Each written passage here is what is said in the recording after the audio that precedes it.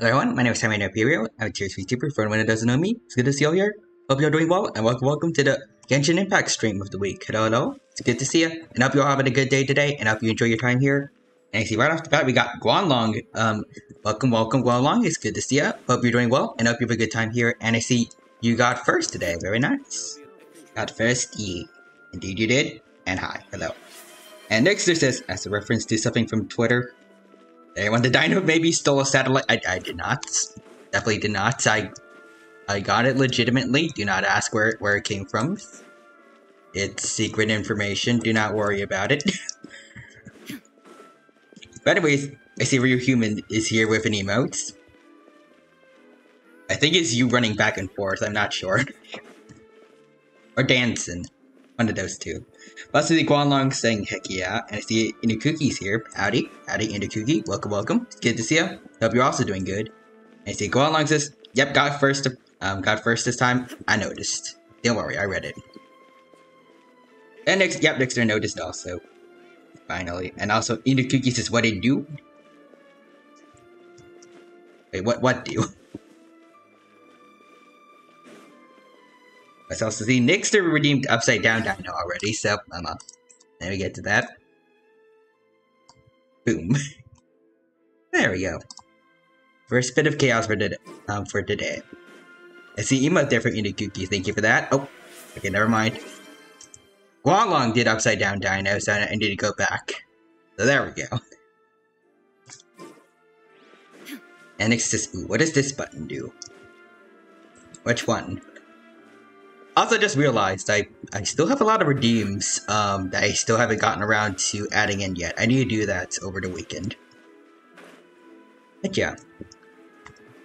Anyways.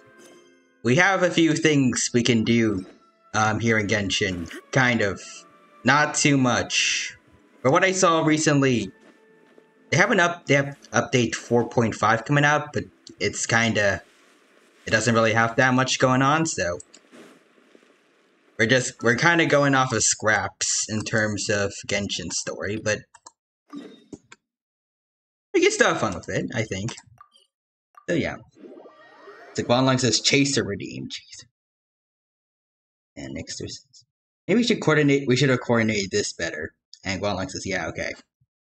Probably for the best, yes. So next is, yeah, you undid each other's thing there.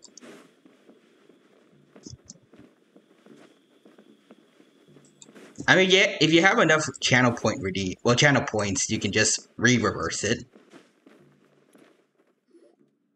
Boss, Nixer doesn't have enough points. Alright, understandable. A little burn, Guanlong will do it. It won't get in the way of my work. I shall wait for that.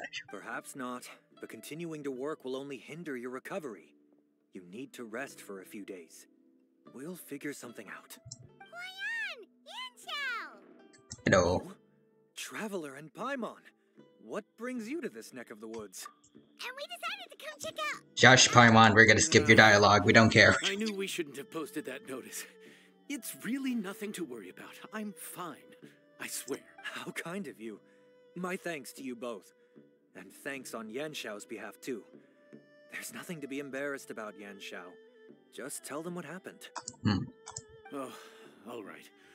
Well, basically, we had a lot of guests pouring in for the lantern ride. Things got busy, I started rushing, and I ended up accidentally burning my hand while plating a dish. Oh. Well, you know what they say. Play with fire long enough. Oh, hold on. There it is. To get burned. Even the best chefs slip up sometimes. Anyway, it's nothing, just a tiny burn. I can still... Now. I don't want you pushing yourself. You'll only make it worse. And then you'll be looking at more than just a couple of days off to recover. But the lantern ride's only just finished. And we're still getting tons of guests. Now's not a good time for me to rest. Plus, lots of the guests are visiting from other nations. We can't just bring in some random chef off the street. We have a reputation to uphold. I refuse to let someone else ruin the good name we've made for ourselves here. Listen to you. Anyone would think that you're the boss and not me. But he's not wrong. Yanxiao was one of the favorites in the Masterful Chefs tournament. No matter how you look at it, His are big boots to fill.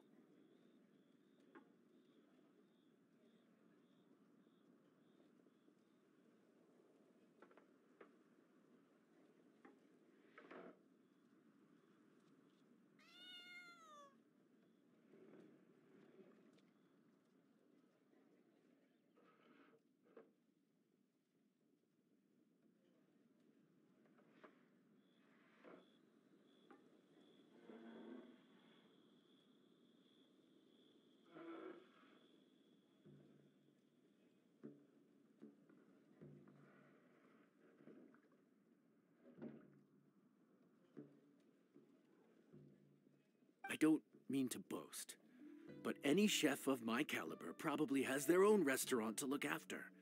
It's not going to be easy to find someone who's got the skills and has the time to help us out.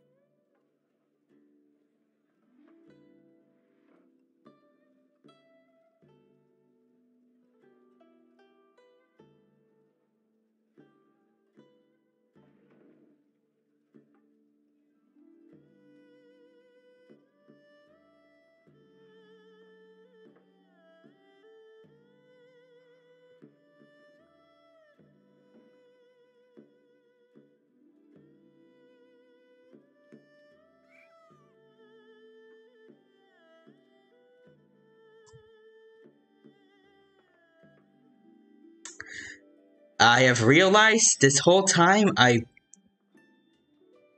forgot to unmute myself on OBS. Don't worry about that. I don't know how I went this long without anyone telling me, but alright. Sorry about that. Was it?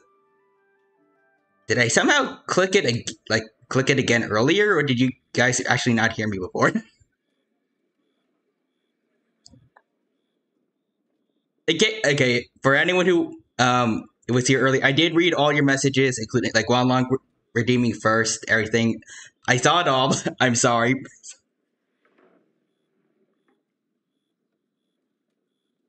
Let's pretend this did not happen. It's like while long says Dino, you're mine, and next it says silly to Dino. Did you guys actually not hear me this whole time, or not?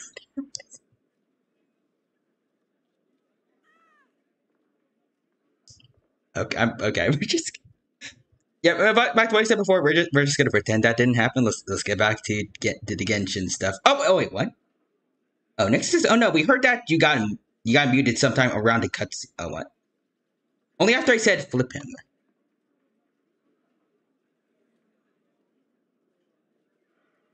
Huh.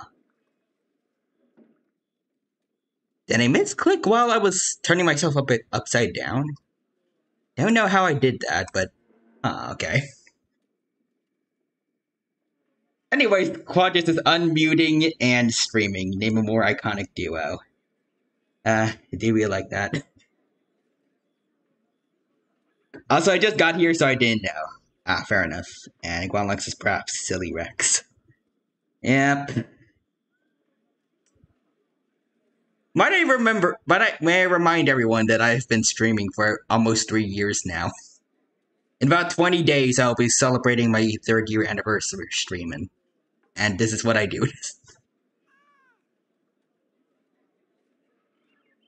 It's glorious. Also, Guanlong says congratulations. Thank you. And Nexus says 50 points, still more chaos. Awesome. Looks like we might have to increase the pay we're offering even further. Do we know anyone that's a good chef? Anyways. Oh, of course! Shush, Paimon. Right. You're the one who should be muted. Now I think about it, I do recall hearing good things about your So Guanlong says taxes? I suppose I'd added you to my mental list of people who can hold their own in a combat situation, but forgot you can cook. So Quadra says, I have forgotten to mute over 15 times in a year. It's okay. I forgot to unmute over 15 times in a year. It's okay. Thank you. You know, funny thing, actually, I think maybe within, like, the first year of streaming, I think I actually went through an entire year. Well, not an entire year. No. During the first year of streaming I had, I went through an entire stream, I think, entirely muted and didn't realize. I think it was for an old Jurassic Craft stream, back when I actually streamed Minecraft. Streamed to Minecraft. I don't know if I should go back to that. So Nixon says, oh yeah, it's tax season. And Guanlong says, yep, the government wants me money. And Nixon says, well, I say it's duck season. Now fire. That's a Looney Tunes reference, right? Why are you... Maybe a story for another time. More importantly, I'm sure Yan Shao... I grew up with Bugs Bunny. Okay, yeah, it was right. What do you think, Yan Shao? I liked it, though. It's a good joke. Also, Quadris is also fun. Sparkle thought it would be funny to give me a heart attack. I saw that.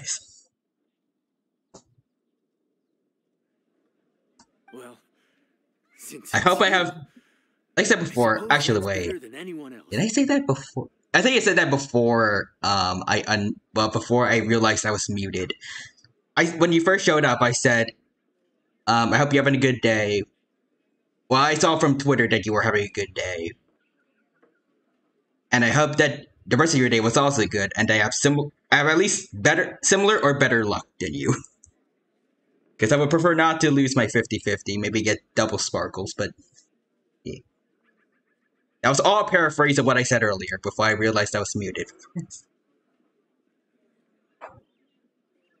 But yeah. Still been saving up as much as I can. I need to do some more side questy stuff and get all the chests I can in Penacony first. But I think I will be ready on, I think, Monday. That's probably what I'll do the next Honkai Star Rail stream, because I normally like to do Genshin and then Honkai streams, like, back to back. Yeah. Also, Guanlong says duck season. It's rabbit season. Oh, they're doing the thing. And Quadris, I went from a horrible day to a fantastic day in the span of 3 seconds. Nice. Actually, you said it yourself on Twitter. Like, she came in like the very next poll, or like one poll after. I don't know if you do like all 10 polls like I do, or like the next 10 poll, or was it like Welts and then immediately after Sparkle within like the same 10 times poll? The literal next poll after, that is amazing. You lost your 50-50. Well, time for it. Oh, never mind.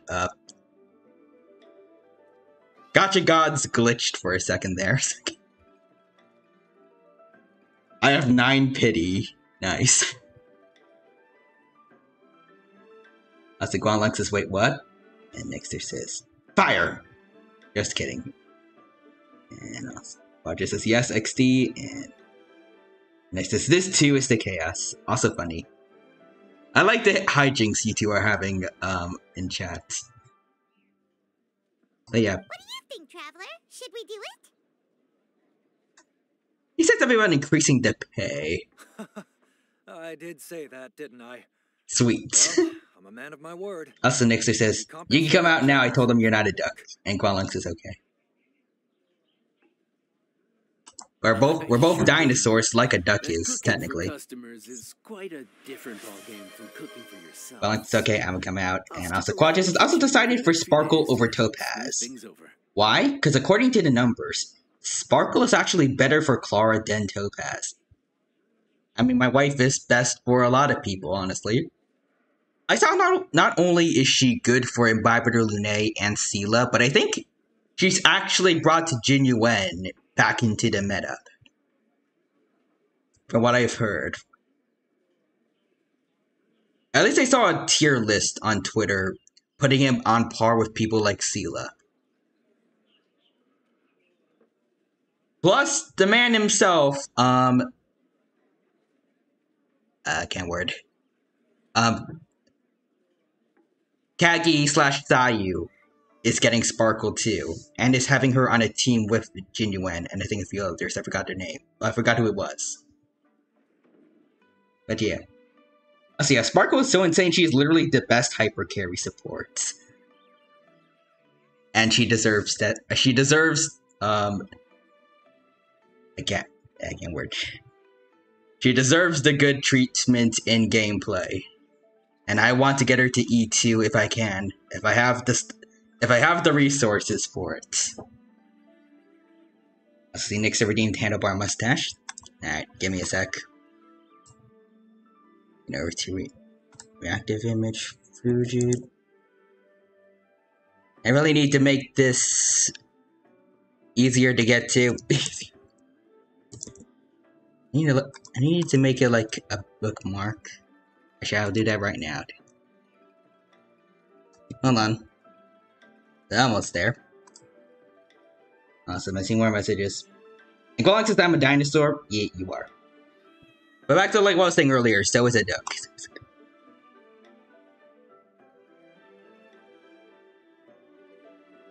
Yeah, so next.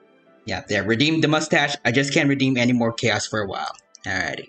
Well, and here's some more chaos for you to last you until you get your next couple channel points. There you go. So Guan Lung says, on a mission to get all the Nigel Marvin related media, any of which anyone remembers. Nigel Marvin, I remember Prehistoric Park.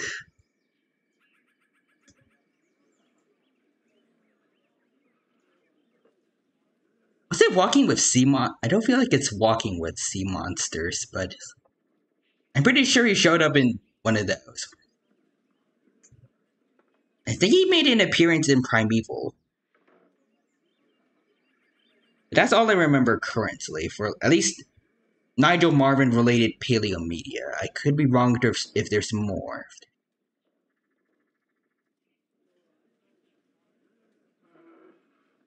But also, next is I still have challenge channel points, just not enough to redeem for anything except first, and you can only do that once per stream. Understandable. And Golong says RP Primeval Nigel. I mean, maybe he's alive. There's some spare kitchenware here at the inn. Boss, would you mind? I don't remember the exact details of the thing that happened, but maybe he's fine. Probably. I'll take care of it. I have hope he is. The Giganotosaurus says otherwise. F the Giganotosaurus' opinion. Nigel Marvin's a lot harder to take out than that.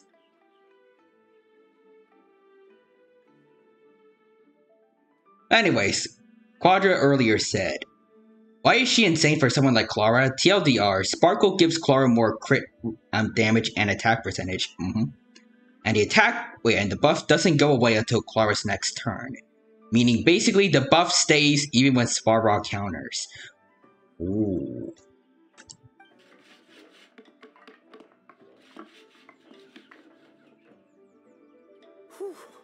Hold on. Come, take a look. So that makes her insane for like a lot of follow-up attackers, right? Nah, it's nothing. I guess like especially Clara. Goes a long way. All right, Yanshao. I'll leave you to take it from here. I was like, well, since he got eaten Primeval on screen, I might need to look back on that episode, but Building a new stovetop? shoot. What was wrong with the original? Boy, you really hate when people touch your stuff, huh? No, it's nothing like that. As Boss always says, hire who you trust and trust who you hire. I just thought the original setup might be a little, tall for you. So Sparkle's crit damage is that she gives 25. That she gives us 25%, plus 45% of her own crit damage, meaning potentially you can give Clara free 100% crit damage every turn. So imagine eating an over 200% crit damage Sparrog Blast. Having the right equipment is a big part of that. I'm just imagining an edit of Sparrog in the pose, in the Gojo pose, saying imaginary technique purple. Sometimes cooking is all about being well prepared. That's how you ensure speed. Okay, and what about precision and consistency? Precision all comes down to using your eyes. Where to slice into a particular cut of meat, how much oil to use, how to tell when a dish is done cooking. When you cook for yourself, you can always add salt if it's too bland or add water if it's too salty. You can tweak the taste as you go, but in a restaurant, there's not that much room for trial and error. Also, Quadlong says, "Hey Dino, do you like jokes?" That I do. Also, Quadra says, "Not just Farog, Lightning Lord, Nami, Ratio, and even Sela." Nice. So all the special, well, not special, follow-up attackers. And Quadlong says, "Okay," and Nexus says, "Yes, he does like jokes." That I do. Oh, okay, redeem Dino Dad jokes. Okay, I don't have a Dino-related one right now, but I did recently come up of one for JoJo, if anyone will understand it. Also, Nixie says, "Not where I thought that was going." I was kind of expecting it. Also, Quadri says, "Chincha is also hilarious with Sparkle." Because skill points. Alright, but for Guanlong's joke. Yes, a warning to anyone who doesn't watch JoJo, you may not get this, but... Alright. What is it called when Giorno turns up the thermostat? Fighting cold.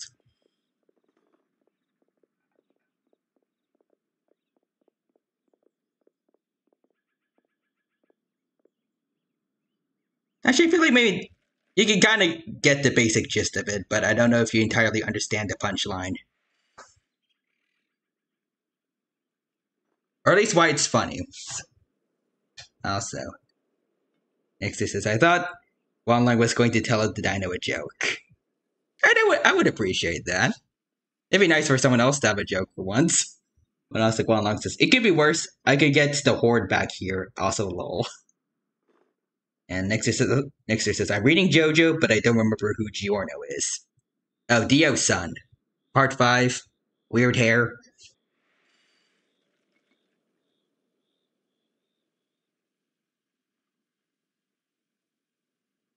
I don't think Josuke would mind, because I said it was Giorno that had weird hair, but also. Quadra says, "Not just skill points, but your odds of getting a full odds 200% crit damage AoE attack is insane with SP generation." Also, Inakuki says, "Lol." And Nixus says, "Oh, that explains it. I'm only up to part 3. And Quadra says, "What is it called when Giorno is cleaning his house?" Fighting mold. Nice.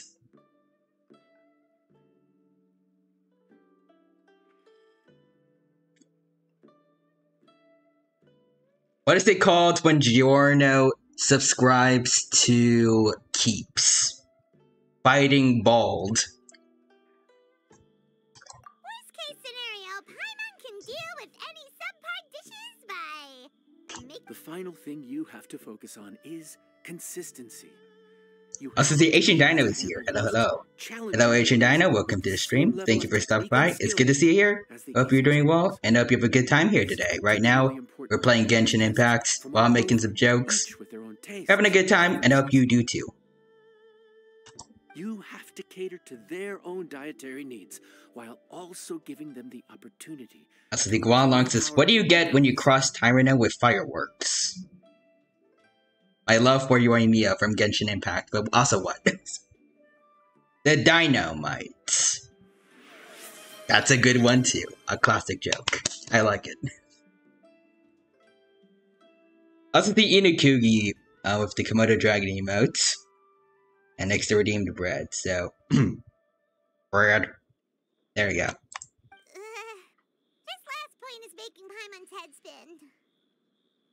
And the Quadra says, "Giorno having an existential nightmare about his age. Fighting old." Alright, hold on. Now I need to come up with another one.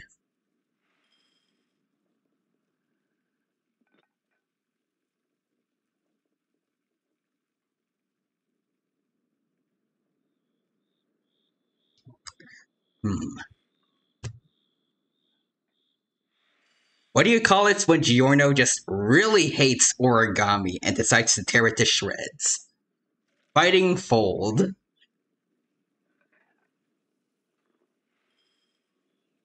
And Quadras is Giorno on eBay. Fighting sold. Very nice. Also, hello to Inukui there. And Guanlong's there with an emote too. I think that's a Parasaurolophus. Yeah, I can see the crest there.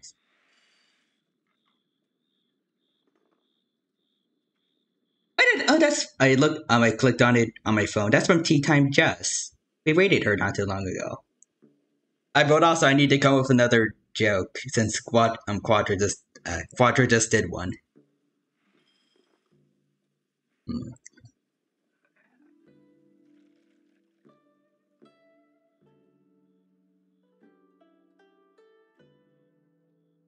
How many other words rhyme with gold?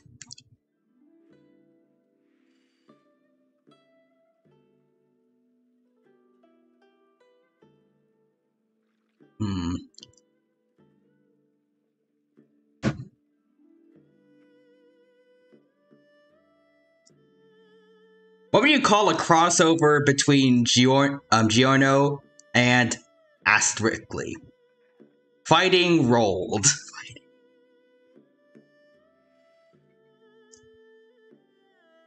There. Also, Quadras has got one, but for a different song. Alright. Let's hear it. That's the next. This is back. I'm back soon, chatting with a friend over Facebook Messenger. Alright, see you Nixter. We'll be here when you get back. Also, Asian Dino says Giorno when it's chilly outside, fighting cold. I did something similar to that earlier. It was the first one. What if Giorno turns up the thermostats? That's fighting cold too. I was like, Guanlong says what? Lol. You have to be a JoJo fan to understand these references, you see. And Guanlong says, Quadra says, what did Koichi stand? Stand loud. That is accurate, yes. Now I want to try to do one.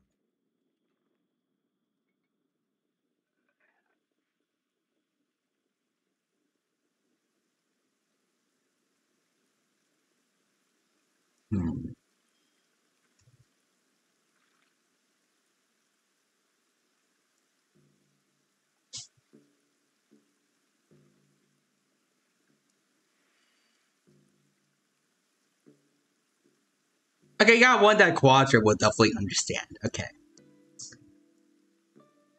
What doesn't look like Josuke, doesn't act like Josuke, but sounds like Josuke. The rain.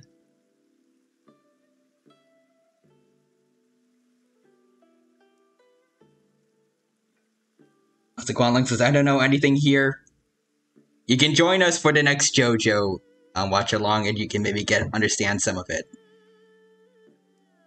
You have to watch like every other part of JoJo up to 5 to get the full context for some of the stuff.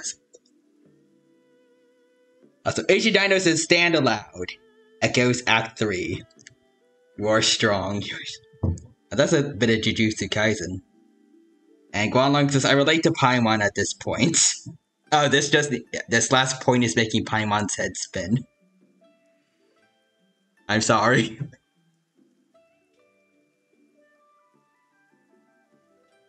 We will guide you into becoming a JoJo fan the next watch along we get.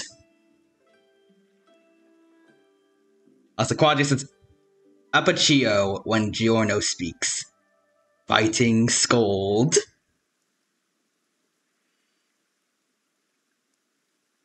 I know I need another one.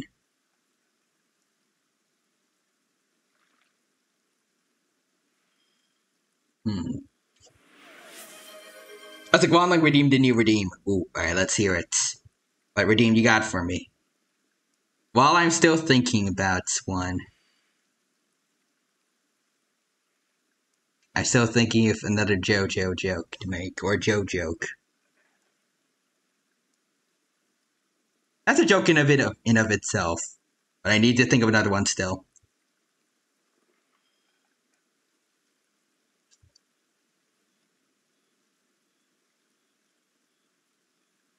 What do you call it when Giorno tries to bring every bit of every grocery bag into the house at once? Fighting hold.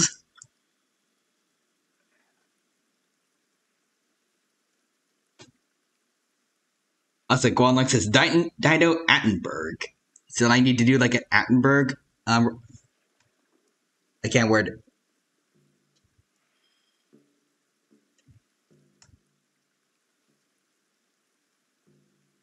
What's the word? I need to do my own Attenberg impression. I don't know why the word impression did not show up in my head for so long. But is that it? And Guanlong says, yeah, okay. I can do that. So just talk like a British documentary narrator. I can try that. It's definitely a lot harder than it sounds, but it sounds fun at least. I'll have a good time doing it. But describe what is happening at that moment. Alright. And last the quadrant says Kira's stand. Fights explode. Actually, explode does kind of rhyme with gold. Kind of. Explode. Gold. Well, the S there is a problem, but it works. Also, Gualong says, and describe what it... Wait, I read that, my bad. I'm dumb. Alright, but now we got another... I need to do another joke. Hold on.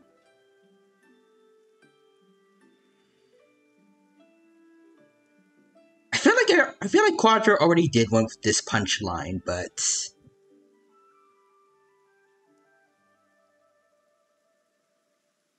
I'll try it anyways. See if people like it. What do you call it when Giorno tries to buy a house, but is rejected? Fighting sold.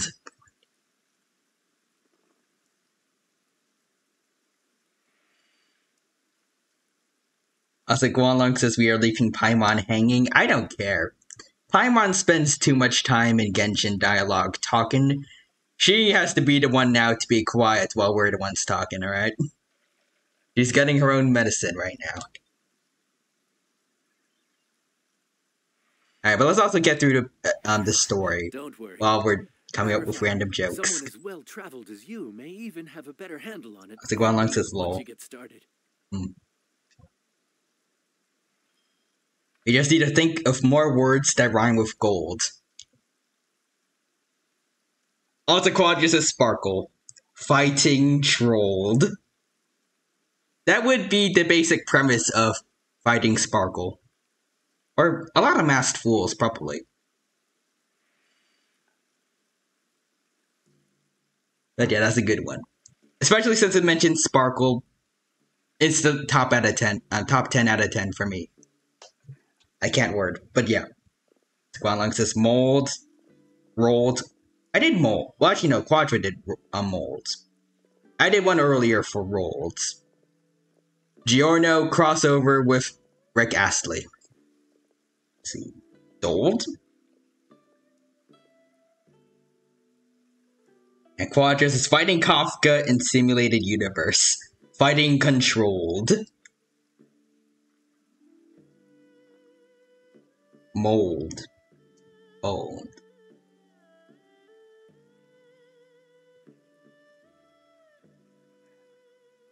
I guess if we go out of, like, perfect rhymes and go for other words that have the same end sound, then we have more options.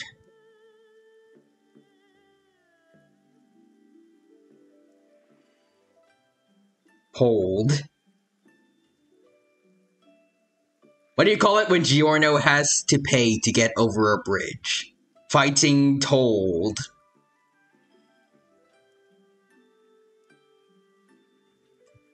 Lol? Wait, lol is a word?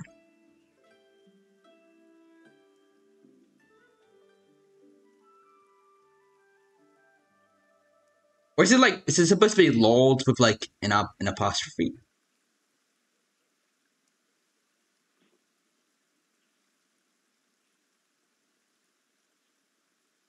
Yeah, okay.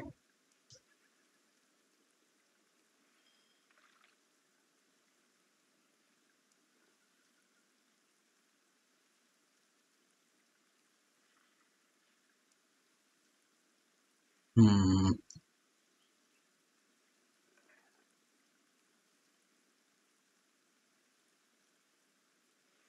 What do you call it when a 5-star character resists getting pulled in a gacha? Fighting pulled. And also yo-yoed? It's a word?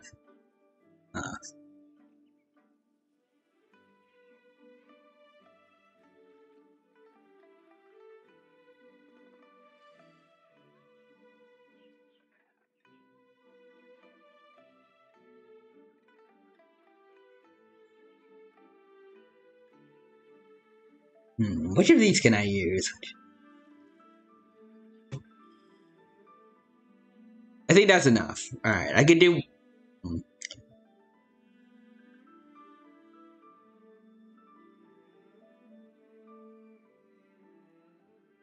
gonna do like maybe one more with these options.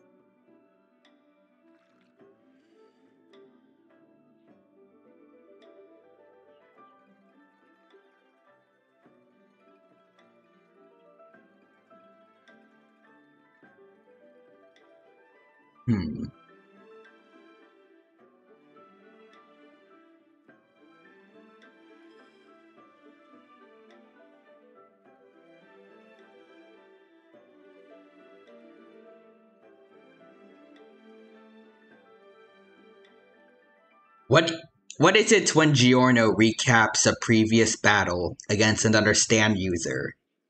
Fighting told. There. That's the best one I got right now. And of course, I'll be around to help you over the next few days. Also, Cookie says sorry I didn't say hi sooner. I was eating burrito. Hi, Quadra. Right at home. And welcome back, Cookie. And up the burrito was good. And I'm pretty sure Quadra will see it.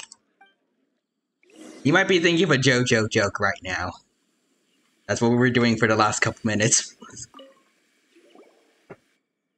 There's no time to lose, so let's get started. I imagine you probably have a good handle on the cooking side of things already.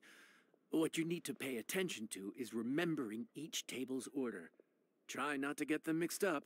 Oh, Paimon's memory. And Cookie says Joe jokes are very fun. That they are.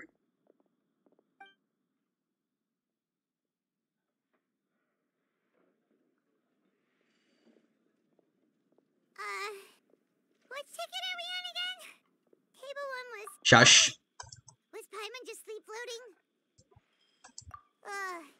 We didn't even get a break. No, but this is peak season. You both did a mighty fine job for your first time serving guests at the inn. Luckily, all our customers were familiar faces this time around, so we didn't get any strange requests. Otherwise, today would have been even more challenging. Oh. No strange request? Someone asked for almond tofu drizzled in soy sauce. Even Paimon has never tried that combination. Is that Xiao? It's a wide world out there. People have all kinds of different tastes. Being able to cater to all is the real essence of Liyue cuisine. That's the Cookie with the Paimon emote. Also, the thing about requests is that they're usually very specific. So as long as you do what they asked, you're unlikely to have any issues. What's really tricky is when guests give you free rein to do anything you want. Excuse me. Are you still open by any chance? Oh? Paimon knows that voice. That's a quiet voice. Oh, Fermine! It doesn't Oh, look like Linny and Lynette, too. If only we'd gotten here a bit sooner. I feel like out of all of them, it seems more likely for Linny to be the one, like, calling out if they're open. I think Fermine's the worst choice for that. It's alright. If we start building a campfire now, we'll be eating before too long. Kinda cool, though, seeing more Fontaine characters in Liyue. We saw them earlier, well, some earlier in the Lantern, right? Right. Besides, if anyone's to blame, it's Linny. So busy being a greedy culture vulture that he lost track of time. I like that line. Or that phrase, culture vulture. Don't know what it means, though. Linny, Lynette, Fermine, it is you! Hello. Paimon? So, is the traveler here? Yes. Hello. Traveler Paimon! What a nice surprise! It's almost like you're playable characters destined to meet us again for an event. I was gonna say the same thing. We're just lending a helping hand at the end. Anyway, so that's how we ended up here. I guess this is supposed to be like Guys, that one bartending event. Father sent you on another mission? No, quite the opposite, actually. We're in Liyue on vacation, and while we're Ah, here, neat. I thought a cultural tour might be in order. Father said we deserve some rest after everything that happened recently. Otherwise, it could jeopardize our next mission. It's not every day we get this kind of opportunity. Lenny thought it might be fun to spend some time in Liyue, especially since it's lantern rite season. And a cultural tour We that can Lenny hardly mentioned. pass up the opportunity to watch a Liyue-style magic show. Oh. Although, I think they call it conjuring here. In our time here, we've seen conjuring tricks incorporated into a Liyue opera show, and even a wushu Ooh, dance. wushu dance. It was amazing. You think they might have seen Gaming for the wushu dance and maybe Yunjin? So, we decided to stay here for a few more days to see what other forms of inspiration this land might have in store for us.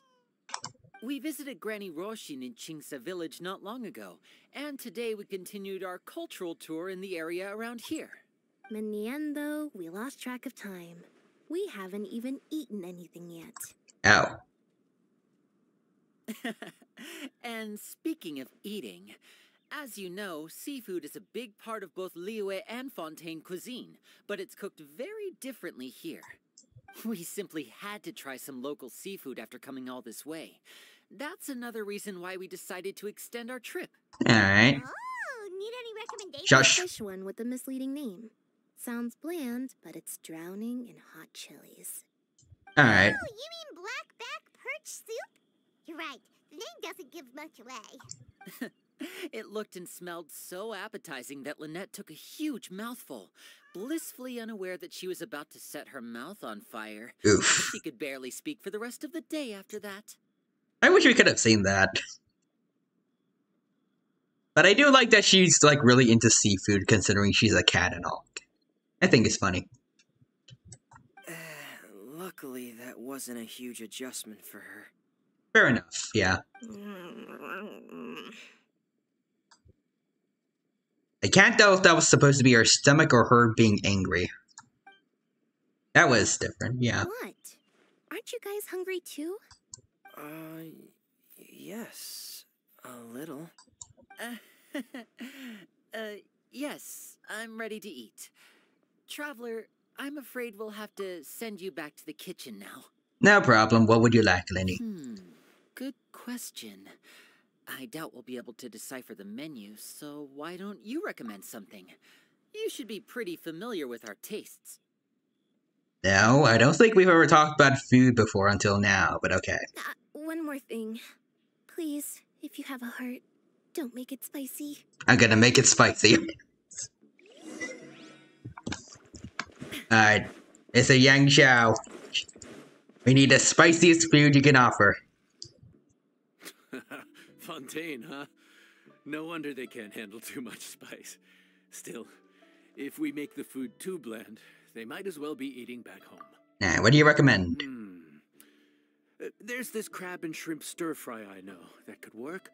It's quite heavily seasoned, but it's a lot milder than it looks. It has a light but really satisfying flavor. Ooh, that sounds perfect. What's it called? Well, this is where it gets interesting.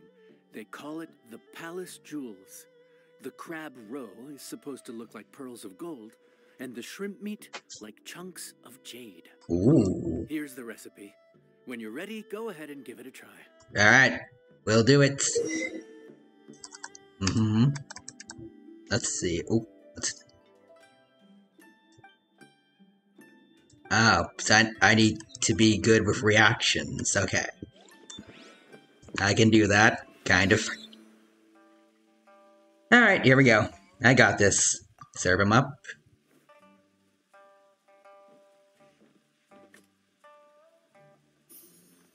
And press at the right moment to prep. Okay. Oof. Okay, that looks like a tough one. Okay, now I'm good. Oh, okay, here we go.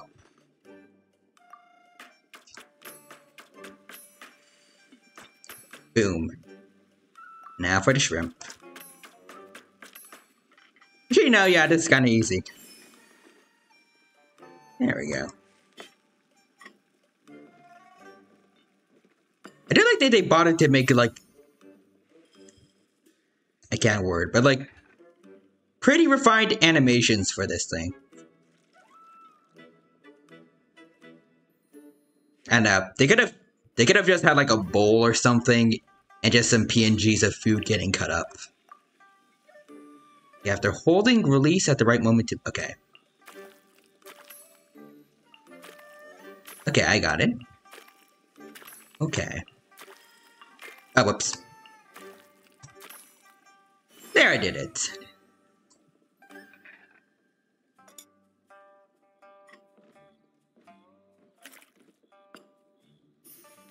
Alright, press at the right moment to cook. Okay. So like the first round. There we go. That was easy. Ooh, it actually does look good. Swap ornaments. Hmm.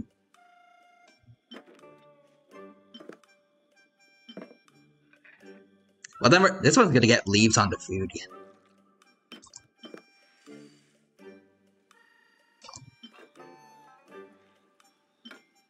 Ooh, this one looks good.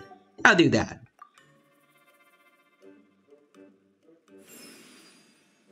Nice. Alright, now we exit. Sorry for the wait. This dish is called the Palace. Shush. Not the playable characters speak, Paimons.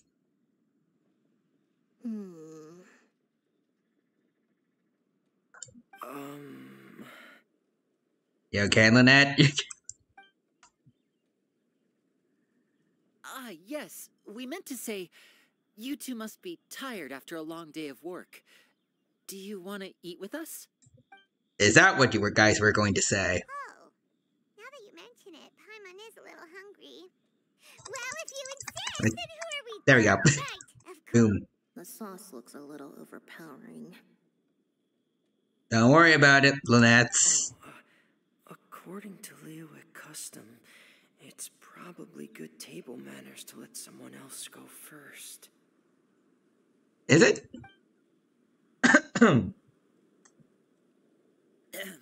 Alright. Delicious, traveler. I guess I'll dig in first. Here goes. Alright, let's see how it goes from. Do you need some water? No. It's delicious. The flavor is so pure. It's drenched in sauce, but somehow it just enhances the natural flavor of the seafood. Try it for yourselves. Alright. Alright, Ferminape, you got this.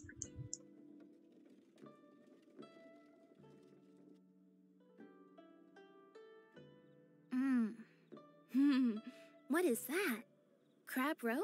Yes. Yep, you have quite the palate, Lynette. No wonder it pairs so well with the shrimp meat. I've never seen it prepared this way before. According to the creator, chewy crab compliments Paimon, shush. making a spectacular. The There we go. crab roe Oh, glitters no. like pearls of gold, and the shrimp shines like chunks of jet. So that's where the name There we go. comes from. Huh. I suppose it's Excuse quite me. fitting then. Was Paimon always this well-spoken? She's regurgitating what someone else wrote. This dish must be right up your alley, Lynette. Huh? Oh. It's half gone already? When did that happen? Probably when you were busy yapping away. I heard that in Oh. Liyue. The biggest compliment you can pay to the chef is to leave a clean plate. So she ate everything. Delicious. Thank you ever so much. Nice. Don't fight over it. That's nice, though. Alright, let's talk to Femine. I think I'm finally getting the hang of chopsticks. Well, good for you.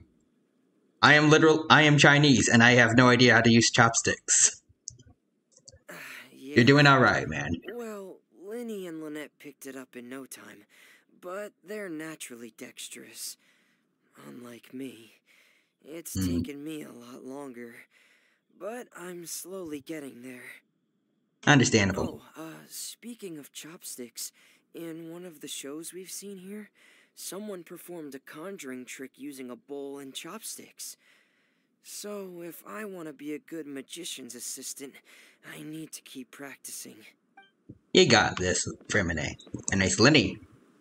Lynette's not usually so forthcoming about what she likes. Oh. But this time, well, she's expressed it in more ways than one. I guess you've rubbed off on her too. Nice.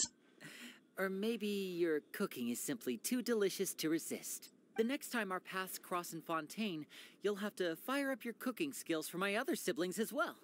How does that sound, oh great master chef? Alright. Oh yeah? Well then, I'll have to clear my schedule. Alright then, Linny. Alright, where's Lynette now?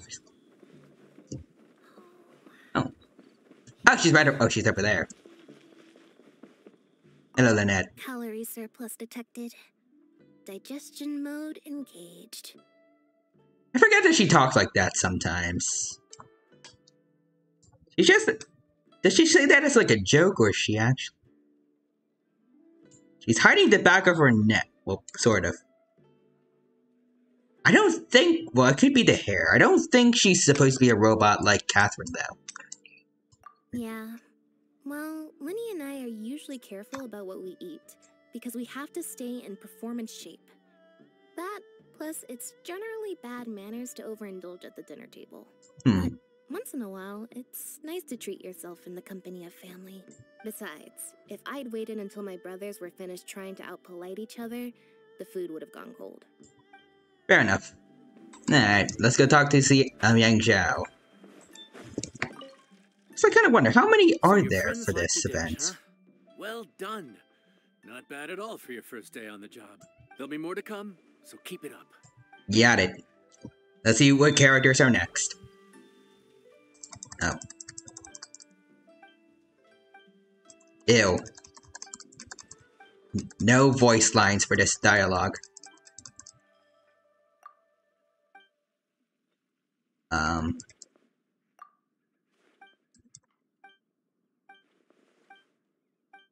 Alright. It's taking so long. Okay.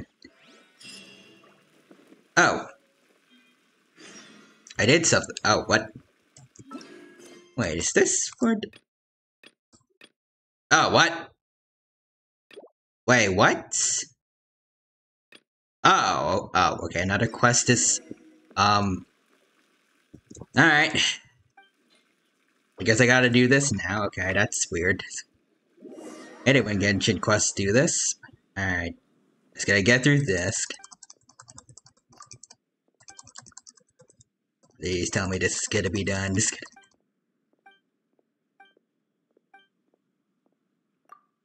I need to get back to the stuff with the playable characters, good sir.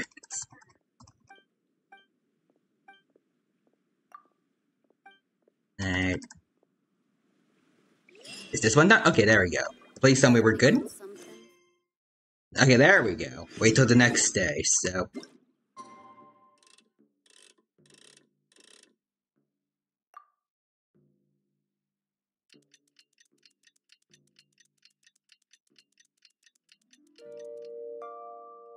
Boom.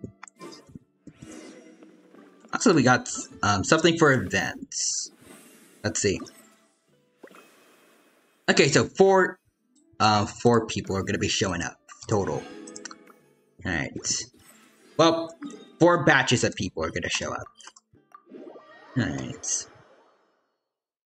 We already saw a lot of playable characters from Fontaine for the Lantern rites. I feel like it's gonna be odd if they come back.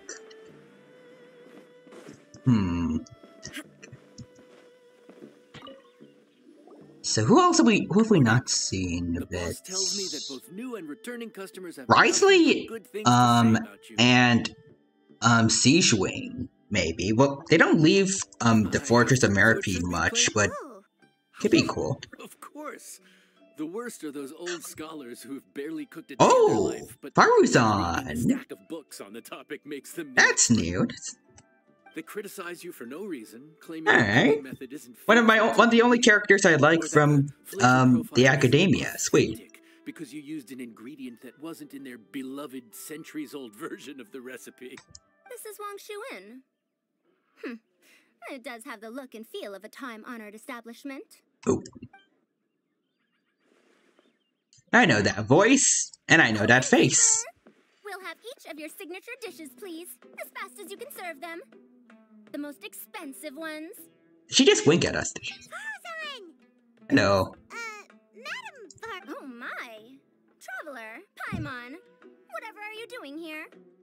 We have a job now. You the same thing! Paimon shush. The funds to go sight...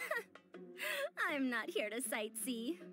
Exemplary scholars like myself are highly sought after by cruise operators in need of an onboard consultant. Oh, as they well, travel the world. I saw Dory there.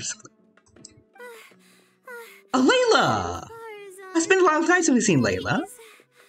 slow down. None of Hmm. us slept last night. How come Madame Farzan still has so much energy? If she's really over 100 years old, I don't understand how she keeps going. I mean, she is technically 100 years old, but I think biologically, she's still pretty young.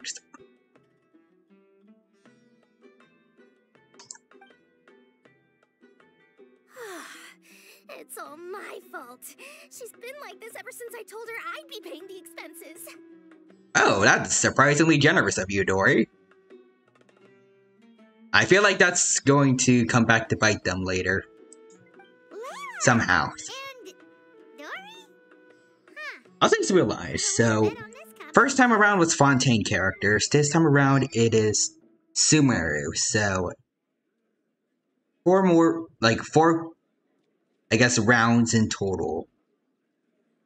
And I think someone mentioned earlier, we're getting guests from different regions, so Fontaine, Sumeru, then next has got to, I mean, this is also Leeway, so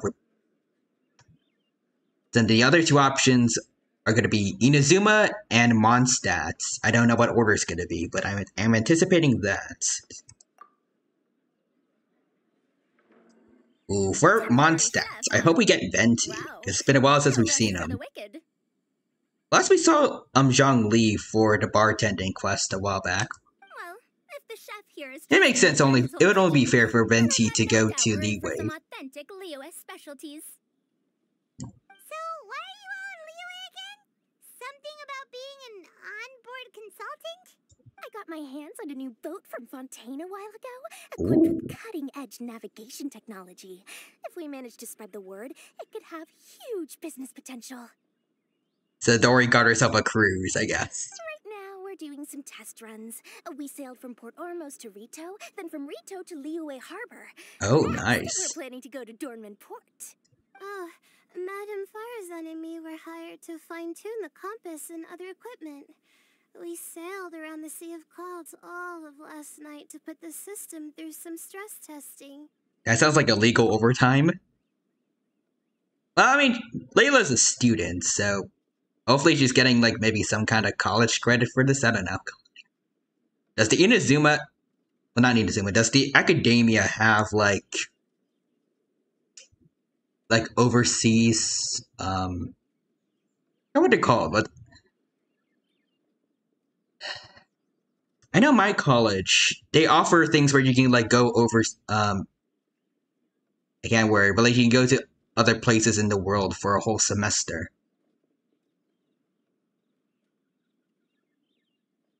Honestly, Quadra says, also just had dinner, had a burger. Ah, okay, welcome back, Quadra. And I hope you enjoyed your dinner. Also, I saw an edited Layla picture of Layla without her eye bags, and it felt kind of cursed, yet also not. And I would feel kind of happy to see Layla without eye bags, her actually being well rested for once. Like her other personality, that's all energetic and such. It'd be nice to see that. Overtime for which they'll both be fairly compensated. They're both here willingly. The contract is crystal clear on that. Alright, but again, Layla's a student, Dory. I can't word. I was gonna say, if you don't pay her, you're gonna be in trouble, I'm pretty sure. Also, God says, also, sweet lord, my sparkle isn't even properly geared yet, and yet she doubled Clara's damage. Nice. You really cover all your bases, don't you? Let Paimon guess. Paying the expenses is part of the compensation, isn't it? No wonder Madame Farozan is going for all the most expensive dishes. It's not every day someone tells you to order whatever you like. Now, first up, we'll have the... I say Miss Farozan too. Farozan and Layla, they're probably my favorite characters from the Academia. Not a high bar, but still, I love them. Also, Quad just... I already read that. I'm down. Farozan, Madam Farozan, that is. While I am more than happy to treat you both to the most expensive dishes on the menu, we must remember that most expensive does not always mean best. Fair enough, though... I think she just wants to keep some of her money, but also...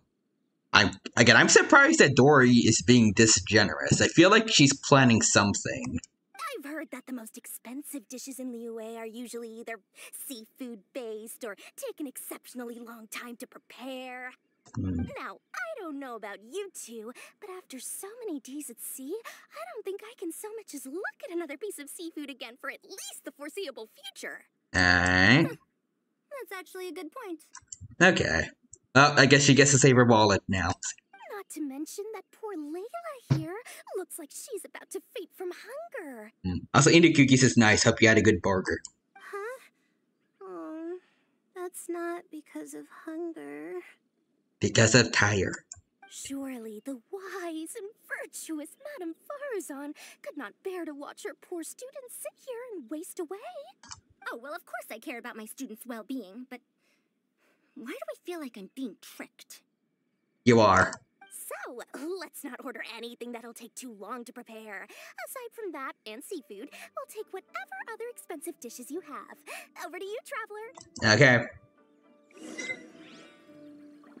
I'm gonna talk to them. No seafood and nothing that takes too long to cook. The rest is up to you. I had my eye on Adeptus Temptation, bamboo shoot soup, and golden shrimp balls. That's And I suppose Ketching's I'll have to favorite visit next food. time. But that could be years from now.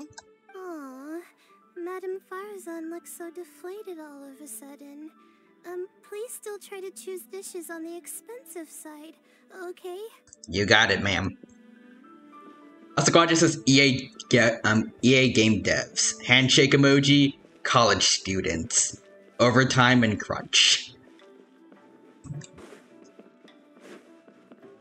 And then the college students wash their hands because they don't support of in-app purchases and whatnot. So, expensive, but no seafood, and nothing that takes too long to cook. That rules out pretty much our entire menu. Do these people get a kick out of being impossible to please? That Dory! Is she doing this on purpose? This isn't Lioli Pavilion or Shinua Kiosk. This is Wangshu Inn. We don't stock up on rare and exotic ingredients. We only get them in if someone puts in a special reservation. Well, if we're stuck with regular ingredients and we're on a time limit, there's only one way to bump up the price. And that's by cooking a dish that uses the chef's expertise and creativity to the fullest. Alright. As it happens, I know a recipe for something called trembling strings and rushing reeds. It can be whipped up quickly with what we already have in the kitchen. One plate usually goes for 30,000 mora. Is that supposed to be intimidating to me? 30,000? 30,000? But if it's quick to make and isn't fancy, what exactly makes it so special? Pretty sure one ley line with a condensed resin can get me at least How much was it exactly? I think it's like double that. Like 56,000 or... Quick doesn't have to mean quick and easy. To perfect this dish, you need expert knife work and very precise control over the heat. Okay. You have to finely slice several different types of meat into fine threads. Knead them together into strips, then gently stir-fry them in the pan. What you end up with is a whole variety of flavors that come through layer by layer. This Okay. dish is unique in offering a harmonious blend of multiple kinds of meat, all cooked to perfection, while still bursting with their own distinct flavors. Okay, so all that went in one ear and out the other, but okay, Right. sir. And you've got a culinary masterpiece in your hands.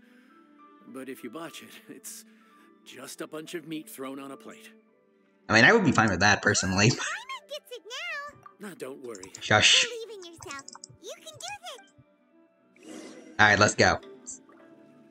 Alright, cook trembling strings and rushing yada yada yadas.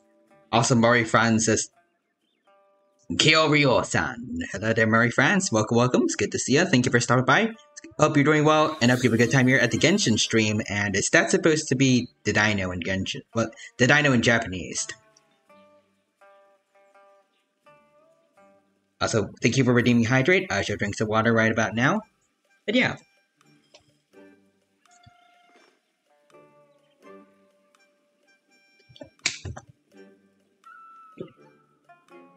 Yes, Dino-san. Awesome. I think I know a Dino VTuber with the name Kyoryo.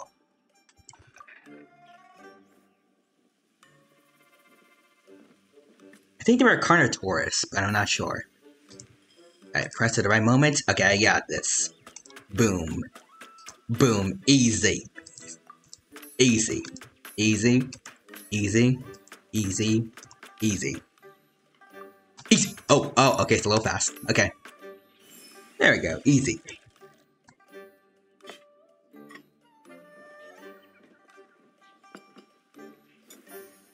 Okay. Release at the right moment. Easy. Easy. Easy. Easy. Also, Murray Franz says the... And that's why they call him the cooker. Has anyone ever called me that before? Alright. There we go. Easy. Oh, what the heck? That wasn't there before, was it?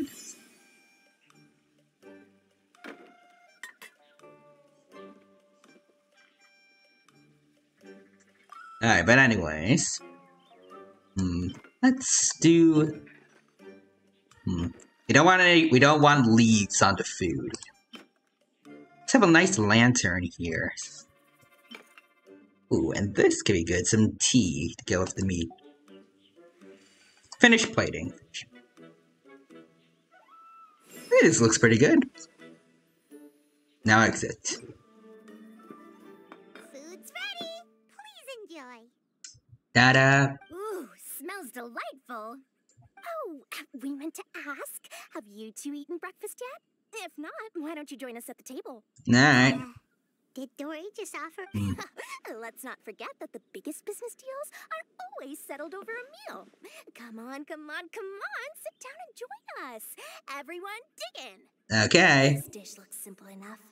And I did my research, so surely it can't cost all that much. Worst case scenario, maybe 10,000 mora? 30,000. This dish had better be worth working overtime all night for. Well, traveler, this is the moment of truth. I'll see Real Human here. Hello, Dino. Hello there, Real Human. Welcome. It's good to see ya. Hope you're doing well, and hope you have a good time here at the stream today. Right now, we're playing Genshin Impact. It's going well so far, and I hope you have a good time here with us.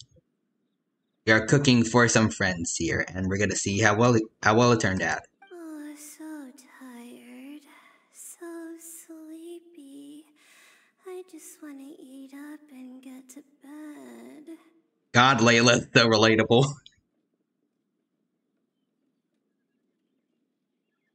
Personality-wise, for at least half the time in college, she's just gender-bent me. Good lord. But also, real human says Paimon. We have to cook. Right, King Traveler.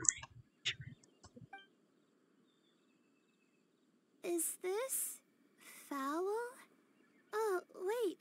No, the texture is more like shroom boar. It's probably regular boar. There's different flavor in every bite.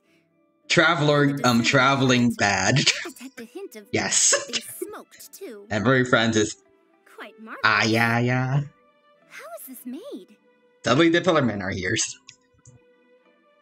Hey, Francis, you, Mr. Traveler. Also, yo. Ham? But I don't see any ham anywhere. Oh. Haha! So you've noticed? Yep, every single strip is kneaded from several different kinds of meat. Paimon and Yanxiao put in a lot of effort to make it just... So I'm not an expert or anything, but don't different meats have different cooking times?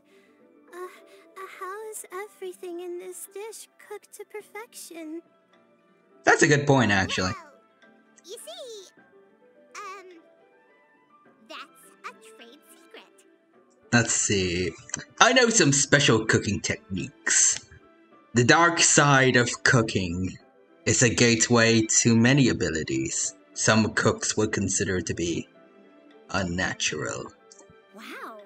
So this dish really is one of a kind. That makes the whole trip worth it. By the way, does this special dish have a name? Yes. Paimon forgot to mention that part. The dish is called Trembling Strings and Shush. Complex layers of flavor, yes? Akin to the harmonies of a musical ensemble. The name, if I'm not mistaken, is a Liyue idiom that evokes a vigorous orchestral performance featuring both stringed and wind instruments playing together. Quite an apt name for this dish. how did you know all that? She's 100 years old. Every student has to master at least 20 languages before they graduate. Oh, wait, what? Wait, is that not a requirement anymore? If that was a requirement, I'm never graduating any school ever. I don't even know 2 languages. At least, I don't know 2 languages effectively. That used to be a thing? Apparently. Oh! Poor I Layla. almost forgot that you're also from Harabatat. So, anyway, how much does this dish cost? 30,000. Oh, don't worry, not too much. That'll be, 30,000 more, please and thank you. You know, as much as I don't like Paimon, that grin is pretty funny. That's a real human says, I don't even speak one language effectively. You know, actually, that's kind of true for me too. Sort of. I'm like mid-effective with English, I feel like. Anyone who has been to more than one of my streams has heard me fumble basic English a lot. 30,000? Yes. About that, Paimon, Traveler, I merely invited you to join us at the table, did I not? I don't believe I committed to paying for you. Well, how much did we eat, though? So, perhaps we could split the bill accordingly? Annoying, but... I mean, I have more than enough more for this. So sure. Oh, Paimon knew it was too good to be true. 30,000 more surely isn't an outrageous amount for the most monogamous Lord Sangamia Bay. Yeah, as a famous merchant, you've got a reputation to uphold. But every single mora matters, you know? All right. I'll just consider that the cost of learning about this dish. Nice. Once I'm back in Sumeru, I'll be sure to find someone to help me recreate the dish. And then I'll make it all back. I mean, you could. Assuming you find a chef that can make this as well as we did. Anyways, Layla, what you gotta say? I feel so much better now that I've gotten some food in me. Delicious food really does wonders for one's spirit. I bet you take on such strenuous work. My advisor said that young people shouldn't stay cooped up in the academia all the time. They told me that I should take the chance to get out and see the stars in other skies. Maybe I can think of it as my first internship experience? Maybe, kind of. But it sure is exhausting. Poor Layla. Alright, Dory, what you gotta say? Now, how should I justify a high price tag for a dish without any fancy ingredients? Maybe start by giving it a fancy-sounding name? By the way, it holds to be about no seafood and not taking too long. I should have known you'd see through me. Everyone was exhausted and seasick when I made the offer last night, so I figured they probably wouldn't be able to eat all that much today. Well, you saw how that turned out. I tried placing some limitations on the order to keep costs under control, but you still found a way around my schemes. That's what I get for not thoroughly researching the market beforehand. Hey, you're not even paying those too much of a salary. Just treat them fairly next time and don't be so stingy. Well, yep. Alright, there we go. Now we need to find Farazan. Oh, she's in here. I also see Real Humans says, my new dish that costs $70. I ain't paying for that. Also, I call it toast. Even though I didn't get to try Adeptus Temptation or Bamboo Shoot. Come on. This trembling strings and rushing reeds was still quite impressive. Thank you for making it.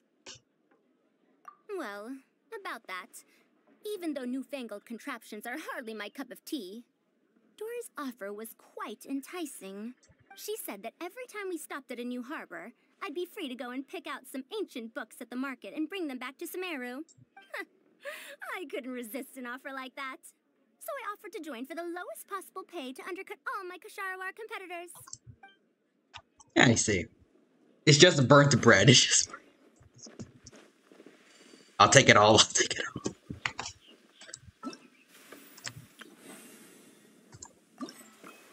Anyways. Let's see what's next after this. We're off to a good start this morning. Keep up the good work. I'm counting on you. Okay, dokie.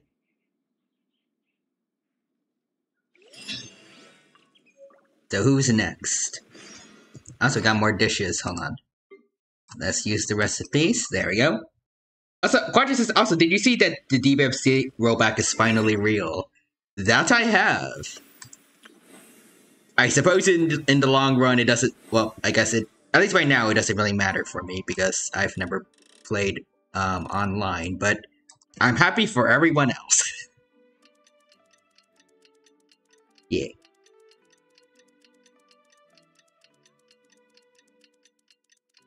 I mean, I guess one day maybe I can try to play online with somebody, see how that goes. I will get absolutely demolished, but I can still try. So. Alright, let's see. Also, it is real, but spectator mode for it is not good. Fire up the stove for another day of customers. Thanks again. Alright, let's see who's next. Great work! Well, you're looking more like a head chef every day. Whatever crazy characters come walking through that door, I know you'll be able to handle them. Alrighty. But like I said before, based on what we got, like what details we got about this quest, plus assuming it's similar to I can't word the bartending events, I feel like we're the next two sets of characters we're getting, they're gonna probably be from Inazuma, and then the last one's gonna be Mondstadt, I think. And also, Real Human says there are a bunch of hilarious bugs with it. Ooh. Send on the Discord some videos of them. I want to see them after the stream. That's gonna be fun. I want to anticipate who we're gonna get. So. We already saw Ito and the Arataki gang fairly recently for the Beetle thing. Hmm. We saw Yoimiya and Ayaka fairly recently, with Ayato and Fontaine too. Hmm. I'm thinking maybe Yaimiko, Kujosara, and Raiden Shogun, maybe? Does seem like it's going to be sets of 3 for these characters currently.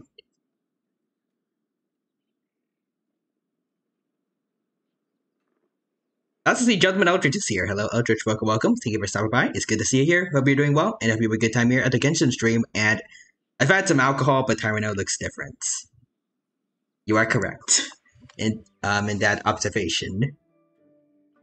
It's perfectly normal. It's just part of my redeems. Wait, no! Every time you say something like that, you jinx it! Hey, that's not true. Anyway, I didn't mean it like that. Also, Eldritch is oh good. Yeah. And who's next? Whoa, what? Hold up, I know that. Wait, that laugh. Ito was just in Leeway. It was just. I mean, I love my boy. I love the Oni man, but it feels a little too soon to bring him back. Also, Quadra says, "I knew it. It's Pikachu." God, it's a crossover. Dude, what up, bro? I didn't know Hello, Ito again, it's always nice and to run into a Brody and a Zoomin fellow. Wait, did I say that right? we're not from Inazuma, but hello, Ito again, and Kuki Shinobu again. Who's the third character that's gonna be with them? So far, it's been trios. Almost. Oh, wait. Oh. Fellow Inazuman abroad, boss? Oh, wait. Is, actually, I don't know if I think they're talking to someone else. Wait, dang it. I thought they were talking about the Traveler, but if they're talking to someone else, then I'm guessing it's not gonna be, oh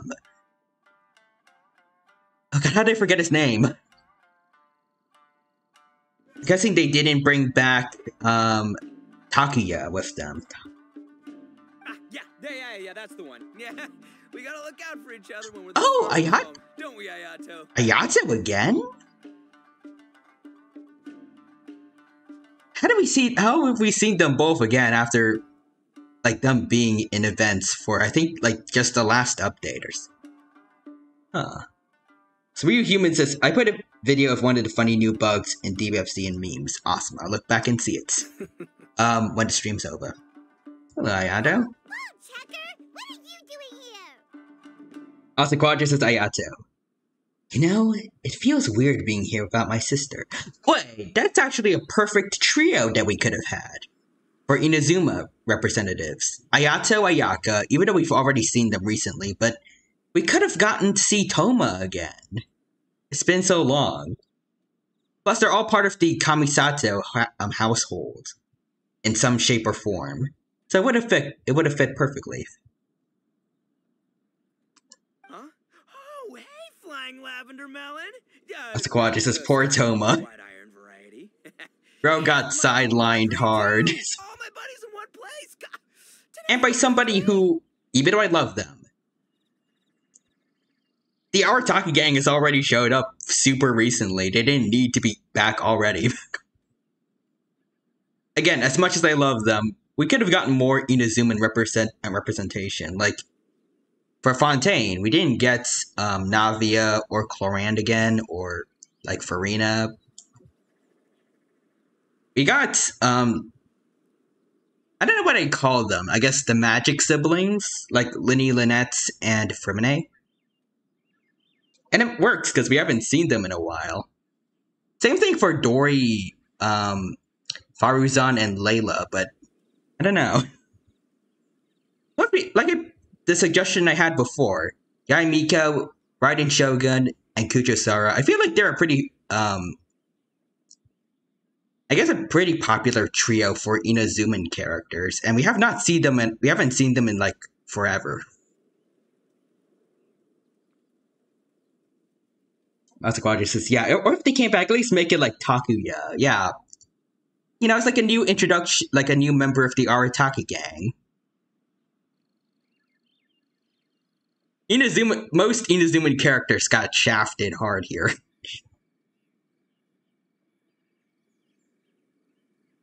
Or heck, we could have somehow brought Sayu. What would be a good trio with Sayu?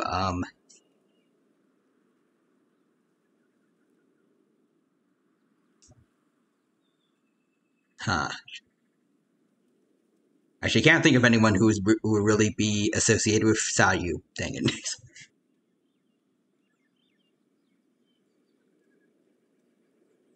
We could have gotten Kokomi, Goro, and maybe Kirara. We could have seen a dog and cat interaction between Kirara and Goro, maybe.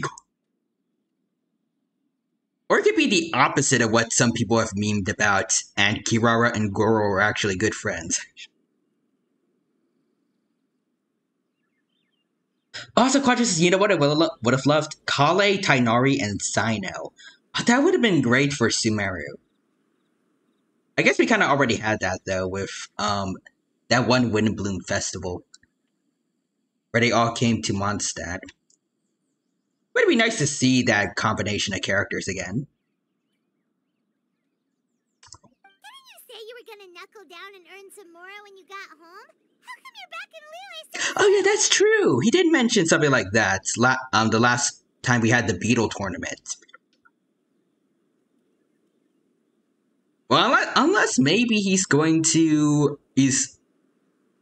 I can't worry, but like he's going to become a disciple for Cloud Retainer soon, like he wanted to. Just so he can give his Beetle mecha armor. Ito is available for hire. They'll be throwing more at me.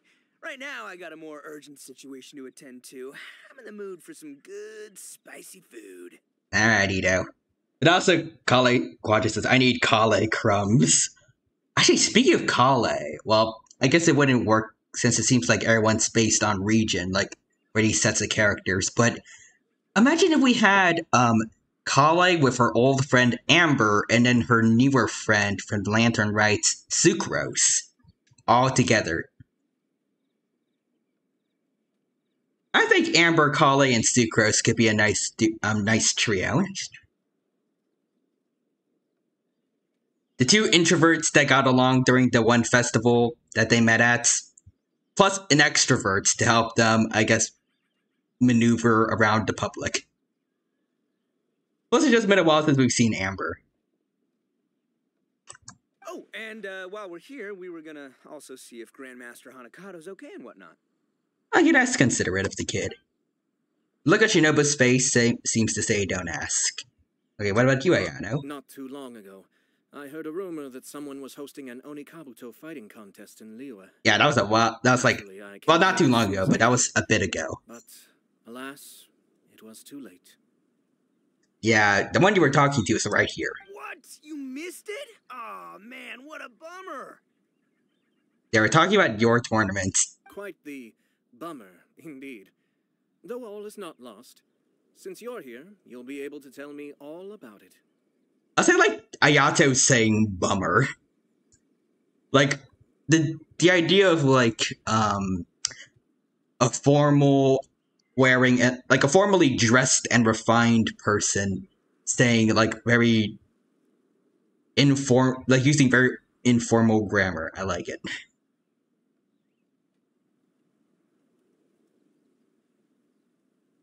It's like if Bronya from Honkai Star Rail suddenly started using curse words. It feels weird, but I'd love it. Sure thing, my man. But let's catch up over some food, huh? Where's the chef, anyway? Hey, get the chef out here. I got compadres to feed. I am the chef. Yeah, sure. Me too. Wait, what? Oh, you're a chef too, Ita. Well, sweet. Help us in the kitchen. Set up that one for us really nicely. Gotta give him some credit for that. The main chef is another guy. Good one. I would like to introduce you to Mr. Tonio.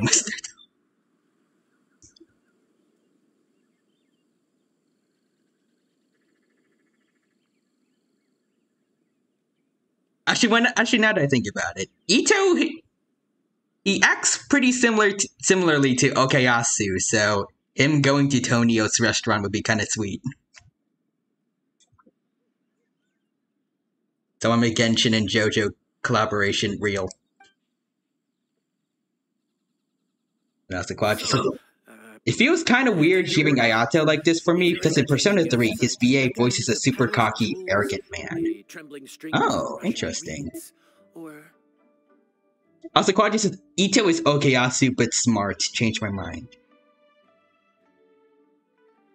I'd say a yes. At least smarter. He's definitely got more intelligence in the story quest, by far. It just got locked away for some reason.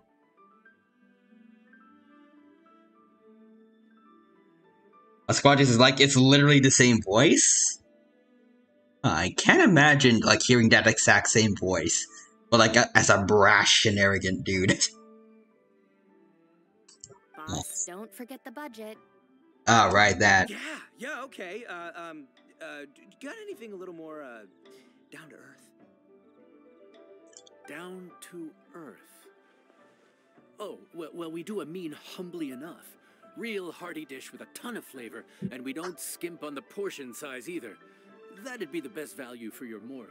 Alright. Humbly enough, huh? Oh, sounds like my kind of grub. We'll take that. No need for anything fancy. We're all friends here. I like how he's saying this, even though Ayato could absolutely pay for all of this, like a dozen times over, and not care. Excellent choice, Ito. I'm no fan of culinary ostentation either. Sometimes a bro just knows, Him saying bro also. I love this. Yes, a bro just knows. Bros don't suppose, 'cause bros just knows. I'll say, even though he's not as good of a character as he was in the story quest, I still love Ito's personality like this just now. His VA, it always sounds like he's having fun voicing the character. And like just now when he was saying this whole line here, it sounded like his VA was going back to being like a little kid. Like he loves it. He loves this role. Oh, whatever. Paimon's leaving you guys to it. Alright.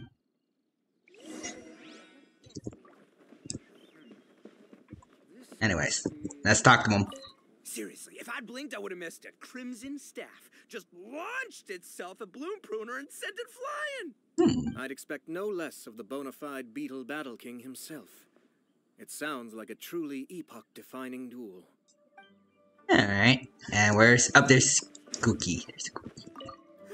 The air was getting stifling, so I made some excuses and slipped away. Anyway, thanks for taking the hint earlier. I'll fill you in later. Understood.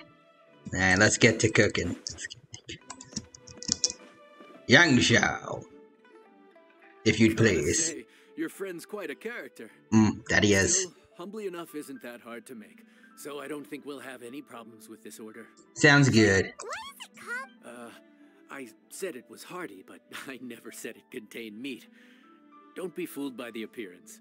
It's actually just tofu, made to look and taste like meat. Oh, fake meats. Wait, tofu's made of beans. Oh, well, oh, wait, oh, thank God. Thank God they caught on that, otherwise Ito could have, oh, jeez. It'd be like that one incident with the drink again.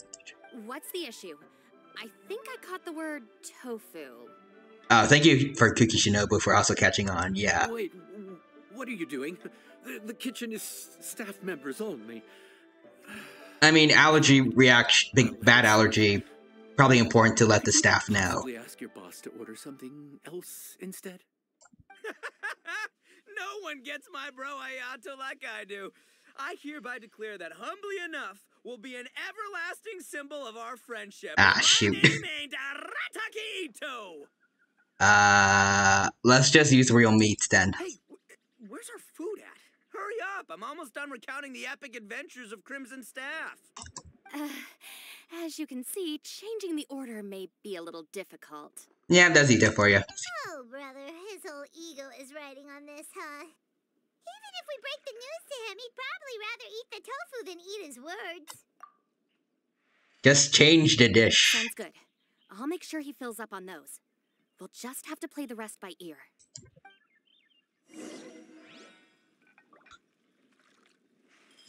Are we gonna change the dish or? Okay. Are we still? Why are we still using tofu?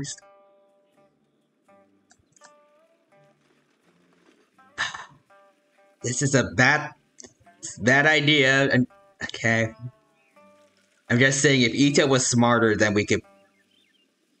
Wang Chunin could probably get sued for this.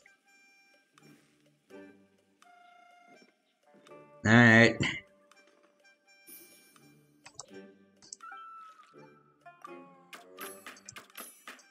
I only gotta keep doing my boy Ito dirty like this. Oh, good lord, okay. But I'm just saying though, also, if we had some other Inazumani characters instead of Ito here, things could have been fine. Toma. Oh, not Kale. Toma... Raiden Shogun, Yaimiko, Kuchisara, Kazuya... Kazuha, my bad, Kazuha. Plenty of options, so... Easy. Easy. Let's go. Yep, chopped tofu, just gonna give him the... Okay. Oh, he said himself, it's just tofu made to look like meat. You can just use actual meats instead of tofu so he doesn't get an allergic reaction, but okay. Oh.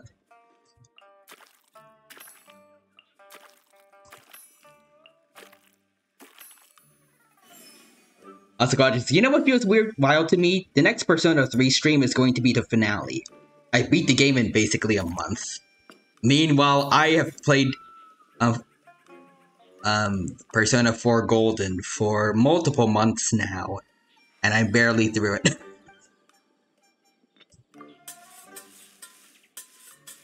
Boom. That's the power of a true Persona fan, I suppose. I don't know why you can't use real meat to replicate that. It's weird. So to be fair, I streamed Persona 3 times a week for 4 weeks. Oh dang. Oh, so this is humbly enough. You guys don't mess around. Woo! Love me that portion size. Come on, compadre, grab a seat. We're all friends here, so don't hold back. I'm just gonna dig right in. Does he have like an EpiPen or also that smile right now? That is awesome looking. And terrifying. Boss, we should respect the local customs. Here in Liyue, it's polite to let the guests eat first. Are you just gonna eat all the food without him, or? Polite? Shinobu, I thought old-timey traditions weren't your style. Maybe let me dig in first. Huh? Are you kidding me, compadre? Oh, wait, I get it. The food smells so dang good, now everyone's dying to go first. Well, guess I only got my own good taste to blame. Go on, dive in. I'll wait till last.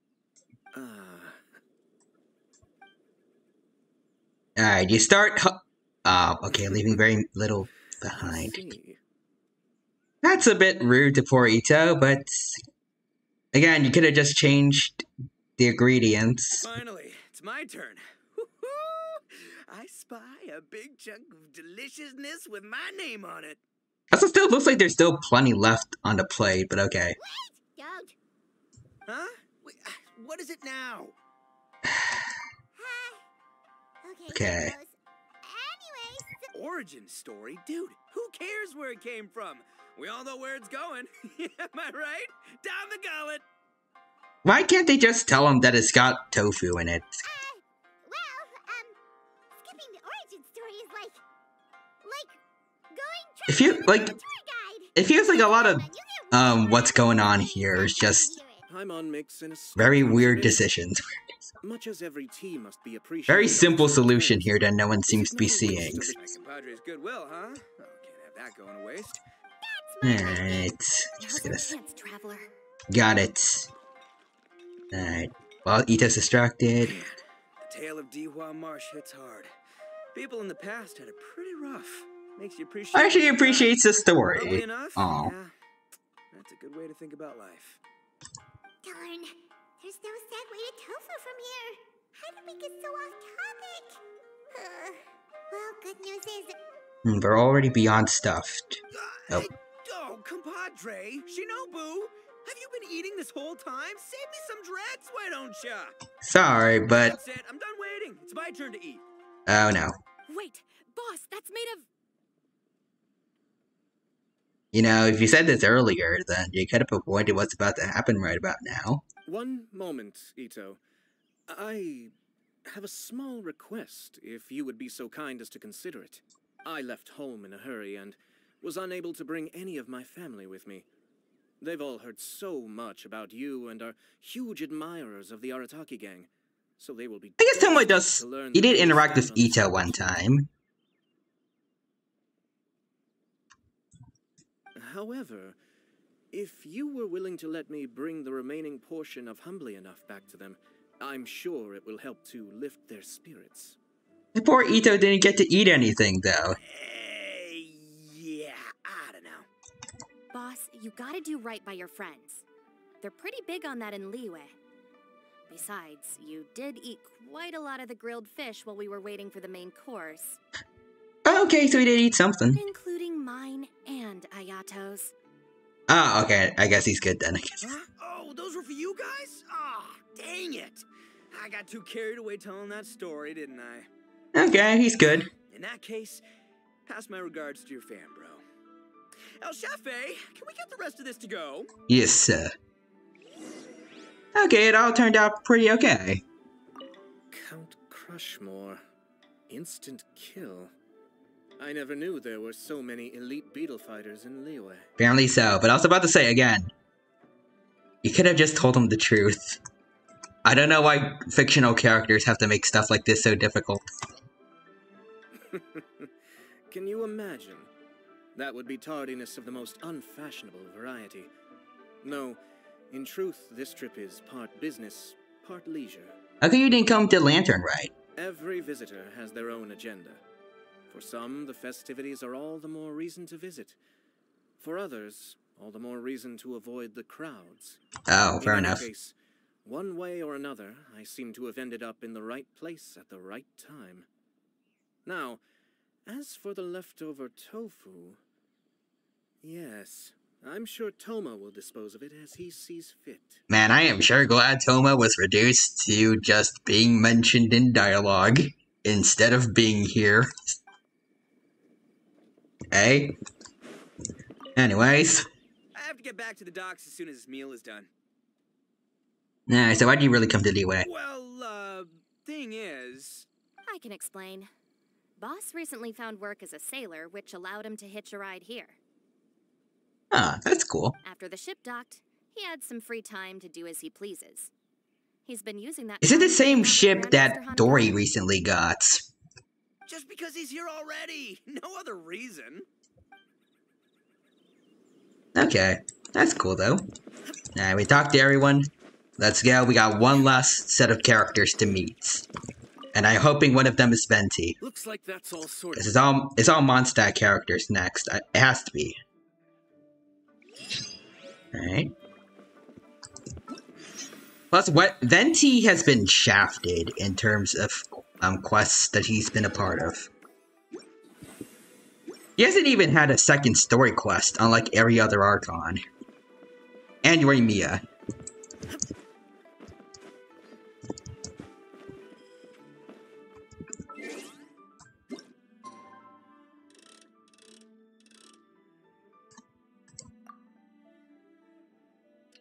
I guess I can consider Yoimiya the Pyro Archon for now.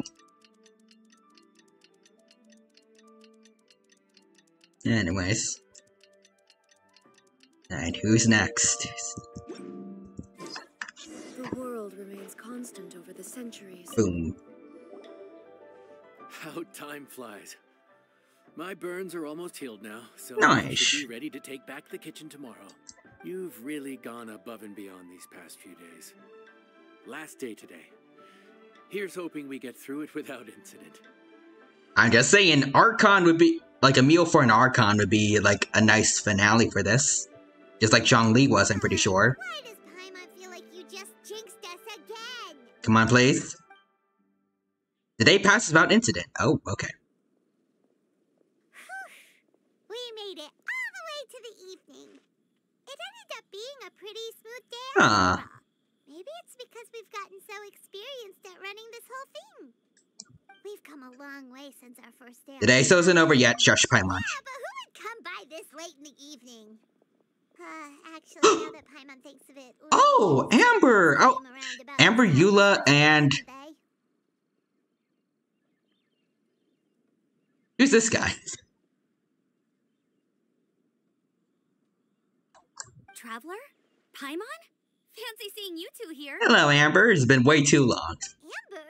And Eula and Mika too! Are you here for dinner? Why so late in the day?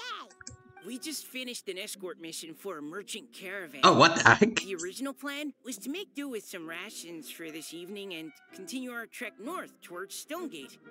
Was that always Mika's voice? Why does he sound like a nerd emoji? Why does he sound like But Captain Eula brought up the fact that none of us have eaten Liyue cuisine for quite some time. We thought we might as well swing by the inn and see if we can still order something. Actually, Captain Eula brought up Japan. Ooh, so this is Eula's treat, huh? We've been eating the same rations for the entire trip, so I simply thought it was high time we had ourselves a proper meal. Do you have a problem with that? Well, welcome to Wanshu Inn then. Good question. What should we get? Wait a sec. Why are you taking our order? Yes, we are the chefs here. Also, hoarding bugs is, yeah, Mika, you sound like the nerd emoji. Really does. Has been filling in for the chef here. You came at just the right time. You'll be the last customers to enjoy her cooking before the original chef takes back the reins. Wait, what? Did Paimon say her cooking? Did you just misgender me, Paimon? Wow, really? Good thing Eula suggested we come here. I wouldn't want to miss this. So, what shall we get? I'm not as familiar with Liyue cuisine as I used to be. Mika, Eula, what are you in the mood for? Anything goes. I'm just looking forward to trying the honorary knight's cooking for myself. I'm sure it'll be a great learning opportunity for me. It'll be a great learning opportunity for me, actually. That's like what? Wait, I read. Hoarding bugs is it he or she? I go by he, him, and I'm pretty sure Aether does. The main character here. That's Aether. Something small, I suppose. We have to hit the road again after we eat. Beyond that, anything goes. Wasn't it your idea to come here, though? Eesh, this is like getting blood from a stone. All right, guess it's up to you, Amber. You name it, we'll cook it. Alrighty. Huh? Then I guess... I don't really mind either. Anything goes. Alright then, let's go. It do be like that with some people. Anyways. I'm sorry. I really can't think of anything off the top of my head. I mean, I could pick from the menu at random, but I'd feel more comfortable leaving the chef to choose. Oh, one thing. I know I said I don't mind what we have, but no alcohol, please. Neither of them can drink. It's a real pity. I mean, we could give a drink just for you. I've still got some sparkling water here. Of course he would drink sparkling water. But also see Nixter is here. Sorry I was gone so long, got called away. I know. Partway through the chat for dinner. Alright. It's good to see you here, Nixter. Again, hope you're doing well. Hope everything went well with the dinner and the chat. And I hope you have a good rest of the time here. Anything goes, huh? Oh dear. This is a chef's worst nightmare. With no idea of your customers' palates, you're left to make a wild guess. Everyone here is a skill issue, I'm just saying. Tonio from JoJo was able to tell what people, like, what the best dish for people was just by looking at them. Still, now that you've worked in the kitchen for so many days, I have faith that you'll be able to figure it out. Go on. Show them what you've got. Okay, then. Let's go. Also, this is I had cheese pizza for supper, and the dino can't have any XD. Mostly because we don't even live in the same country. Yep, I know. You don't need to rub it in. Oh, anything... Oh, okay. Anything goes, but we know exactly what ingredients they want. Okay. Easy. Easy. Easy. Easy. Easy. Easy. Easy. Easy. Easy. Easy. Easy. Easy. Easy. Easy. Easy. And easy.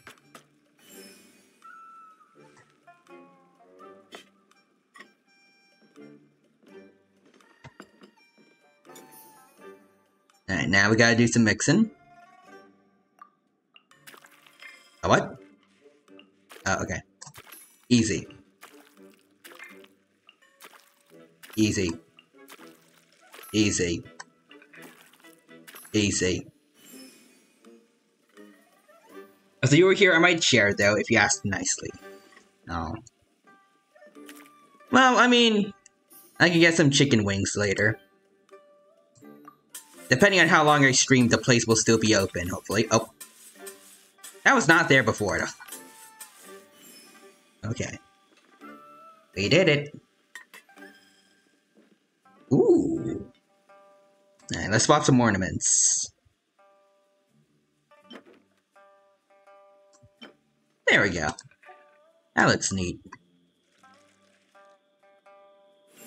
Alright. Anything goes.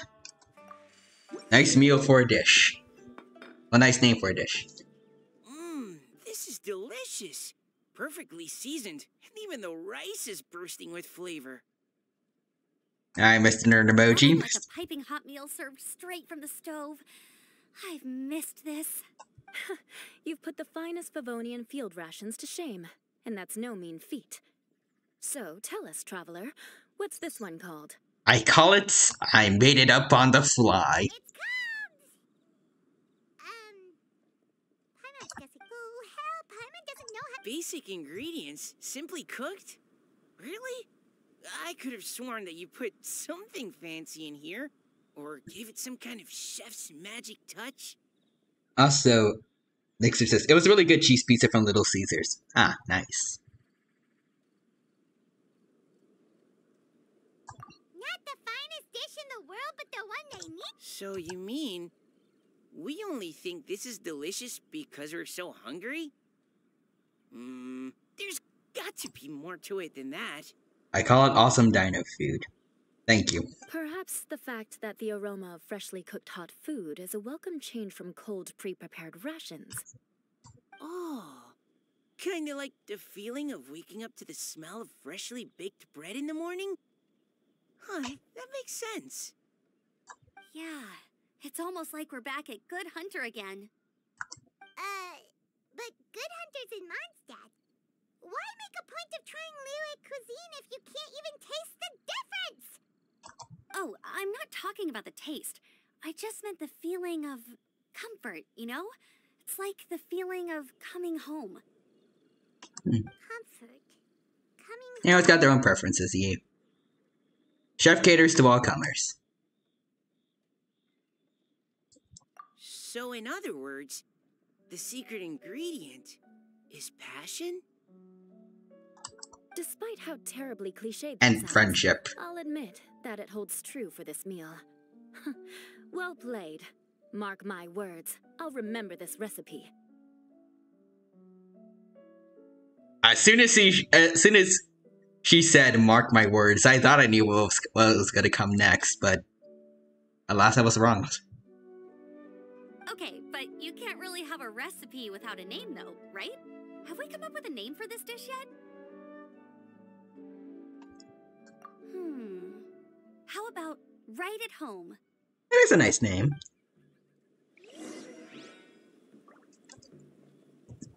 The rations we brought were adapted for my signature moon pies. To come up with something even tastier. I gotta hand it to you. You did a great job. Still, please do drop by and try a few Stormcrest pies next time you're in town. I insist. Alright, see you then. And Nixer says, it's the magic of friendship and really good food. Yes. Hey, Amber. You good? Sorry. I zoned out just now. Didn't see you coming. Yeah, that food you cooked for us just now, it reminded me of the meals my grandfather used to make for me. I thought I'd forgotten how they tasted, but it all came rushing back. He used to make Liyue dishes all the time. I'd do my outrider training with him until the evening, then wait patiently at the dinner table. I'd sit there with the smell of delicious food wafting in from the kitchen, waiting for him to finally emerge with the goods.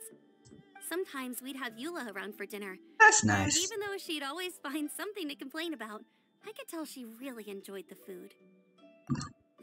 Your words, not mine. Don't ask her about it. She'll only give you another earful. Fair enough. Also, next is just the chaos is building to something. I'm just not sure what yet. Alright. What do you got to say for us, Nerd Emoji? Back when I was on the expedition with the Grand Master, I was often put in charge of cooking. Alright. Under the circumstances, I could only cook some pretty crude meals. But everyone still enjoyed them a lot. Maybe passion was the secret ingredient then, too. Yeah, sure. Anyways. Yang Xiao. There you are. Thank you for all of your hard work over the past few days. Straight down to brass tacks, are we? Here, take it. I've thrown in a little extra as well. Call it a bonus. Hard work is rewarded here. Thank you. Yay! It's like all the tiredness and stress have suddenly melted away. I'm just lucky you only worked on this job for a few days. At the rate you were progressing, a few more weeks and I think I might be made redundant. Anytime. Bring some friends with you next time and I'll show you all what Smiley Yenshao can do when working with both hands intact. Well, already a bunch of my friends came here, so that wouldn't be anything new. Just be on the safe side. Cook carefully in the meantime. You may have just jinxed it again. Alright. Oh, that was fun.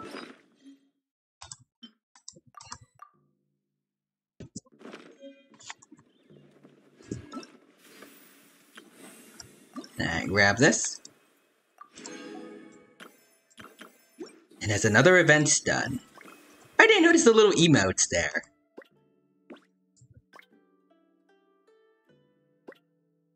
Are those from Nay? Lenny? Layla? Farazan? Dory? There we go. Ayatsu, Ito, and Cookie? Yep, there it is. Now we need Cookie. There we go. And then Eula, Amber, and Nerd Emoji. There he is. Also, next is I thought I saw the dino. Oh, where?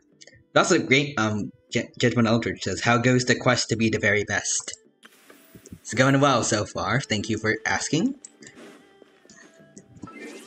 Right now we just finished cooking. And now there's another quest here. I don't know if it's voiced. We'll figure it out. But if not, we'll just go straight to some story quests. Those are my favorite ones anyways. Then after that, I guess I'll have to stop playing Genshin for a bit, because there's not going to be much content in the foreseeable future. Because it'll give me an opportunity to play some other games, though. Alright, let's go.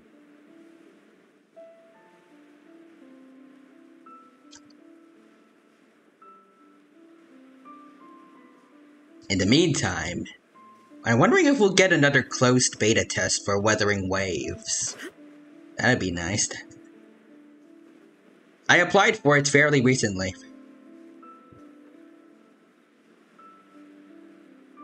And it looks pretty interesting. It's like Genshin, but slightly different. Oh.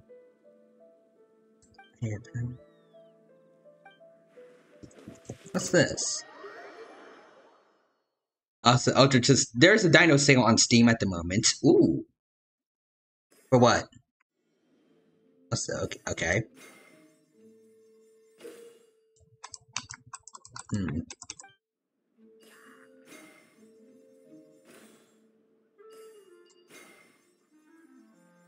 Alright.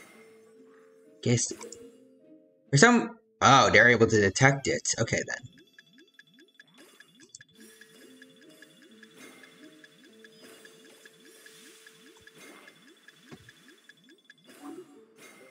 Okay, so we gotta avoid the Samaturals. Okay.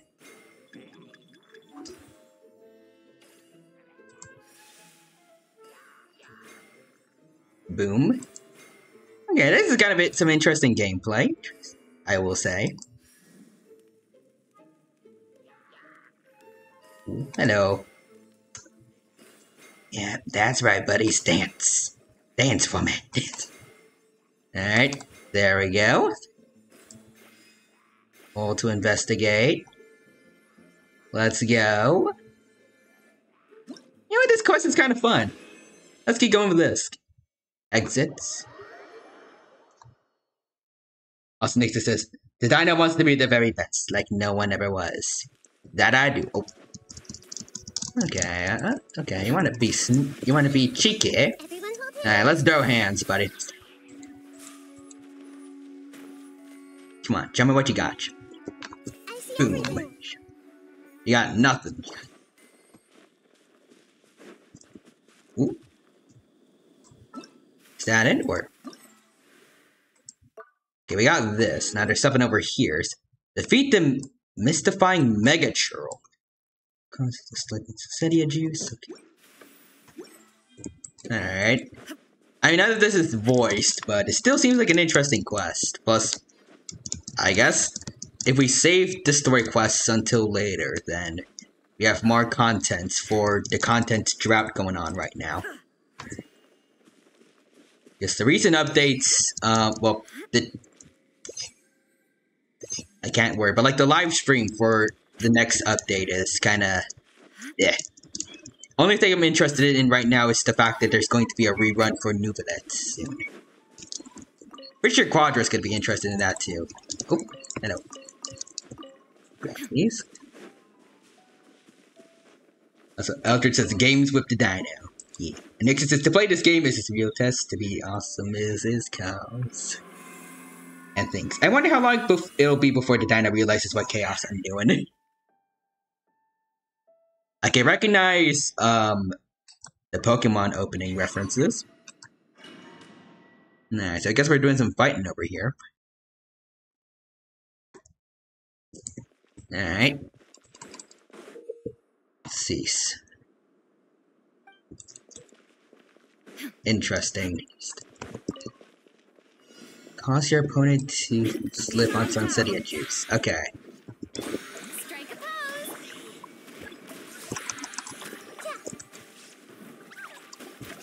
Get him. Heck yeah. Alright, let's get him. Yes, but. Boom. Okay, hold on.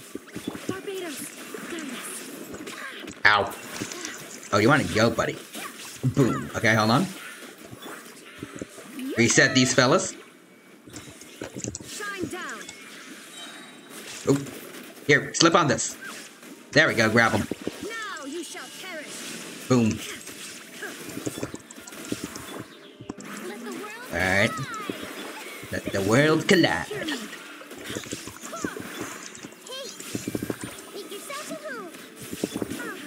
Oh, you want to go, okay. Okay. Let's wait. He's gonna start dropping stuff. Oop, there we go. Oh, that took him out. Alright. Sweet. Also, Eldritch says, let chaos take the world. Yes. And this is, yes, is the parody. Also, redeem the bread. Alright, hold on. Bread. There we go. There's the redeem done. Okay, so now we got all this. Grab that. Oh, wait, what? Oh, I guess this is a more recent one. Okay. Okay, so I gotta wait for these. Alright. Well, then that's done. So now we can move on to this story quest for Risley, I believe. Alright. Let's see how things are going in the Fortress of Meripede.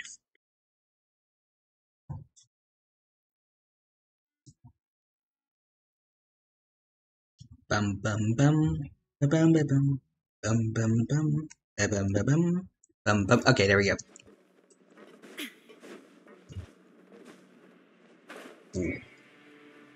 So what's going on in the Barrett Society? Also, you're not fully healed up. Hold on. Farina, fix this. Oh, you need a little more. There you go. Alright, everyone's good.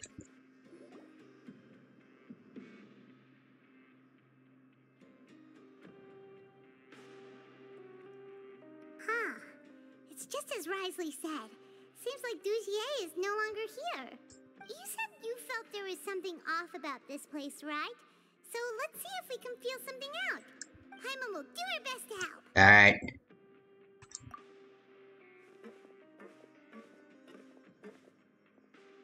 Oh, that dude's staring at me. Wait, you guys are... We're really sorry. We just realized that we lost something, and we figured we might have left it here by accident. Yeah, sure, Paimon. As soon as we find it. Oh, okay.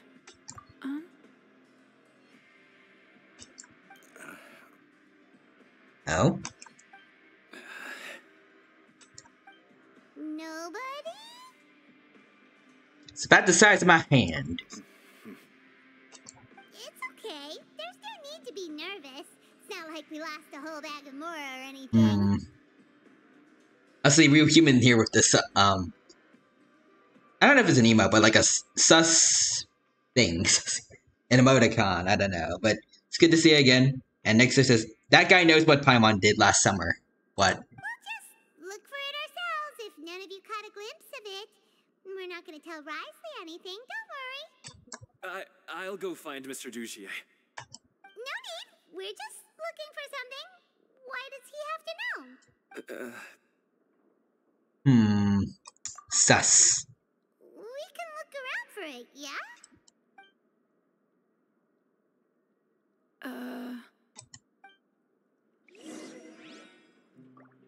Alright, talk to us. Oh, that's not an emote. Yeah, I know. Hello? How can I help you?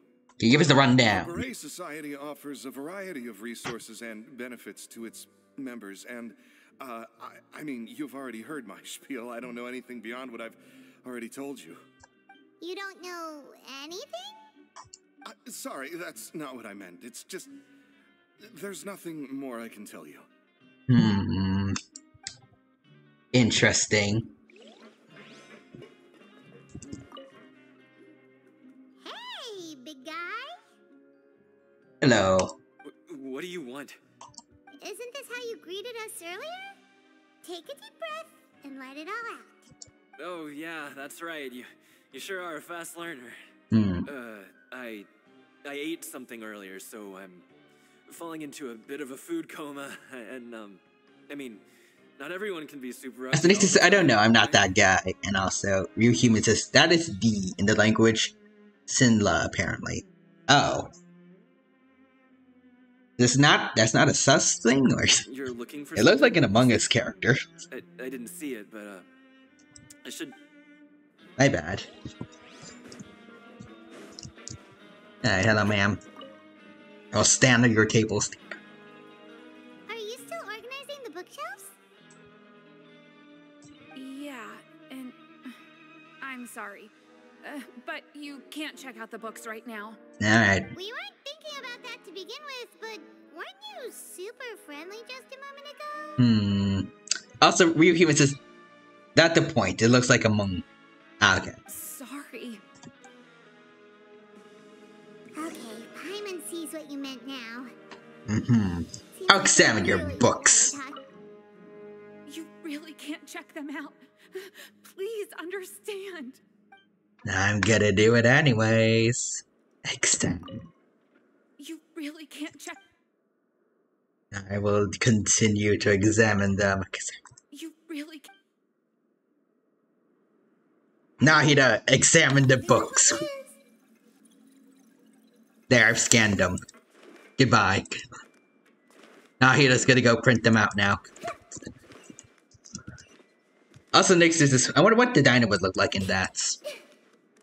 Who knows? Oh, is he over there or? Oh no, he's over there. Okay. I thought he was in his office.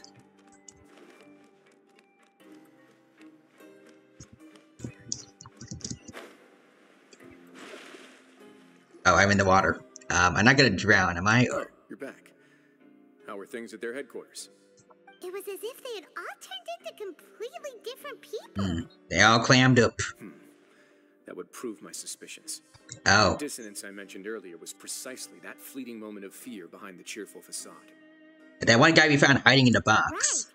He was acting super scared too when we saw him at the gathering place. Actually, hasn't he just been acting super paranoid since we first met? And that's precisely why I took his hat. Oh, you took his hat. Oh, so the one who started it all was... It was you all along! Took you long enough to say the obvious, but okay. Figure out what's really going on. I don't believe any of Dugier's talk about unstable mental states. Huh. Not too long. Dugier made very elaborate preparations for my visit. But I don't know. It almost feels like the performance was too elaborate. Okay, but if you think something's wrong, why don't you just take the whole society into custody? Aren't you the Duke? You can do whatever you want in this place. Well, maybe you're actually a better fit for the position than I am. Just give me the word and I'll hand you the cuffs. That's gonna be a lot of people for one person. Good luck with that, Paimon. In all seriousness, however, cuffs and the like should be used sparingly. They're mostly for show. Everything I do is on display. The way people see me act determines the kind of world I can create down here. And I've always striven to appear fair and reasonable to the people. That's nice. That sounds a bit deep. Paimon's not sure she got all of it. The Duke's values will be emulated by the people. Yeah, you've hit the nail on the head.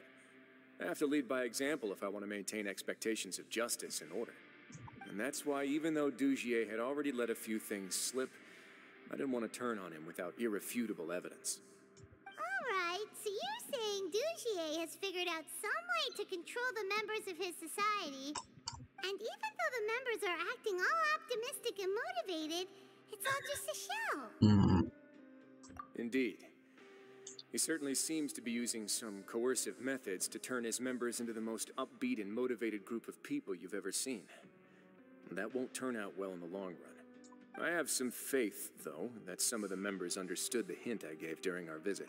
Oh. The line has been set, and it's quite likely that a fish will bite. Alright, Risley, let's do it. Let's give them some time. My guards won't need it to finish their investigation, too. He even has a side investigation going on, too. He's absolutely getting ready to outsmart this man. Find me in my office when the time comes. Also, wait, I read that. Behemoth Broom says hello, Dino. Hello to Behemoth Broom. Welcome. It's good to see you. Thank you for stopping by, and hope you have a good time here at the Genshin stream. And shush, Paimon. Alright, wait until nighttime. Till nightfall. Wait. Did they say tomorrow or... Hold on. Oh, just wait until nighttime. Okay. Boom. Behemoth Broom says, I'm pretty good. How are you, Dino? I'm doing good. Thank you for asking. I'm glad that you're good, too. Hey, Risley. Oh, you're not Risley. My bad.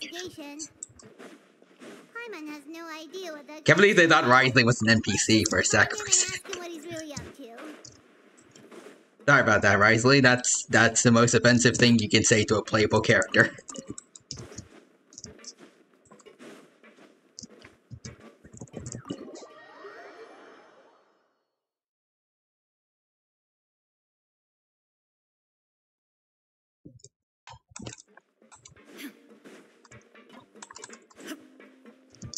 Hello.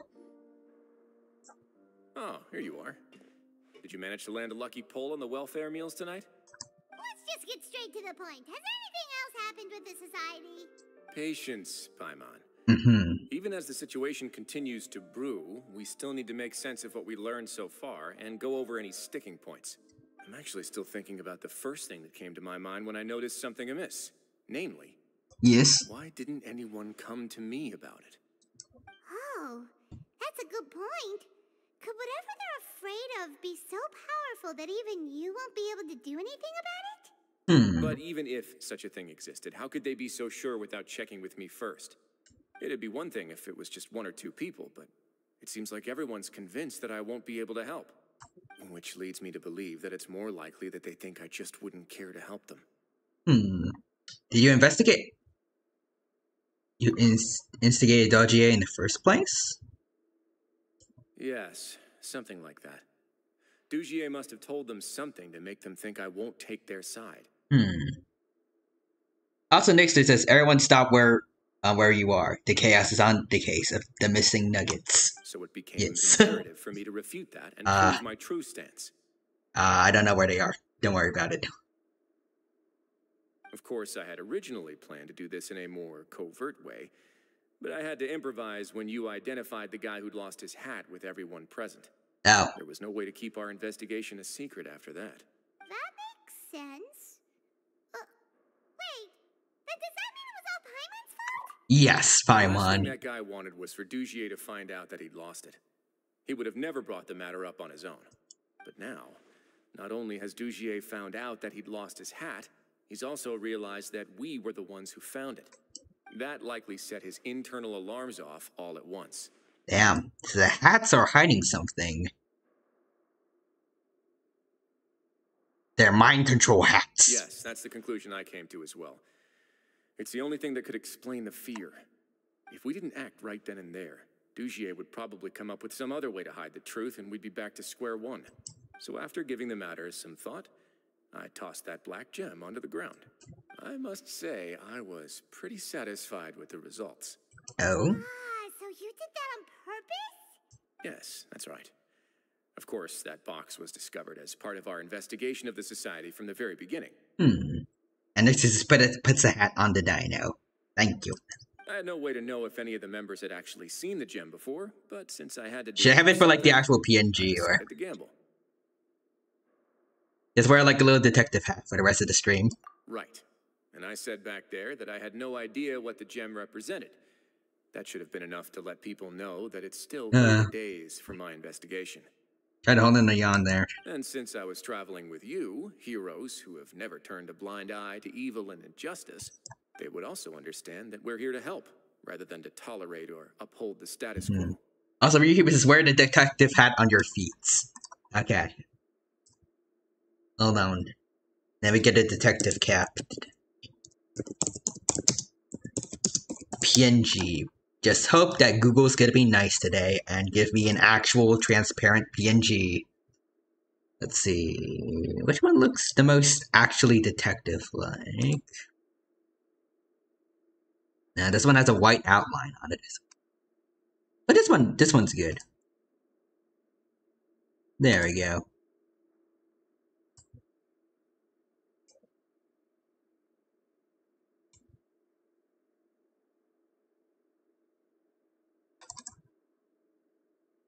Boom. I now wear it on my feet. As you suggested, real human. There you go.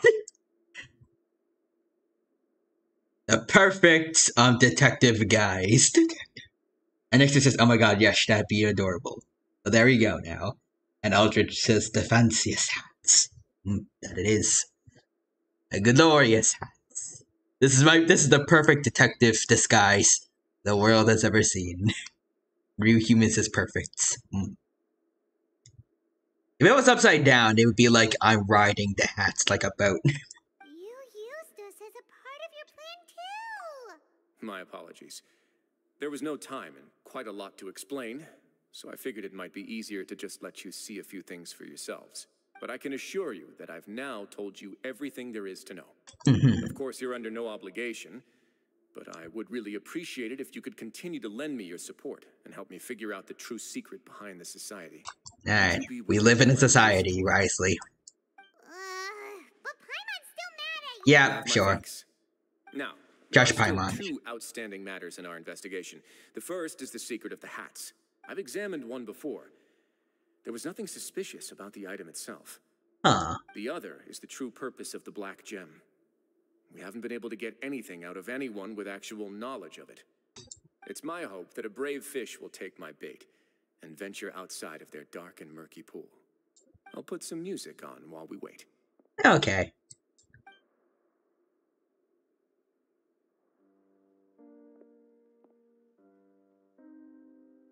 I'm not hearing much.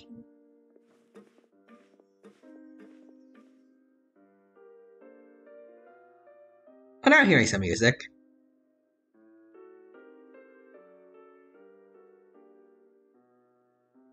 And next is the adorableness level. It's 1006. Oh, so less than Raditz.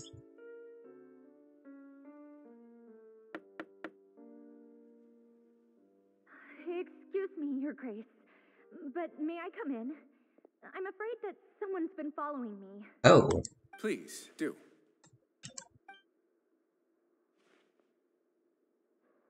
Is that the book lady, or? I apologize for my lack of composure.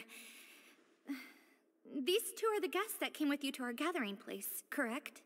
That we are. Oh, also, next is. Oh, wait, did I know I had to scout her upside down? Yes, my lover Fasol told me all about you. Please, help us, Your Grace. He's in great danger right now. Oh? Slow down, take a deep breath, and start from the top. What happened at the society? I'm sorry, Your Grace. I will try. I think I should start from when you saw Fasol last. Alright. You mean when we saw him at the gathering place? Yes, he fled immediately, but many members are hot on his heels. Thankfully, he still managed to meet up with me and explain everything that had happened. Now that he's lost Dugier's trust, what awaits him is agonizing censure. What censure? But also Nixter says, it's over 9,000. Censure? Censure is Dugier's method of establishing control, as well as the thing we all fear the most. Rather than listening to me explain what it is, Your Grace, please, just let me show it to you. Are you sure that's a good idea?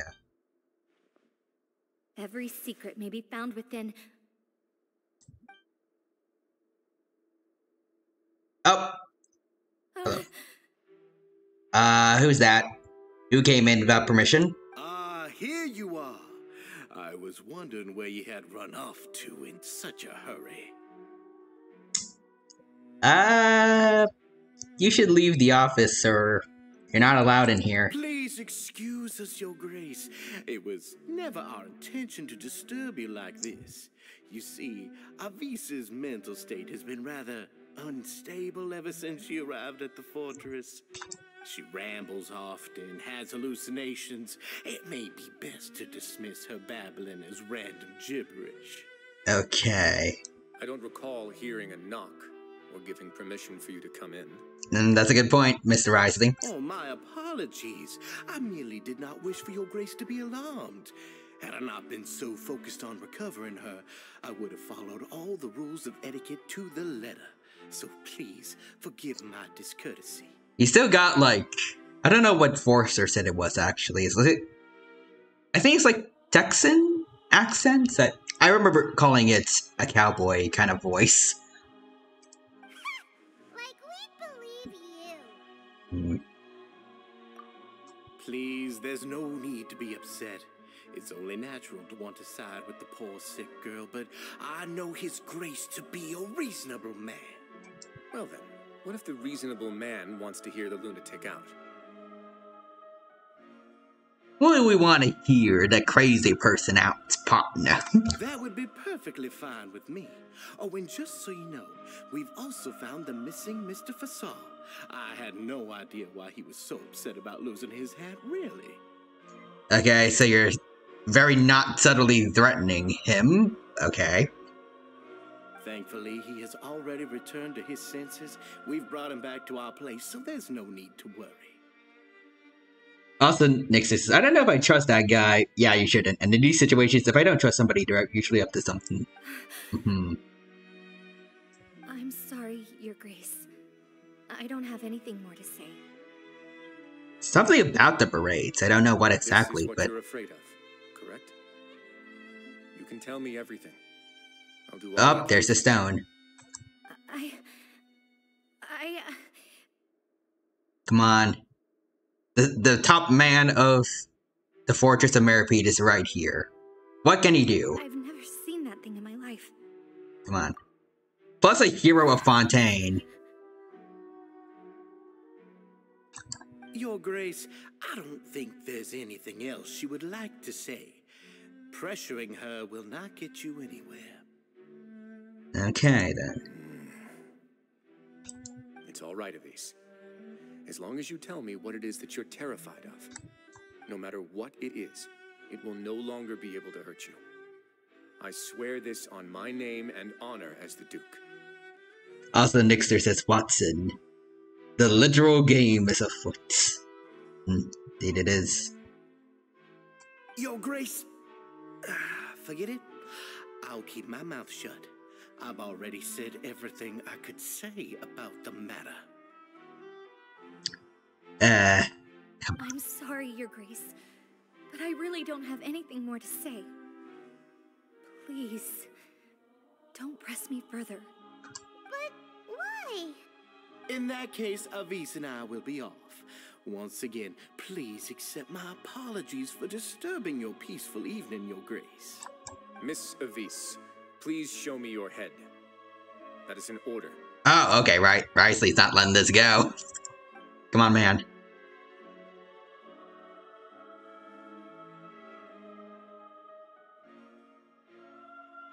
So... There's nothing there. Huh. Okay. Is the material made by the hat's made of strange, Your or...? Grace, I know you have long tired of my words, but please believe me when I say you've merely let your worries get to your head. The society has never caused trouble for you or any of the guards at the fortress. We've spent all of our time working hard and trying to lead better lives. Why are you doing everything in your power to prove our guilt? What's wrong with the current state of affairs? Well, this camera angle tells me you're a bad guy, so... I'll do anything for you, as long as you give me the word. Why are you so intent on getting rid of someone who's been unfalteringly loyal? Because based on the way you're talking, it sounds like you're doing this for a specific reason. And once that reason has been completed or dealt with, like once you're ready for something, that bad thing is going to happen. You're just biding your time until like you can overthrow him or something, I don't know.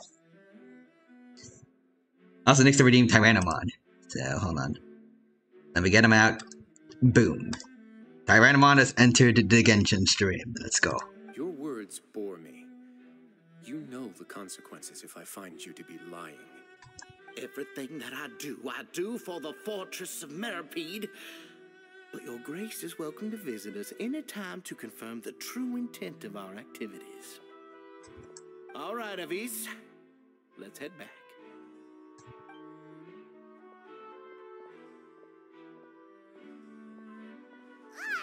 Just what's up with that guy? We should have shown him it. Sooner or later, all will pay the price for their arrogance. Oh, that's a sick line, but okay. He must have been well prepared for this exact scenario, or he wouldn't have dared to be so openly hostile. All the more reason for us to be patient. The entire society are his hostages. His subordinates would definitely react if he were taken into custody. And that's why he dared to bare his fangs right in front of me. Alright, one thing's for sure, we won't let him get away with this. This ain't gonna be like... What was his name? This ain't gonna be like a Zard back in Sumeru. Dugier probably knew this from the very beginning, which is why he didn't panic. However, if we were to look at the rules, it would also seem like the head has to be the place where they're keeping all of their secrets. Yeah, none of this makes sense to Paimon either. What are they trying to hide?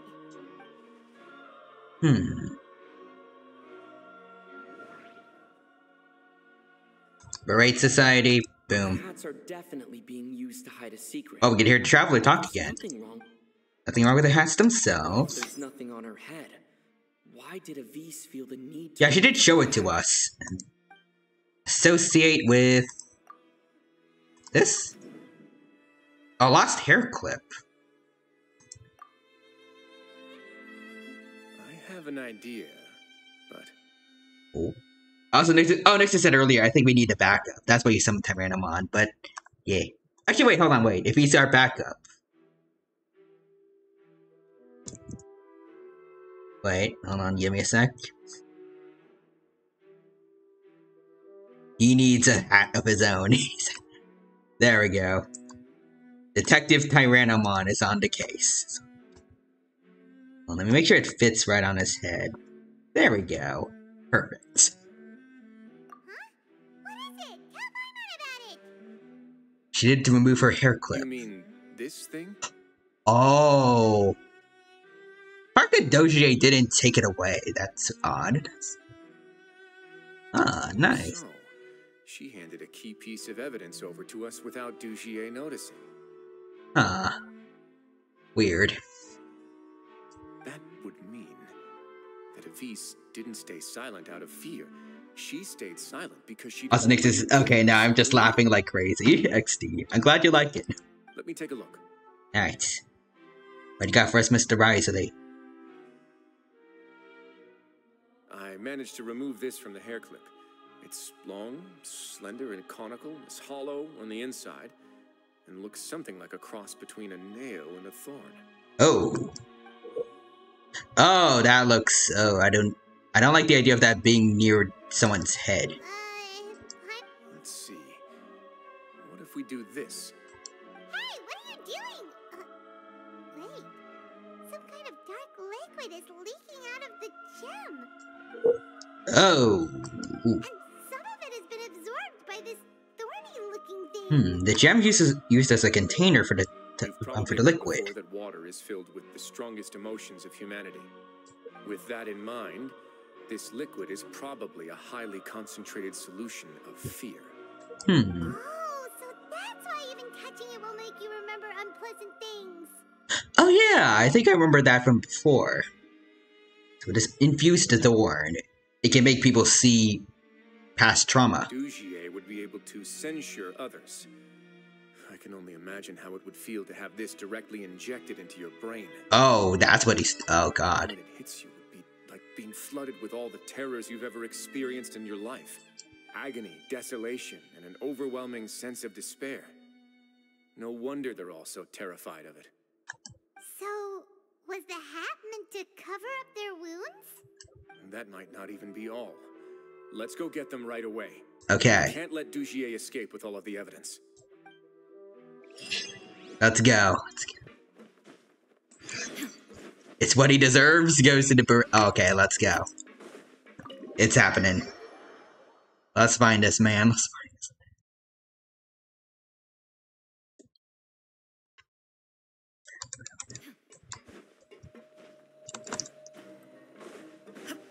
Ooh, there's a lot of guards here.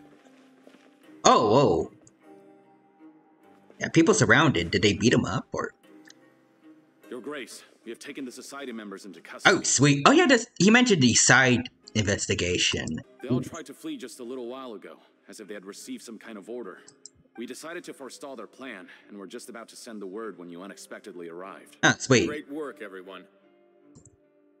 You had prepared for something like this all along? He told us that. So I'm glad that my intuition turned out to be correct. Perform a thorough search of the Society's headquarters and bring all the members to me. Awesome. Alright. They still have, like, I guess, sort of, hostages, right? Like the one guy who lost his hat before. The one lady told us about him? But okay. As expected, they all have a hollow thorn inserted into a wound on their head. Oh, ugh. Glad they don't show us that. Okay. They probably left it there as a lasting reminder of Dugier's censure. These people must have had to endure an unimaginable amount of pain.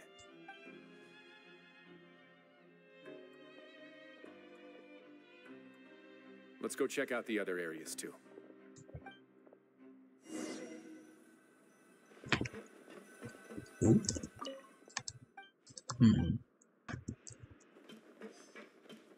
Look for clues. Let's talk to Risley last.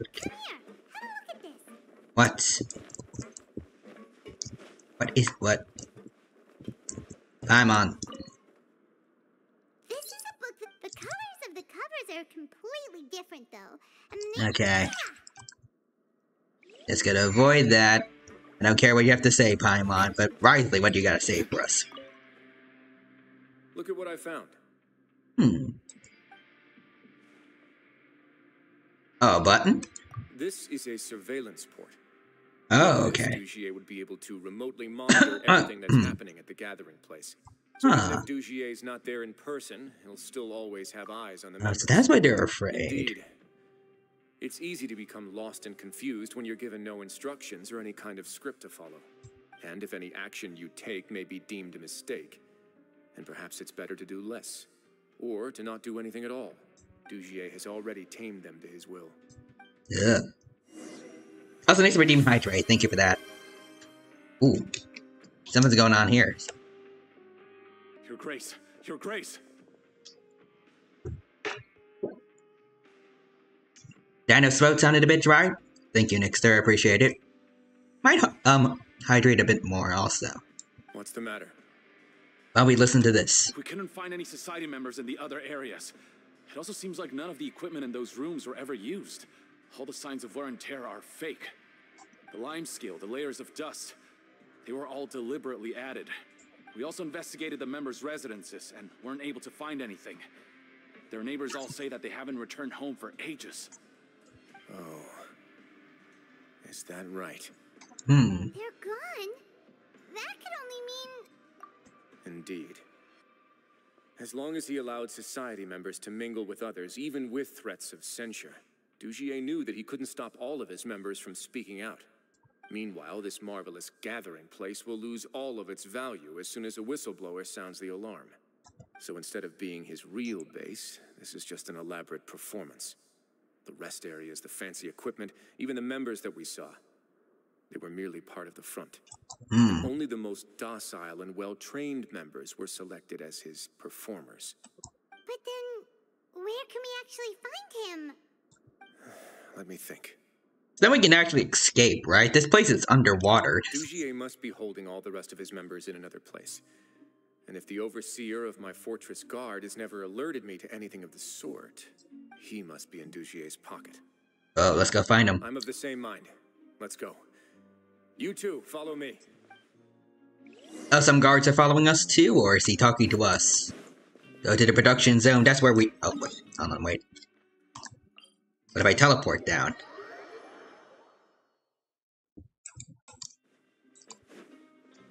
Oh, wait, what?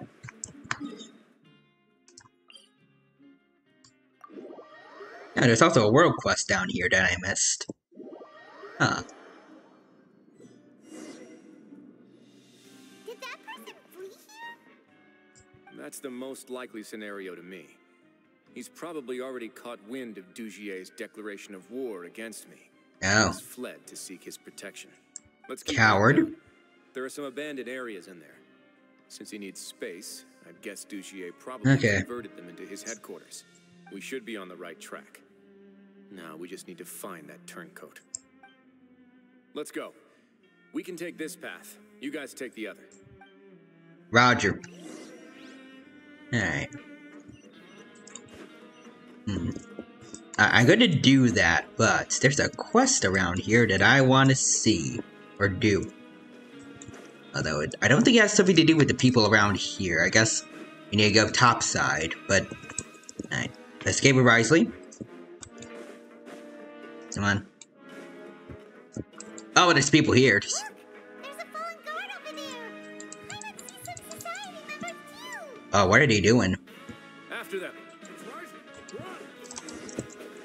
Right, okay. Well, we got him.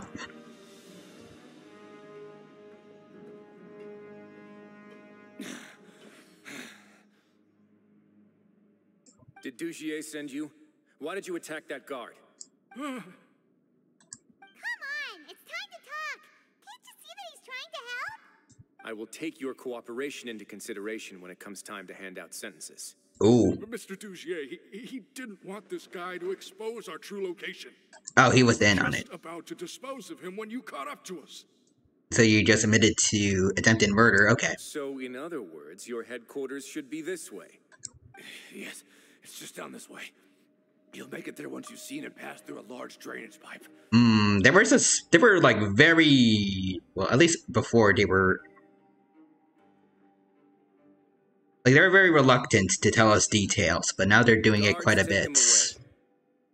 Is this also a trap, or? Let's go. It's about time that we find out what Dugier's really after. Okay, then. Let's head down.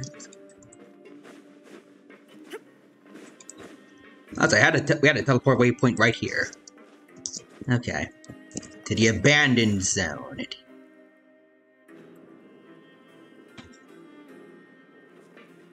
I would say how we got access to this, like to all this, but then again, the Traveler was able to do it too, so.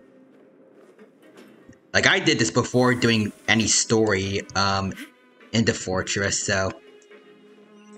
Okay, we gotta go this way, actually.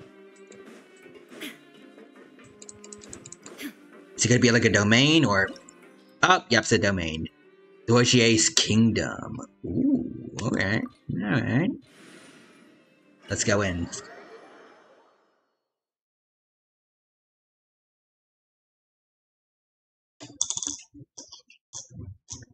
Oh, we get to play as Risley! There's so much space down here. Yeah, these are all former work areas.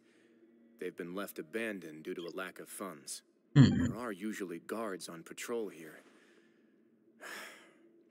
It would seem that all of those guards have been bought as well.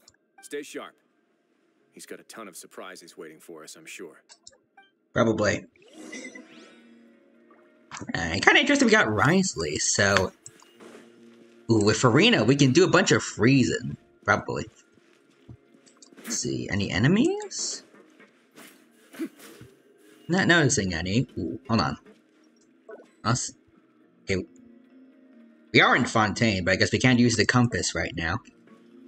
Okay. If there are any chests in here, we have to keep our eyes peeled.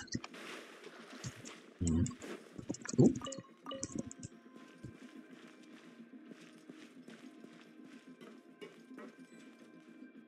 Oh, there's people down there. Oh, and a chest. Oh wow, you're really just coming right at us. Okay then. Guys. Okay, there we go. I was gonna say, start watering people. Come on, there we go. Now we can freeze them. Boom. Okay, you know what? Hold on. Boom. Just hyper bloom them. It's more effective. Also, Nixter says 'twas a trap. Well, I mean, this part wasn't really a trap. These could be guards as far as we know. Kind of normal for a break-in, but, well, us breaking into this place. Are you okay? Hello. You're safe now. Just follow the guards and leave this place. Who knew that there'd be Gardamex here?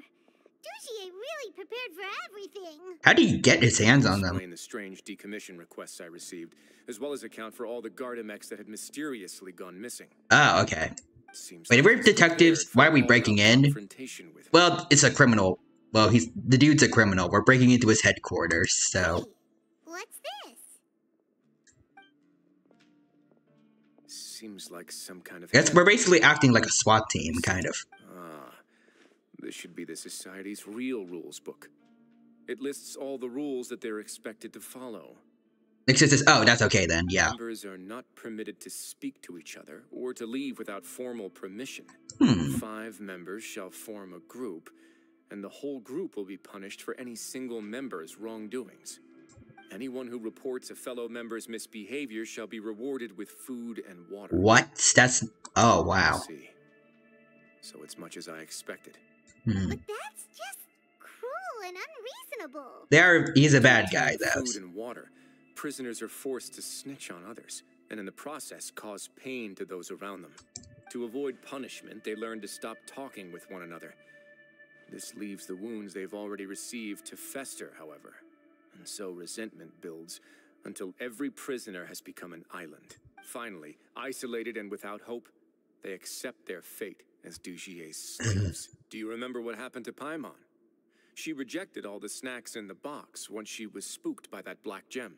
She's usually all for tasty snacks, but she chose to go against her instincts after a negative experience. Is that the best example you could come up with? Shush, Paimon. Your decision was valid. However, it's also valid to interpret that as a decision that you only made under emotional duress. The human heart is like a raft in a vast and empty ocean. We convince ourselves that we're in control, but in truth, a single wave could sweep us off course and send us crashing into the path of a storm. Those who use fear to lead others astray pay for that crime. Oh, he's bringing out the handcuffs. Oh. Dogier's done. But anyways, let's grab this. And everyone's in not good shape, so let's heal up a bit before we get fighting.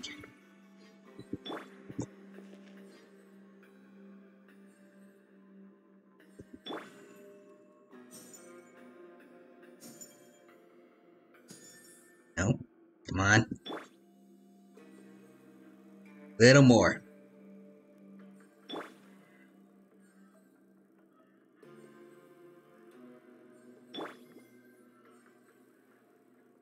Oh, no. Oh, okay. Almost. It was a bit... Okay, there we go. Last one. But good job, Farina's thing. Hold on. Did maxing out the talents do that? Or does it make it last longer, or... Oh, yeah, duration. Oh, nice. I think maybe. But also, I see Quadras here. I've returned from cleaning. Welcome, welcome, Quadras. Good to see you again. Hope you're doing well, and hope you have a good time here at the stream again. Right now, we've returned to Risley's story quest, and things are going well so far, and I hope you enjoy your time here with us. Also, hello, Ryo the Slay. I feel like, unironically, someone's actually called him that before. His name is very hard to, very difficult to pronounce, initially. Ooh. Okay, I don't see him here yet. That's a big thing over there in that room. Oh, whoa. There's a puzzle here. Also needs to redeem Dino Dad jokes. Alright. Reusing the same punchline, but... What do you call it when Giorno takes his flu medicine? Fighting cold. There. Slightly different context, at least. The space ahead should be the central area of this place, but the door has been locked. Rather than confront Dugier, I think it's more important right now for us to rescue as many society members as possible. Got it. I should wait here. We'll try to open the door and check out some other spots. Roger.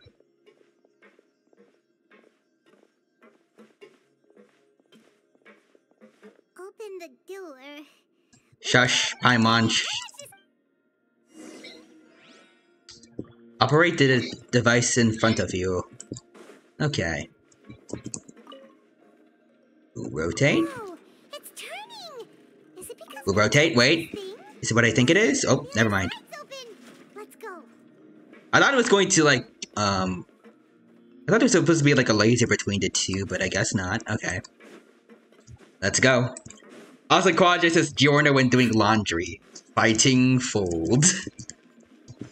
What do you call it when Giorno, cleans the refrigerator? Fighting mold.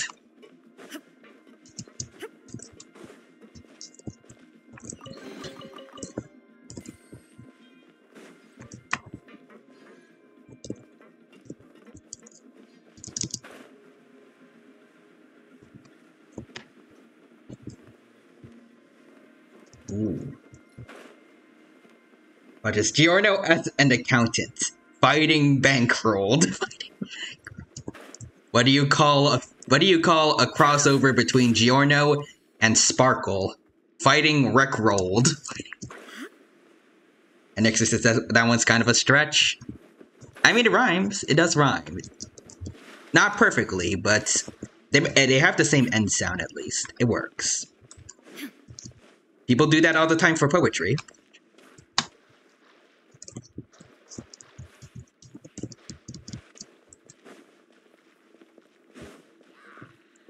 What are you guys doing here? Alright, hold on. Since you guys are already wet. Bloom time. Boom. Good job, Radish Child. Good job.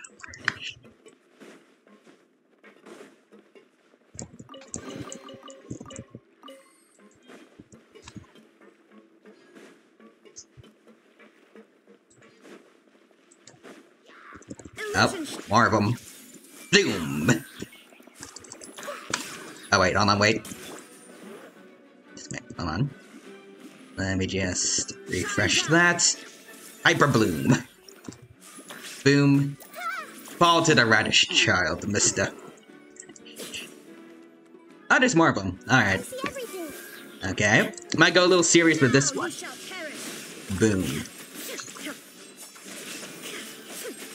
Boom.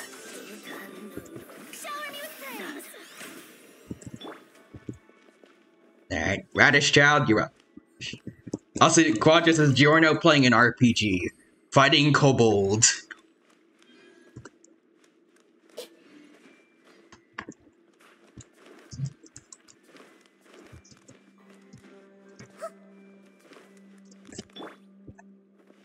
Giorno, during the 18,000s, traveling to America. Finding gold. I think that works too.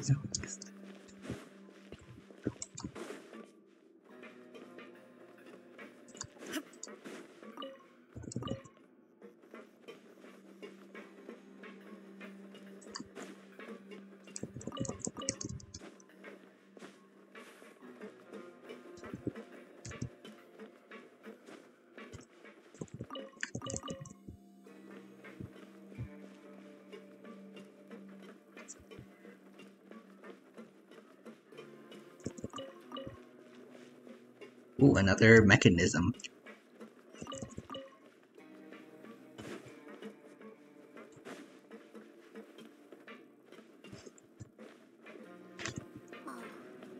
Oh, whoa. We're not gonna have to climb all the way up, are we? Activate the mechanism in front of us first, just like before. Operate. Let's see if rotates. Looks like there's a mechanism that's gotten stuck. It won't turn along. Rotates. Remove limiting device.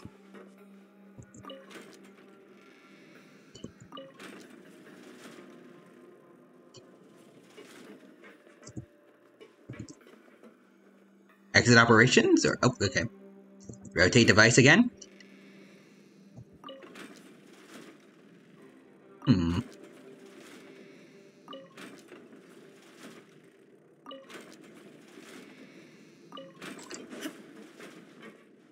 Oh, install limiting device. Okay, hold on.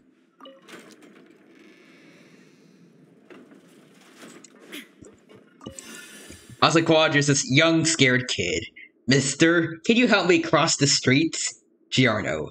Fighting handhold.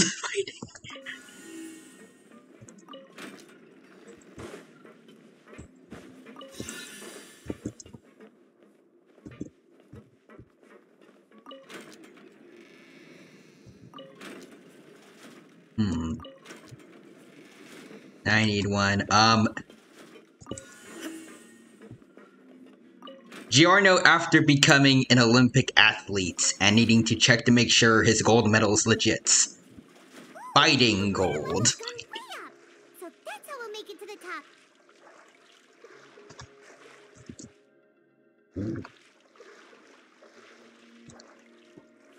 And I kind of wonder if I had Farina right now, would it just be like an elevator for us, or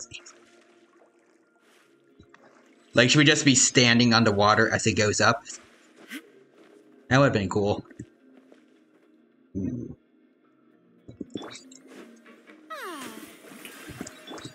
is no escape. Everyone hold hands. Boom. Aye. Bad dog. You missed. Boom. So Nixie says, never mind, the dino figured out eventually. For the record, I knew that's what you had to do. Oh.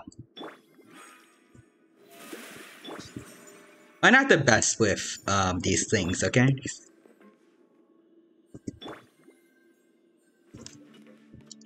Okay, let's go. Ooh, another movement mechanism. Oh. These should be the prison cells. Oh. Lots of empty cells in here. Dugier's probably moved them elsewhere already. So he made a prison inside a prison. Okay. Let's still rescue the ones who got left behind, though. Every person counts. It's fine. I just know some streamers don't like backseat gamers. There are some cases like that, yeah. Also, Quadri says Kira. Stand shroud. Hey, it's alright now. You can leave this place.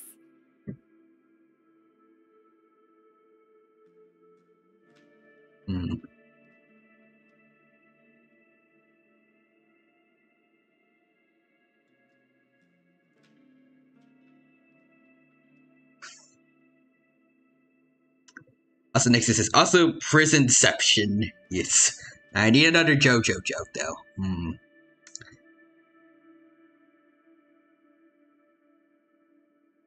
To the guy that has a dinosaur stand that I don't think has been animated yet. What does your stand act like? My stand growled. No, I won't try to leave anymore. I'll never try to leave again. Ugh. So close to me. I don't want any trouble. No, we're not gonna do that. Please calm down. We're not bad people. We won't be able to get through to her right now. Not with the stress response in the way. Also, my stand acts like a Pikachu. I'd also guess there are many others here who are more or less like her. Let's let the guards take care of them for now and keep pushing forward. Alright. Alright. Let's search for an exit first. Oh, what's this? Oh, and then, interaction between two prisoners. Do we help the other people here, or, oh. Is this dude, oh no.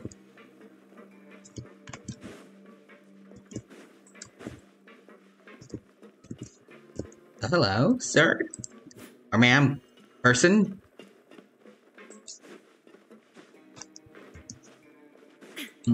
Alright.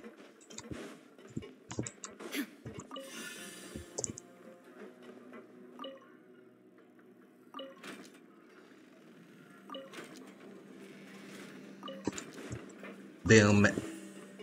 And then remove this. There we go. Also, can't stop laughing in real life while typing this. The dino. My stand is your father. My stand. Your stand is Darth Vader? I leave this area to you. Make sure to bring everyone out safe. Understood. And please take care as well, Your Grace. We'll return here right away and await your orders. Alrighty. Just focus on the tasks you've been given. I already have reliable help over here. Let's go back.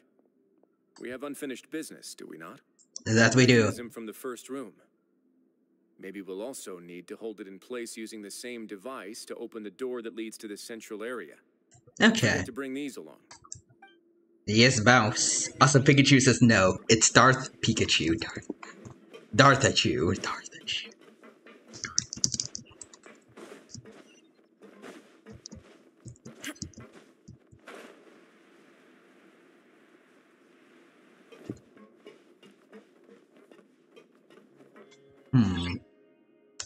Make use of the limiter devices. Actually, wait, no. Put this here, and then I think I need to rotate this. Oh. Okay, never mind. Hold on. Does this work for all? Okay, this affects all of them. So this one is already in the. This one's in the right place now. We just need to move the other two. Okay, and there we go.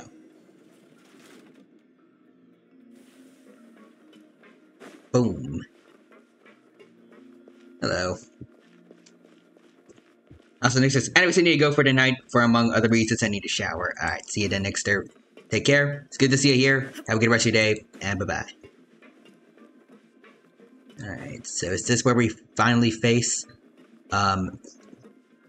what's his face? Oh, there's a lot of people there. Yeah, this looks like the grand finale. Alright. I don't know if we have to fight all of them, but if we can, I would trounce them, just saying. Just unleash all the ultimates I have right now. Okay, here we go. I must confess to being furious. To think that there are still some of you who find it permissible to spit upon our rules. Oh, what is that? That does not look like a safe device. Remember their names. Oh, them. And Avis. They've betrayed you, betrayed Oh, those are the us. people from the beginning of the quest. And today you will see with your own eyes what'll happen to those who betray our cause. No you won't, because we're here. Go on, Avis. Pierce his skull with the thorn in your hands, and then push in the Aqua Dolores. Oh, so that's what it's called. Of course. You will do it one drop at a time. Let it do its magic again, and don't stop until you've pushed all of it in. That's weird to say, but okay. I'm sorry. Risley? It's okay. I'll Risley. find a way to... Risley. Oh, shut your wretched mouths! When did I give you permission to speak? My rules are the paramount law of this place. Only more pain will come to those who dare to disobey. Oh, really? That's enough, Dugier. Your rabid screams have been beyond nauseating. Oh, heck yeah. Is that His Grace? We are here to help. Risley, I knew you would come, but I didn't expect you to be so quick. Yeah, I'm sure you did. Must you still refuse to let me be? Did I not spell everything out for you already? Also, I noticed he nodded to someone and they just ran off, I think. What they doing? Got the entire fortress at your feet. It would seem that you can't see the difference between sharing and looting. And on top of that... What you're doing is not the same thing as him when it comes to ruling this place. Look at your people. Are they not starving as you wolf down your cake? You. Stop acting all high and mighty like some hero of justice! Compared to you, he is absolutely one. Have you forgotten? Nobody in this blasted fortress is innocent. We are all irredeemable monsters who have destroyed something that others held dear. And you hold yourself above others because... What's so wrong about punishing those who deserve to be punished? It's what they've always deserved. And please, are you really gonna tell me that you care about their lives and well-being when you just need a supply of labor to keep this place running? Is it that all you need to keep your cushy life? Yeah, I don't think he actually cares about that, but... Also for the record... It's not like a supermax prison or anything, right? It's like... Some of the people in here might just be in jail for like maybe like a week or something because they like robbed a store or something like that. Some of them might even just be like kept here for like suspicion of a crime and then like in a couple hours they're gonna be released. Sadly, you're wrong on both counts. Unlike you, I've never seen them as currency. The fortress is not only a place for confinement, but also a place for rebirth. Just as people are free to give in to the darkness within their hearts, they are also free to seek redemption and a new beginning. Our bodies have limits, but our spirits will always remain free. Well, unless people like this show up. They may have made mistakes, but they are still human beings with people and things that they cherish. And most importantly, they should always retain the freedom to choose their own path once they've reflected on their past misdeeds. But you're destroying their spirits with fear, taking their freedom away so that they'll become slaves who will never again feel or think. The smug look on this man's face, God. He's like, he's just Fontaine's Czar. Good Lord. You say that's what they've always deserved? You are nothing compared to them. He's really mad. Also, just saying the VA pulled out all the stops there.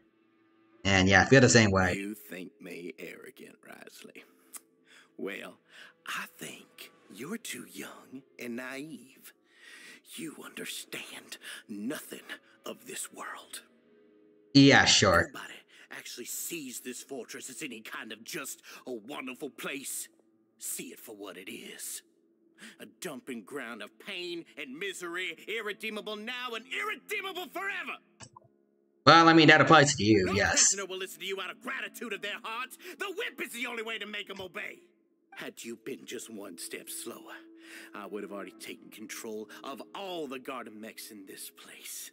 You think the Garden Mechs are enough for us? Please. Your vision gives you strength. But how long will it hold against these powerful constructs? You talk big, but in the end, you know nothing outside of power and control. In that case, let me give you a small taste of what real power looks like. Oh, heck yeah.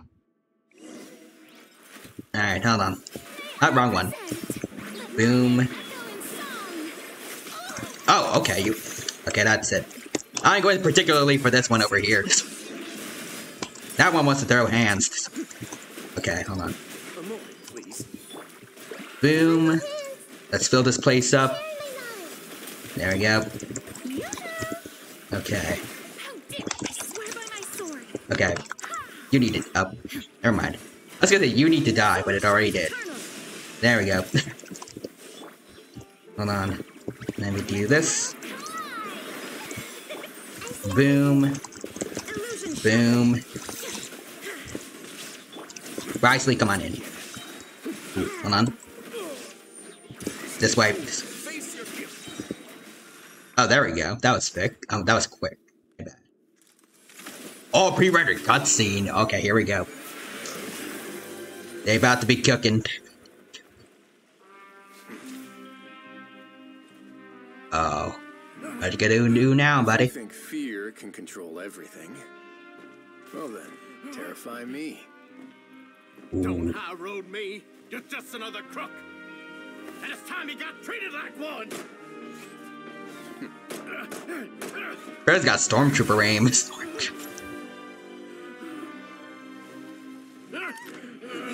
Oh, please.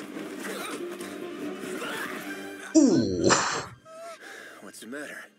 Too scared to shoot straight? I'm warning you. Unauthorized punishment and torture. Bro. As to do, you should set an example. Really? Slipped my mind. Ooh, nice. Well, from this point on, you can forget about that rule. The rules of the fortress are there to keep the likes of you in check. Man, I wish Sino could have treated Azar like this. Justification. Understood. That would have been so cathartic back in Sumeru.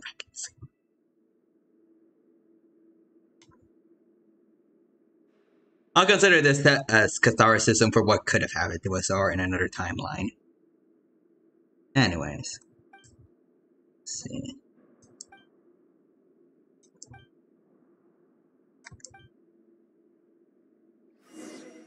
So what happens to Dojier now? He's already in prison. Sorry for taking so long. Did I keep you waiting? Did he have like a supermax cell or? No, not at all. Paimon didn't know you were so considerate. If you ask me, I'd say I actually feel very helpless. There's no way that I could truly empathize with the fear that the members felt every day. I could comfort and compensate them all I want, but it might still not be enough to repair the damage that has been done. Yeah. I have to take responsibility for it, as does the fortress. I'm more serious than even than usual. Find humor in a situation like this. So, do you have a plan for how you're gonna deal with him yet? Oh, Dugier? I've already got an idea. Oh. For now, I think I'll do nothing. Oh? Huh? Why? Just leave him in anticipation? I think it's a very fitting punishment for him to have to imagine the sorts of punishments that will soon be coming his way. But nothing will happen. He'll be left in the dark with regards to both the dates and the details of his punishment. Ah, nice. I think they do that in Japan, right? Or I think prisons somewhere, they keep it vague as to like when you're gonna be, said that their prisoners always live in fear. I forgot where that happens though. Of course, that's not to say that I'll be letting him off scot-free. It's not often that I actually get the chance to be creative with my punishments. I'm going to talk to the members of the society. He'll get a chance to experience everything that he's ever inflicted on them. Nice. Paimon didn't know you could also be so harsh. Looks like she should watch her tongue when she's around you in the future. Why do you think I'd do that kind of thing to you? You offend me, Paimon. Sometimes I feel like Paimon deserves it. Show him the Farina quest. Anyway, jokes aside, thank you so much for all of your help. There's still a lot for me to take care of, so how about this? I'll treat you to a meal in 2 days at the Coupon Cafeteria. We should have a better handle on things by then. Alright, sounds good. Don't worry, it won't be the same old welfare meal. I'll make the necessary arrangements. Oh, then you've got... Josh, Paimon. Alright, wait 2 days then. Sweet. I think this is part of the time. Alright, we just gotta wait out the clock. And let's see what happens.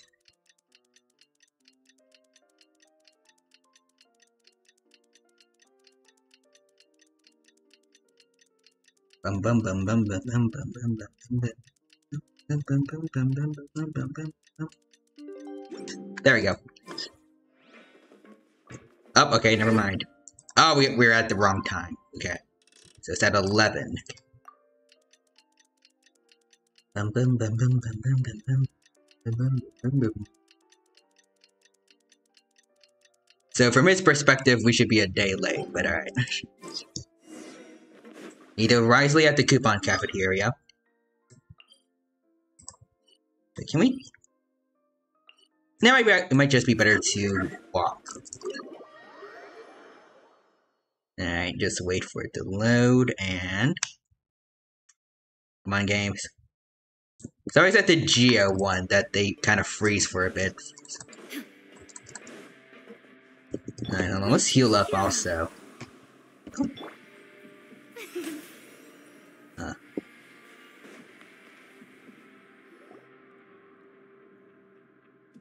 Hello, Risley. Paimon never forgets about me. Shush. I'm a little confused, actually. Hey, not you too. Jokes aside, I've got some good news. After taking a look, the doctors have let me know that it shouldn't be too difficult to extract the thorns.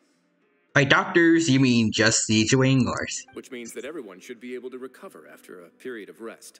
As for their mental recoveries, most are making good progress as well. We've added a few who were more severely affected to a special observation list. You sure got everything taken care of. I try my best. After all, it's my duty to take care of everything that happens within my territory. I have a question for you, actually. Please, go ahead. Your flashbacks when you picked up the gem, and your anger when you confronted Dozier. Both are interesting. Why don't you focus on the anger, though? That's a bit of a long story. I once had a similar experience. It had to do with the host family I lived with as a child. Ooh. I was an orphan, adopted by a couple with a great deal of love in their hearts. Aww. Many siblings, and we all adored each other. Okay, are we gonna see Risley as a kid? Once we were older, Mom and Dad would turn us over to be individually adopted by families of greater means, and go on to adopt more young children. Okay. So, like, they're a foster family. They were perfect parents. Or so I thought. Oh. And then? And then, I found out we were merely raised as livestock. Oh, what? Once we had reached a certain age, our parents would bring us to the market for sale. What? All children that were sold would leave the house, and nobody would know what became of them. As for those who didn't sell, they were merely disposed of. Oh, yikes. I feel like I heard about an anime like this. I think it's like the children... Well, it's not... I don't think it's implied this, but I think the children in the daycare are being raised to be food for demons or something. Did you know I once considered myself an extremely lucky child? And all of my friends, all of my siblings, they all felt this way as well. I was also not the first to find out about the truth. All those who found out before me were simply added to the disposal pile. Oh, yikes. I could never shake the feeling of irony every time I juxtaposed their tragic ends against our parents' adoring smiles. Okay, that explains a lot. What happened after that? Like the society, my parents created Oh, a wow. of joy, lies, No wonder he was super angry by this. and even employed incredibly cruel methods to keep their grasp on power. Wow. They did all of that, but never considered how their actions would utterly ruin all the children they took under their wing. Worse, perhaps they never cared about that at all. But I did. Oh. So in the end, I killed them. Oh. And set all of the remaining children free. Well, I mean, they kind of deserved it, though. Convicted for my crimes and exiled to the fortress of Meripede. I mean, maybe it's vigilante justice, but... Damn. My methods were extreme, yes. But I was still a teenager at the time. I'd been betrayed by those I trusted most, and I didn't think that more moderate ways would solve the problem. Fair enough. My doubt and helpless anger pushed me forward until I got what I deserved.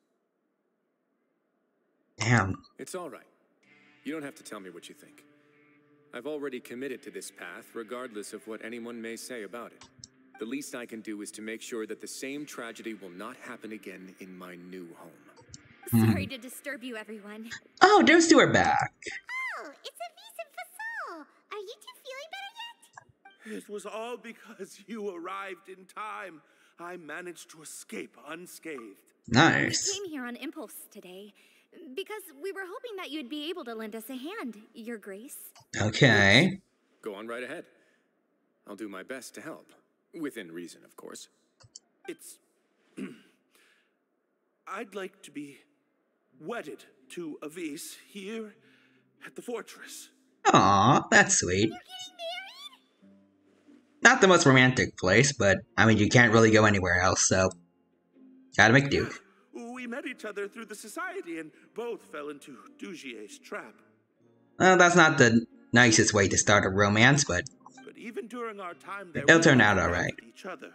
We always believed that Dugier was manipulating us, trying to make us mistrust each other. If they overcame something like Dojier, their marriage is gonna be fine. And after this incident, we've come to believe that we've found the one for the rest of our lives. You could say we managed to make the best out of a bad situation. Definitely. He didn't abandon me, and I didn't forsake him either. But we're still both prisoners. And we also aren't sure if the fortress is the best place to host something so celebratory. I think Risley will do his best to make a nice place for him. So we are just wondering, is our request a bit too out of line? You're right in that the fortress has never hosted a wedding before. Huh. But that's no reason to say no, is it? I'll help you make the arrangements. If you need anything special shipped in from the surface, just say the word. Plus, he's friends with Nubalets. He can be the person that pronounces the man and wife, or husband and wife. We can't thank you enough, Your Grace. We are actually also planning to stay here after the conclusion of our sentences. Yeah, we've already made tons of special memories here. So now it'd be too hard to leave. Alright. We have full confidence in the fortress's future with you at the helm, Your Grace. Your trust is the highest form of praise. Hey, loosen up a bit. Shouldn't you be the happiest man in Teyvat to hear that people would like to stay of their own free will? Yeah. I'll always take a genuine expression of faith over any obligation to obey. This is sweet. Alright, are you still here? Can we talk to them? Or, okay. Yep, they're gone. Also, Risley too. That's odd. Normally some characters stick around after the end of a quest, but there we go. So, next up... Lenny or Navia?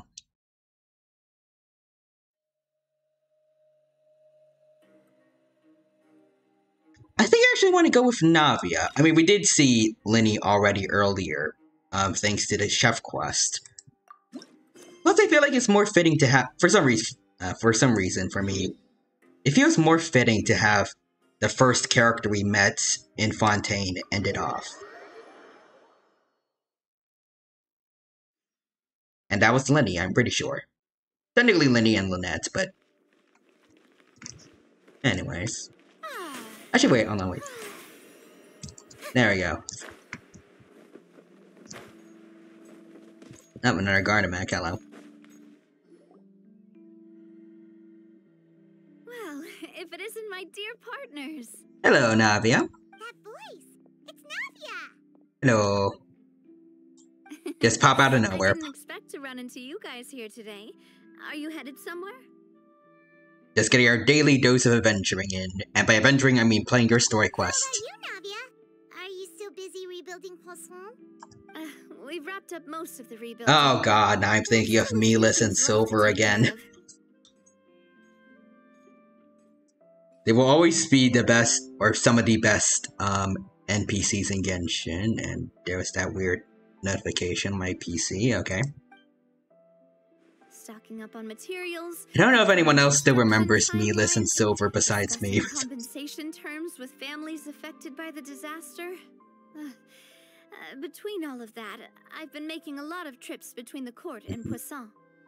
Was Espina de Razula affected too, or?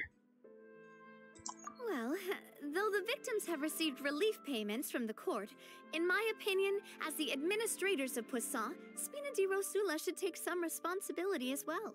Our financial situation right now isn't the best, so all we've been doing is signing agreements for the damages to be repaid at a later date.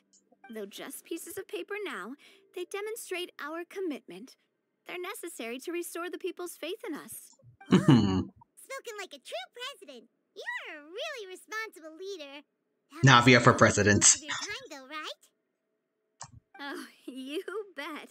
Between that and all the other errands I have to run at the court, I'm always forgetting one thing or another. So before I came over this time, I took a page from Melusa's book and decided to make a list of everything. Messed up his name, sorry, Melus. It's easy to see which tasks you haven't checked off. And then, since Melus loved using shorthand, I decided to also follow his example and come up with some shorthand of my own. But after running a few errands in the city, I'm kind of struggling to even read my own handwriting anymore. Oh. That does sound like you, all right. So what kind of shorthand did you use? Oh, want to take a look? Alright. Let's see. Wait, this looks like a piece of kelp wrapped... Sorry, handwriting is bad, I guess. The first one has to do with confirming the final payment amount for the fishermen, while the second one is a reminder to try the new burger that just hit the market. I think Quadra just eat a burger. Okay. They can relate now. I can definitely see how you might forget what each of these mean. Thank you for your advice. These are the kinds of things you only really figure out once you've tried them out yourself. I thought that as long as I understood my shorthand when I came up with it, I'd be sure to remember the symbols when I looked at them later. Unfortunately, I've definitely proven myself wrong. Huh. Now you know for next time. Anyway, I should have already taken care of most of the things on the list. There are still a few symbols that I can't decipher, but I don't think they're anything too super important. Okay. If comes to worse, I'll just make another trip. Alright then. Ah, so you're going to head back now? Yep, that's the plan. Oh, actually, since we talked about the reconstruction earlier, want to come with me and check out the town for yourself? Yeah, sure. You said you don't have any plans, right? So we can just catch a boat and head over. It won't take long at all. Sounds good. It's a bit sudden, but Paimon... Let's go. Let's go. Shush, Paimon. Sorry, I meant our own boat. The Aquabus doesn't have a station near Poisson, so Ooh. we'll use one of the Spina's boats. Sure, let's go then. Follow me. I'll take you there. I didn't know they had boats. Ooh, wait for it to load in. Oh, I've seen those before. The engineer is still doing a few routine safety checks. We can head out as soon as we get the green light. Alrighty. So, Paimon has always wanted to ask. The 3 Aquabus lines are all named after people in your family, right?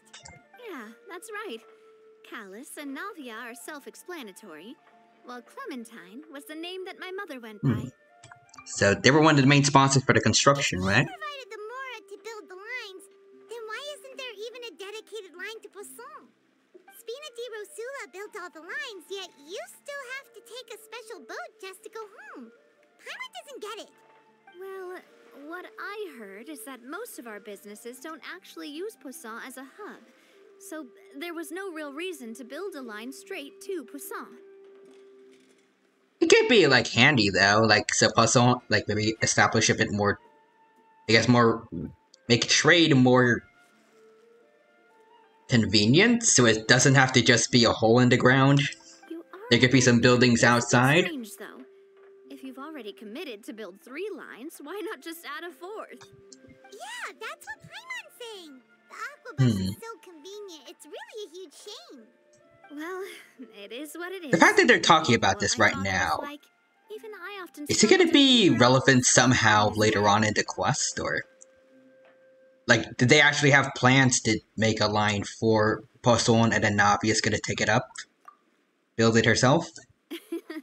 But that would only be the case if he cared about what others thought. My father was always really stubborn. Once he made up his mind, good luck getting him to change it. From what I've heard, the rights of all the other members of the Spina only went as far as giving him advice or suggestions, and no farther. That included my mother, too. Huh. Well, that explains why you weren't on the greatest of terms with him. Yeah, because I wouldn't just let him keep getting his way. He was just... not very agreeable. Boss, the boat's ready. We can head out. All right, then let's head out.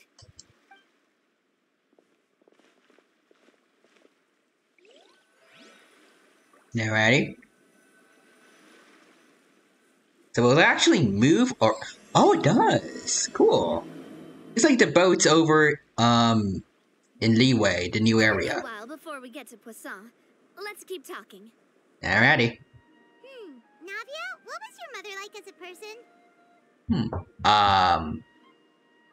Weird thing to say, Paimon. I'm sorry. She totally forgot that you mentioned before that she passed away during childbirth, so you probably don't remember her at all. Paimon, that is one of the worst things you could say to someone. What? That's all right. I've heard many stories about her from the rest of the Spina. That is okay, that's extremely tone deaf, Paimon. Good lord. I thought we were over this. Also, we got basically autoplay again. I don't know why. While my papa was stiff like a board, my mother was supposedly super cheerful and funny. Their complementary personalities allowed them to make up for each other's flaws. Okay. Actually, is it because we're on a boat, like it's moving towards Poisson? So we have, like, it has to keep moving for things to be consistent. Their work made sure that the Spina could grow and thrive. Okay. Sounds like they were not just a well-matched couple, but fantastic business partners as well. Yeah, Paimon. Yeah. Those are just stories and anecdotes after all. We're just gonna ignore what you said earlier. Piece together a more complete or intimate picture of her. But sometimes I'd still look at the Clementine line and wonder, would the Spina and Poisson still be what they are today had my mother survived? Silver once said that a name is a kind of inscription, a way to etch a memory into the world. When given a name, a cold, inanimate object can gain a completely new meaning. Personification. I will always associate the line with her in my heart. Over the past few weeks, I've also begun to appreciate how water can take in and hold our most intense feelings and memories, as well as how one may reflect on their past by watching the sea.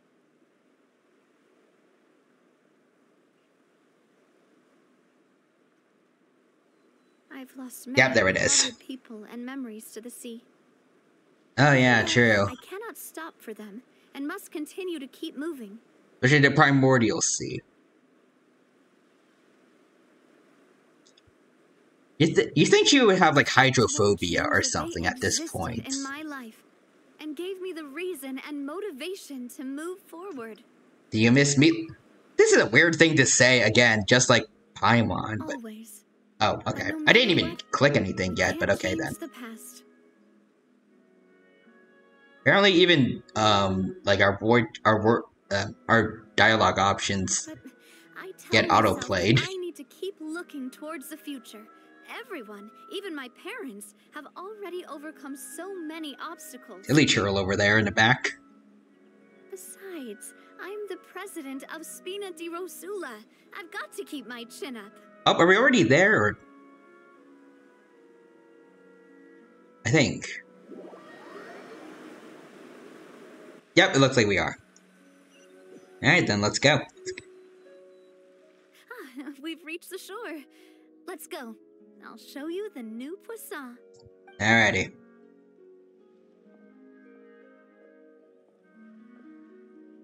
Like, why do we constantly bring up dead people around Navia? Feels very, inconsiderate of her. And the fact that she also, brings them up for some reason, I don't know. Like, Navia herself sometimes talks about them. I mean, it could be like, it could help with coping, I'm not sure. At least for Traveler and Paimon, it feels untactful, I guess. Alright, hello there, Poisson. It looks same as usual. Big hole in the ground. Us the real humans has a Borg. Indeed, Borg. It's good to see you, real human. Hope you're doing well, and hope you have a good time here at the stream today. Welcome, welcome. Well, I thought you were already here before, but it's good to see you here again. And hope you're still doing good. Boss, you're back! Hello. Traveler and Paimon. Welcome back to Poisson. Hello, sir. Hey, fancy seeing you again, Florent. Is it your turn to take care of Navia now? Hey, I can totally take care of myself. For the time being, I'll go around without any attendance. Alright. We did hand over some of Malus's old responsibilities to Florent, though. It's been really nice to have him around to help out. Thank you for the compliment, boss. As you see, I've been working closely with the boss on rebuilding Poisson. Mr. Malus was an extremely capable and respected member of the Spina. I've got some really big shoes to fill. All right. There's no need to be so formal. Everyone's practically old friends by now. Were you waiting here for me? Did we manage to make any progress on the statue? What statue? Yeah, we contacted a sculptor about the job, but they can't get started on sourcing a correctly sized block without knowing the design that we want to use first. You're commissioning a statue? For Malus and Silver?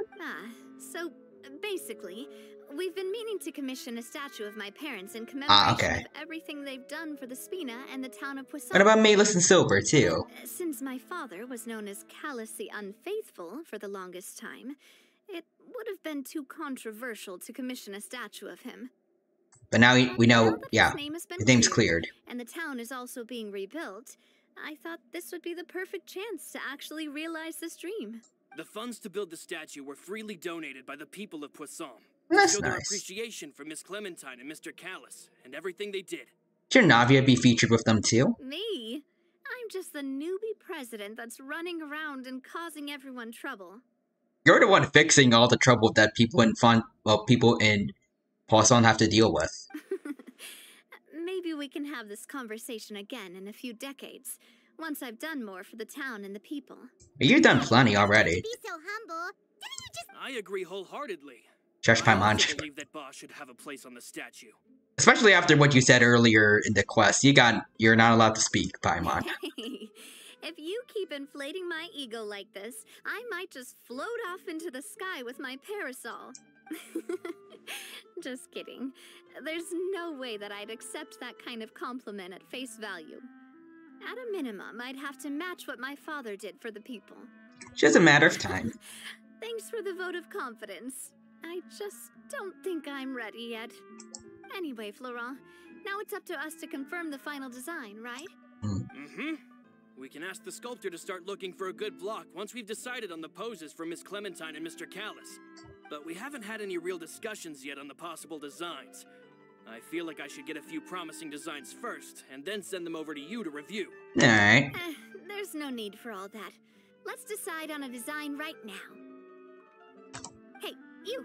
Come over here with me. Alright. Modeling a few poses, of course. Here, just pretend to be Callis, and I'll be Clementine. Alrighty. Didn't you say on the boat that Callis and Clementine sounded like great partners? Well, then there's no one better to fill this role than my most valuable partner. Aren't Callis and Clementine the name of your parents, though, Navia? Like, they're a couple? Let's grab some reference shots. Alright. Got it, boss. I'll go get the camera. Well, what do you think? Got any ideas? Well, I've actually discussed it a bit with... Do people ship Navia with the Traveler? Never come up with any fresh or... I can understand why, though, actually, if they do. It's probably because my idea of them is already kind of... It's what I'm getting the vibes of from this scene. So, I want to pick your brain for a bit, and see if you can come up with some new and interesting ideas. I'm all good here, boss. Are they trying to make her like the Firefly of Genshin?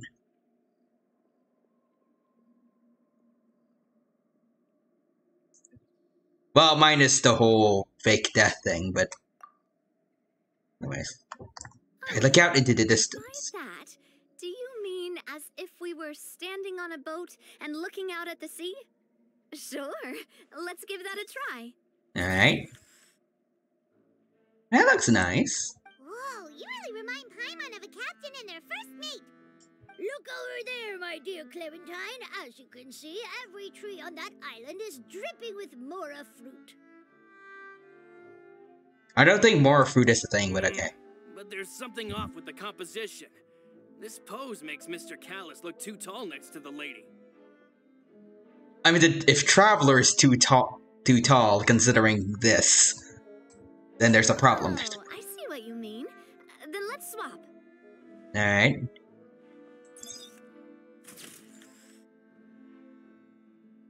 Well, Paimon is a fan. A statue like this would look fantastic on a boat. Wait, but we can't do that.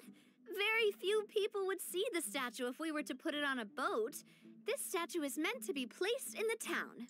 But then, since we're putting it in the town, the whole point of the pose would be lost. Oh, okay. We'll try to think of something else.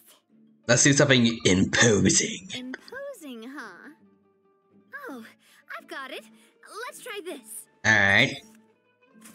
Oh, that looks neat. Arms folded. This pose! It makes me recall Spina di Rosula's glorious golden age. But isn't Clementine's pose a bit too bold and heroic? Was she really that kind of person? Do not badmouth her mom in front of her, but...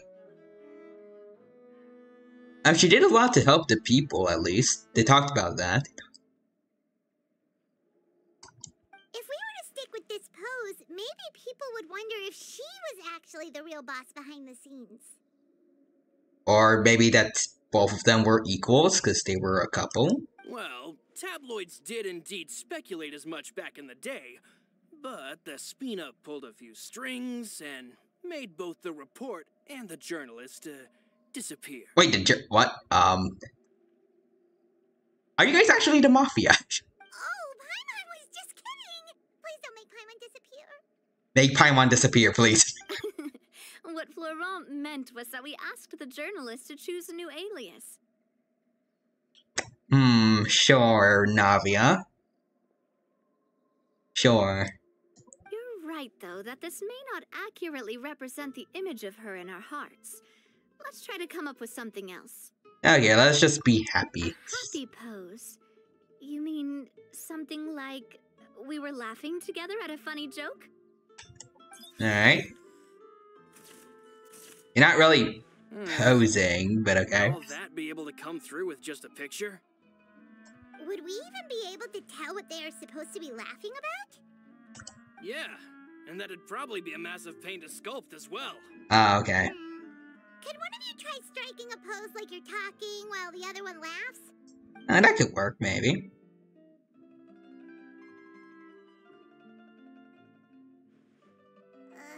That actually sounds pretty hard to pull off. Forget it, let's try something else. Alright, well, we chose all the options. Ooh. Okay, we're just going through everything. We tried a bunch of different ideas, but none of them felt right. Paimon's all out of brain juice now, too.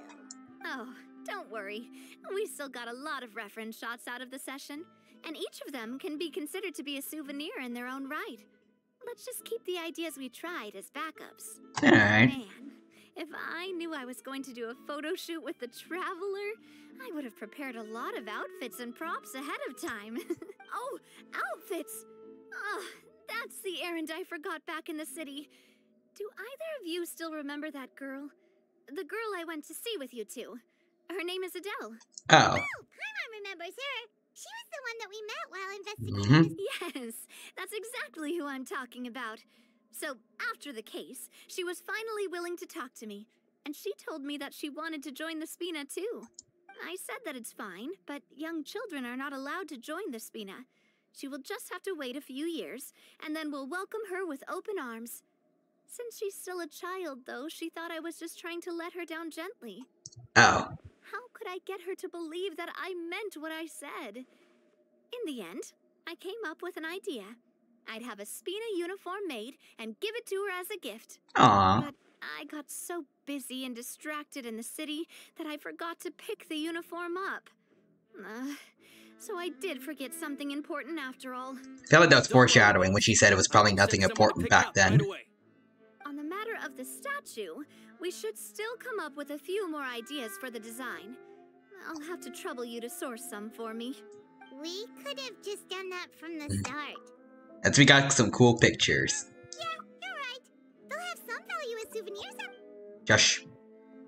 Oh, there's a kid there.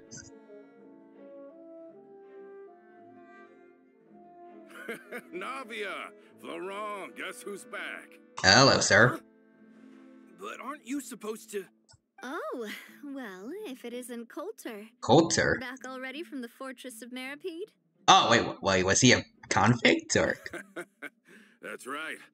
I finally finished serving my time. It turns out I was a lot tougher than I thought. What happened with this dude? After I got out, I immediately made a beeline back to Poisson. You could say that familiar, briny smell became a primal call, urging me to forget everything else and just come back home. You wouldn't believe how much I've missed Melissa's grilled fish. I dreamed about it every time I had to get a welfare meal down there underneath the sea. It's good to have you back, Coulter. You look as well as ever. And this guy is? Let me introduce you.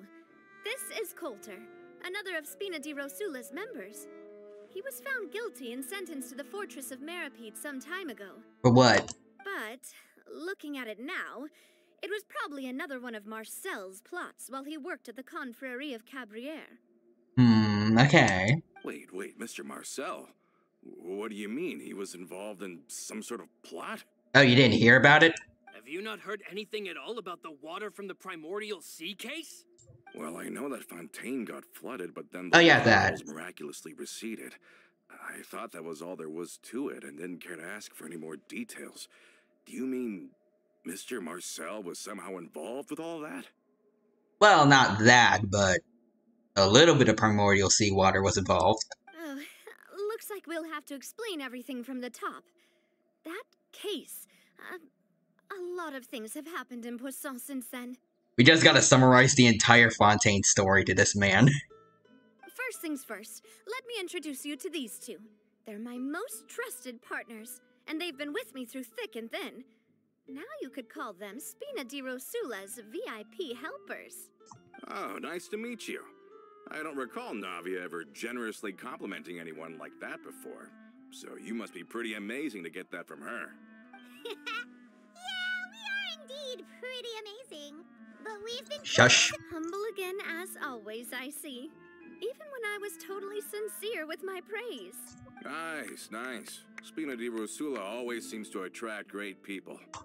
Oh, that reminds me. Where are Malus and Silver? Oh, Are they no. always by your side?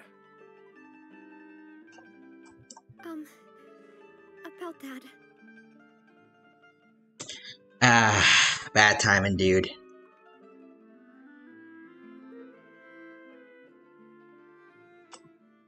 Coulter, a lot of things happened while you were gone. As you can see, even Poisson isn't quite the same as how it was before you left. They lost their lives, keeping me safe during the flood. Yeah.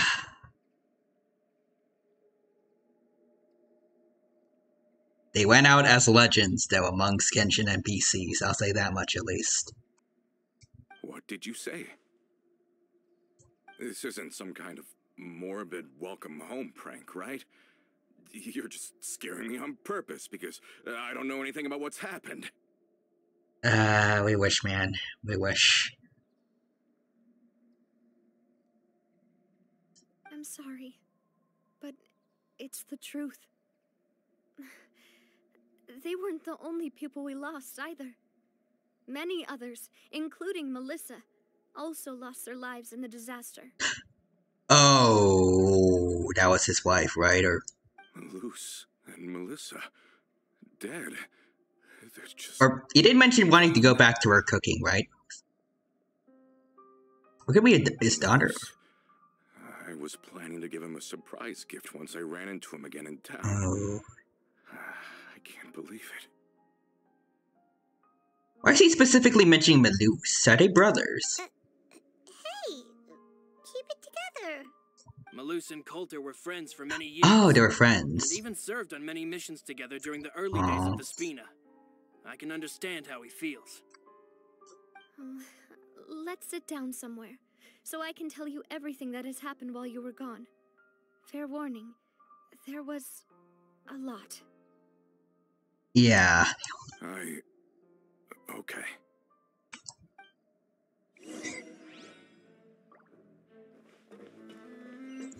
Well, this took a depressing turn. I guess this quest will... Maybe it'll be about helping this man out, like... making him see that there's a future for, Poisson after learning about all that's happened. You know, cheer him up.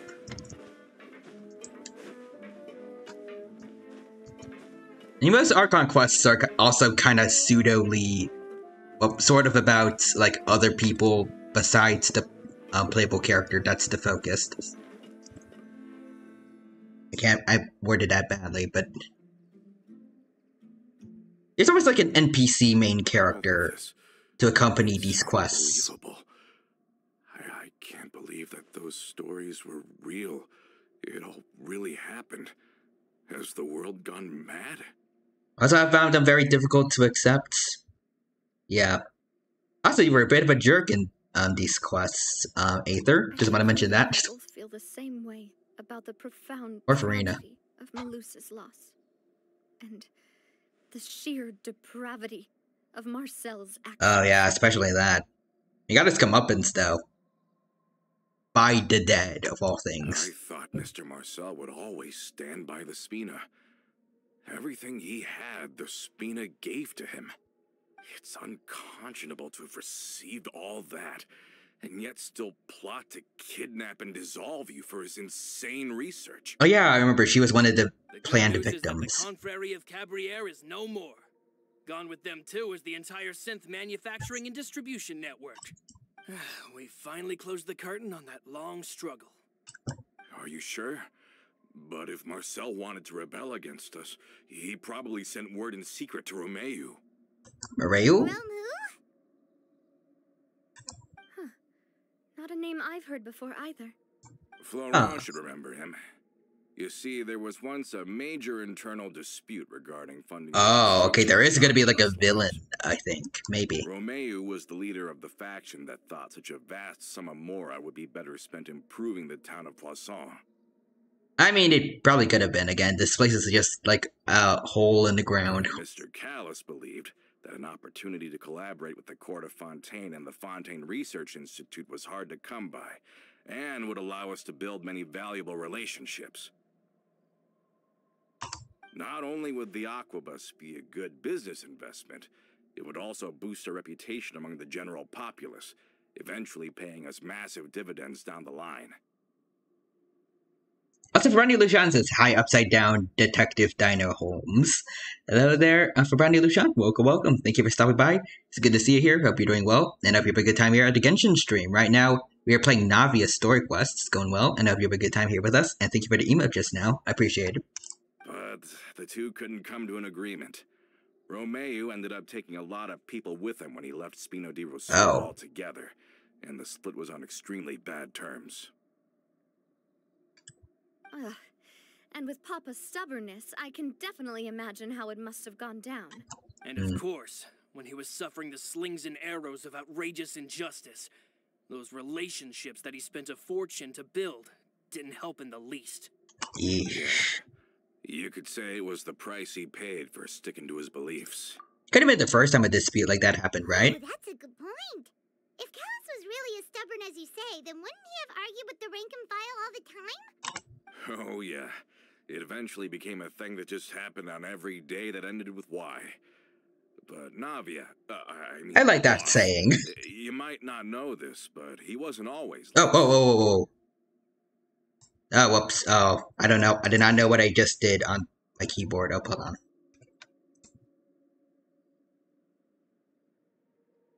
Okay, we're good. Sorry about that. He used to be a lot better with taking counsel. With him listening to our advice and Ms. Clementine also. I just put my finger on like it was pretty smooth sailing. The mouse pad thing to clean it up because there was some dust. But okay, that was weird. But on the matter of the Aquabus, even Ms. Clementine completely stood by Mr. Callis' side. Huh. I never knew. But from my perspective, Romeu's position had a lot going for it. Couldn't they have sat down and talked it out? I think the Aquabus was just the straw that broke the camel's back. On that topic, they eventually came to a rather radical conclusion. They believed that Miss Clementine lost her ability to serve as an impartial mediator when she became pregnant with Callus's child. So, they thought she had betrayed them? But that doesn't make any sense. Before she was their mediator, my mother was also her own person, and a member of the Spina. She should have the right to take any side she wished. Yeah, but to them, even taking a side was betrayal enough. They felt like their voices could no longer be heard once their sole mediator had gone over to the other side. Of course, Ms. Clementine then passed away, and Mr. Callis began to regard the completion of the Aquabus project as her final wish. With that, the last hope of reconciliation was gone. Oh. So that's what happened. From that point on, Romeu and his people cut ties with the Spina, and never gave us any kind of professional or personal courtesy ever again. So they just been rude, or like they just haven't bothered talking to you? Perhaps they've regarded us as enemies ever since they left. But even so, there is still no proof that they ever acted in concert with Marcel. I've also heard that they aren't in a good financial position, so they've been lying low for a while. Oh no. But as long as they exist, they'll continue to be a threat. Are they really a threat though, or they just aren't. They're just people that we don't like. They're not like evil. They're just people that we don't share the same opinions with. Both Marcel and Romeo had my father in their sights for a very long time. Even though Marcel's faction has been dissolved, we still don't know anything about Romeo's whereabouts. If they're still trying to get revenge on us... They are? With how distracted and vulnerable we are, now would be the best time. Good thinking, boss. We should keep an eye on them at all times. I'll let my men know right away. Thank you for that, Florent. And Coulter, thank you for telling me about this as well. Don't worry, it's nothing. Do you have a moment right now? How about we go out for a walk? Okay. I've heard so many incredulous things today. I'm finding it a bit hard to calm down even now. I mean, to think that I'll just never see them again.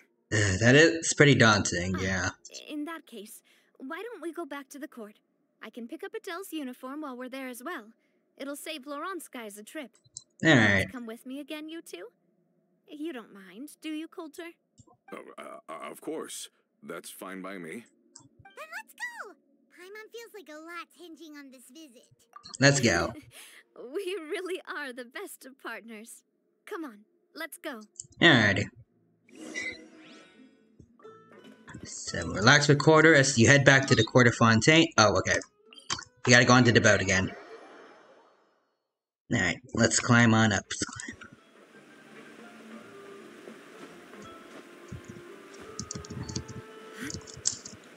You know, Razorloof or whatever his name was might have had a point. Like, at the very least, can we get some stairs instead of this big ladder? Like, what about for anyone who's handicapped? How are they supposed to get down here at all? There's 2 ladders that they have to climb down. It's nice to walk from time to time, isn't it? Oh, okay. Something like a hiking trip. Once we're there, we can stay a few days before we return. Oh, we're legit just walking the whole way. Sounds good.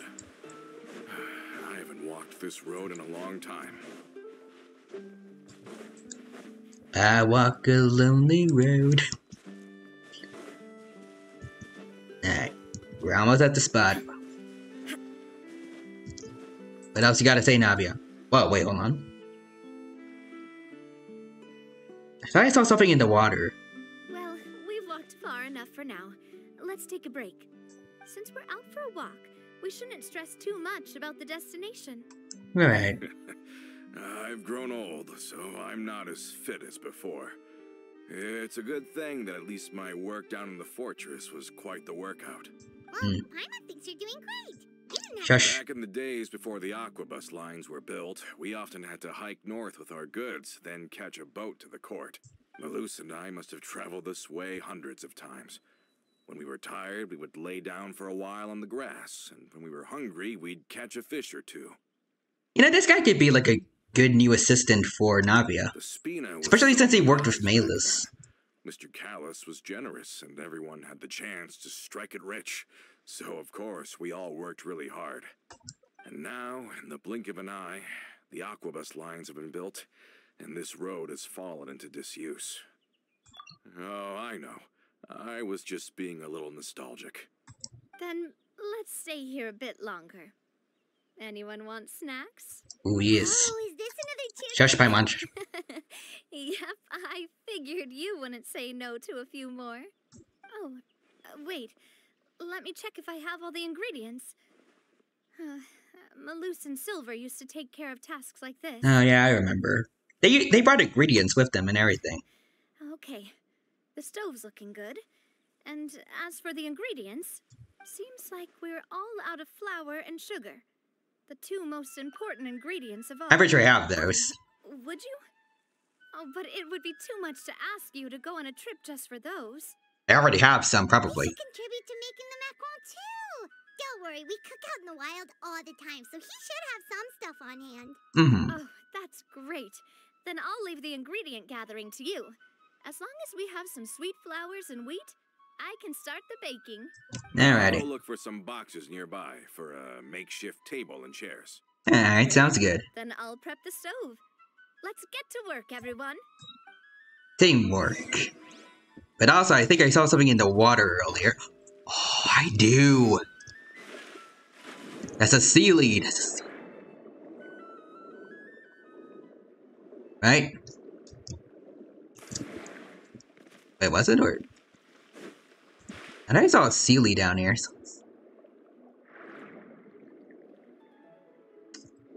Are they seeing things, or what are you? Oh.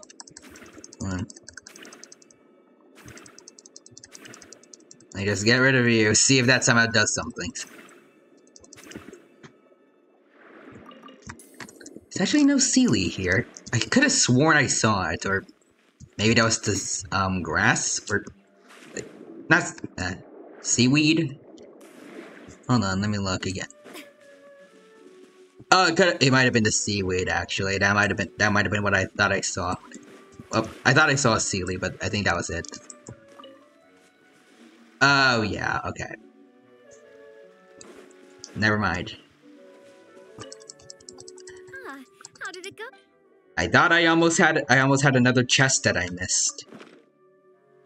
Gotta get some more primos. You've all done your part. Just leave the rest to me. Alright, there you go, Navi. Yep. I went out on a side quest there for a bit. Boss's baking skills have always been famous. Everyone in the Spina knows how exceptionally talented she is. Oh, it's just a hobby. There's no need to praise me for it like that. Have you two seriously never considered joining us? You're so close to the boss, and she obviously trusts you with all her heart, so... Yeah, there's some important things we must do. That sounds a bit rude. It's the same one here too, but this one's jokingly at least. Was it that obvious? I just thought you would be a great fit, that's all. Can we not join multiple factions, though? Our little reunion. It's actually been quite a while since we last spent time together. Adventurers never stay in one place for long. The name of Spina di Rosula would just tie them down. Besides, after everything we've been through together, I'm sure our hearts would remain intertwined even if we found ourselves on opposite sides of the world. The fact that you use hearts specifically. Anyway, yeah, Navia's right. Even if Paimon was far beyond the horizon, she'd still remember the I understand now.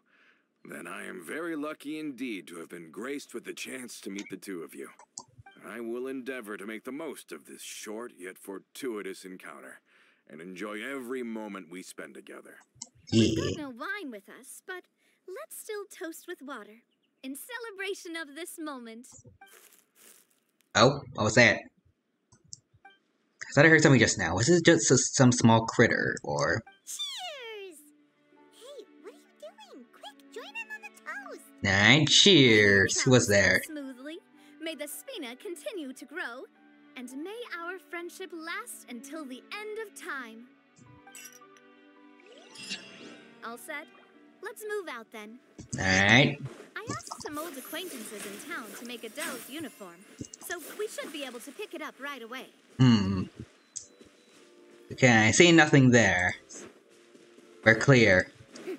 Maybe. I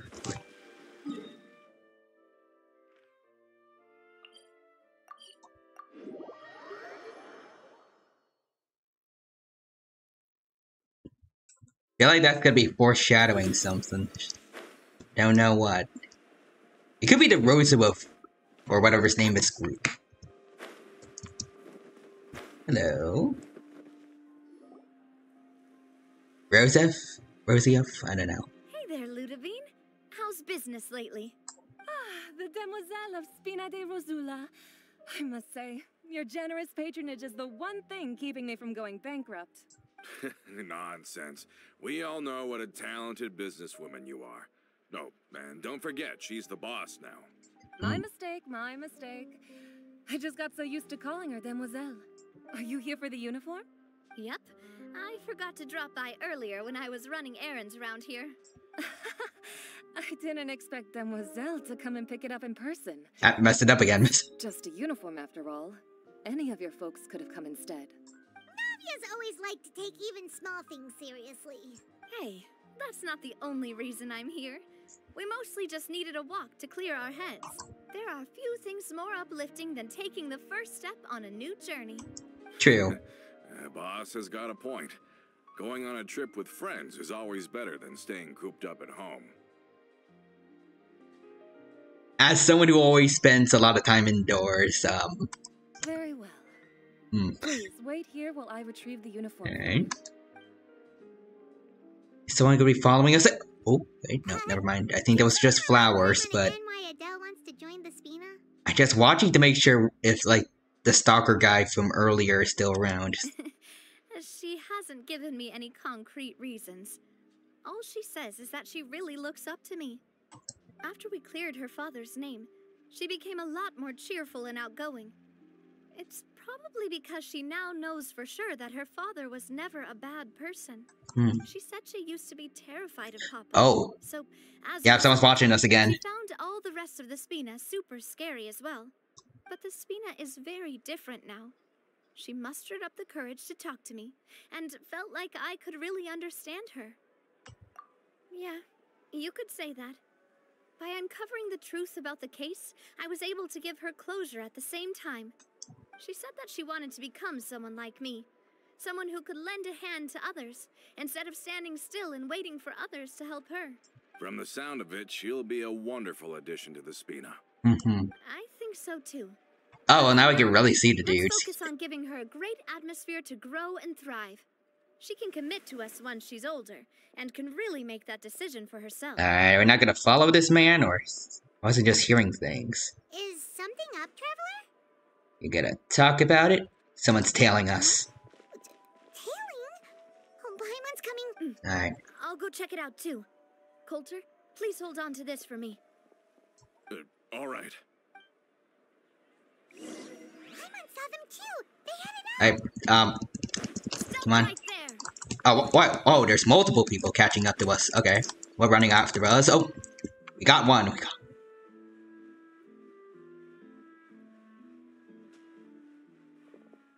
I like the immersion of chasing after someone in these quests. We saw it in Risley's too. Seems like if we want them to talk, we're gonna need to teach them a lesson first. Ooh, we gotta fight? There's no need to skulk in the dark anymore. Let's take them out! Oh, please, dude. The fact that this is happening... Oh. Okay. Boom. Boy, come on. Boom.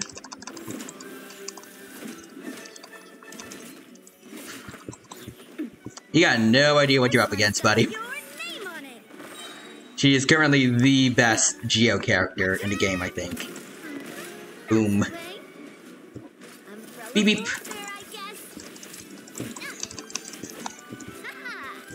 Boom. Boom. Now, talk. Who are you? And why were you tailing us? Well, I think we'll let you off easy if you keep silent. recognize your situation and don't entertain any fantasies of escape.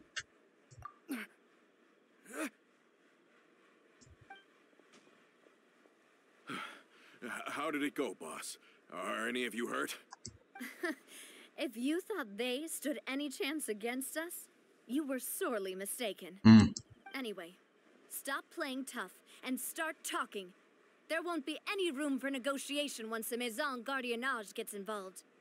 We're looking to get vengeance on Spina di Rosula. Okay, yeah. The Rosary of dude. Discovered and can't beat you in a fight. We admit it. We lost. Get revenge? Wait, you're not Romeu's followers. Or Romeu. You actually know that name? Well, you just gave away your boss. Very smart of you. But if you do, then surely you should understand why we hate you so much. All your leaders did was have an disagreement. Why do you hate him so much? Indeed. You haven't got the faintest hope of winning right now. We were out drinking when we saw Navia. We got so angry we decided to follow you guys. and look for an opportunity to really mess up your day. Well, you were a minor inconvenience to our day, so I guess you succeeded a little there. Too bad you guys messed up ours first. I guess that's true. Or, well, oh, wait, no, he's lying. Huh? Oh, yeah, right, because he followed us. For some reason, I thought they were, like, they were somehow out drinking near Poisson, maybe. Since they're very weirdly obsessed with Spina di Rizzula, I thought maybe they were drinking while spying on them. And then saw us leave. Alright, but he follows us all the way here. Pretty sharp, but so what? We didn't do anything. And now it should be pretty obvious that we can't do anything to you anyway. So that means you can't defend yourselves if we want to get more information out of you. Seeing you like that just really ticked us off. And we let the drink go to our heads. Listen, Callus is long dead. No matter what happened in the past, I want to be able to start things anew. I am the current president of Spina di Rosula. If your boss wants to talk with me, I'd be happy to meet with him. I mean, did your dad's death, like, wasn't it a big deal? I feel like they probably would have heard already. I won't press charges for your attack. That should also help demonstrate my sincerity. You probably should, I understand. Thank you. I'll let our boss know. Okay, they're surprisingly reasonable now. But if you so much as think about pulling something like this again, I won't be so lenient next time. Understood? That's fair, Navia. All right. We get it. Come on, let's go. Again, why are they so weirdly obsessed with Spina di Rizzula for, like, a minor disagreement? I don't want to inherit my father's grudges, too. Moreover, when it comes to the Aquabus, I don't think what my father did was entirely correct either. Oh, okay, fair enough. If the other side is willing to talk, I'm happy to open the door for a reconciliation. Opportunities for new beginnings are all around us. I support Boss's decision as well. The concept of an eye for an eye is a primitive practice that has no place in today's Spina di Rosula. Fair enough, yeah. Yes. Plus, we already know that they're strapped for cash. If their financial situation is that dire, they don't have what it takes to challenge us. So this may be the best time to talk. I still think we should keep an eye out for Romeo's folks, though. If he decides to ignore the warning I gave his men, then we could still have a fight on our hands. Yeah, those guys definitely didn't look like big fans of yours. Yeah. I'd rather things not go that far, since, though we haven't talked to each other for years, once upon a time we were all a part of the Spina di Rosula family. Yeah. A while ago. That's how I feel as well. Anyway, now that we've sent them packing, we don't have to worry about those guys anymore. It's getting late already. So why don't we stay the night in the Fleuve Cendre? We can head back to Poisson tomorrow. Alright. I'll also ask someone to write Florent a letter and inform him of everything that happened here today, so he can increase security around Poisson and be on guard against any suspicious individuals. Do we have to stay in the Fleuve Cendre again? Even the pillows there smell like seaweed. Sorry, that's just what happens when you live near water and don't get much sunlight. Poisson's pretty much the same, though, so I've long since gotten used to it. Fair enough, I guess. Go out in the evening for some grilled fish and drinks, though. Bet you there'll be people singing sea shanties, too. How does that sound? Well, that sounds nice. I like me some sea shanties sometimes. There once was a ship that took to sea, and the name of the ship was the Marianne.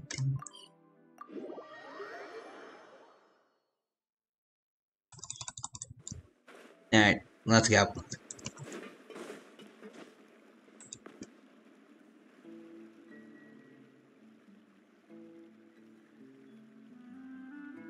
Coming back here, really, if you think about it... Shush, Paimon.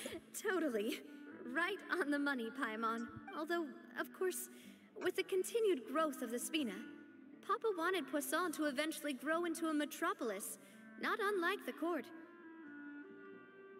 Huh. He was a very ambitious man, who rarely looked behind or beneath him. For better or worse, that always made him stand out from the crowd. And that's also why people hated him just as much as they loved him. Little too stubborn? All right. Why don't you go wait for me at the restaurant? I'll go do some prep, and I'll get someone to tidy up your room while I'm at it. Alrighty. You can use the same room as last time. You still remember the room number, yeah? Yep. Kinda hard to forget when there are only so many rooms here after all. Oh, did I just hear someone taking a dig at Fleuve Cendre?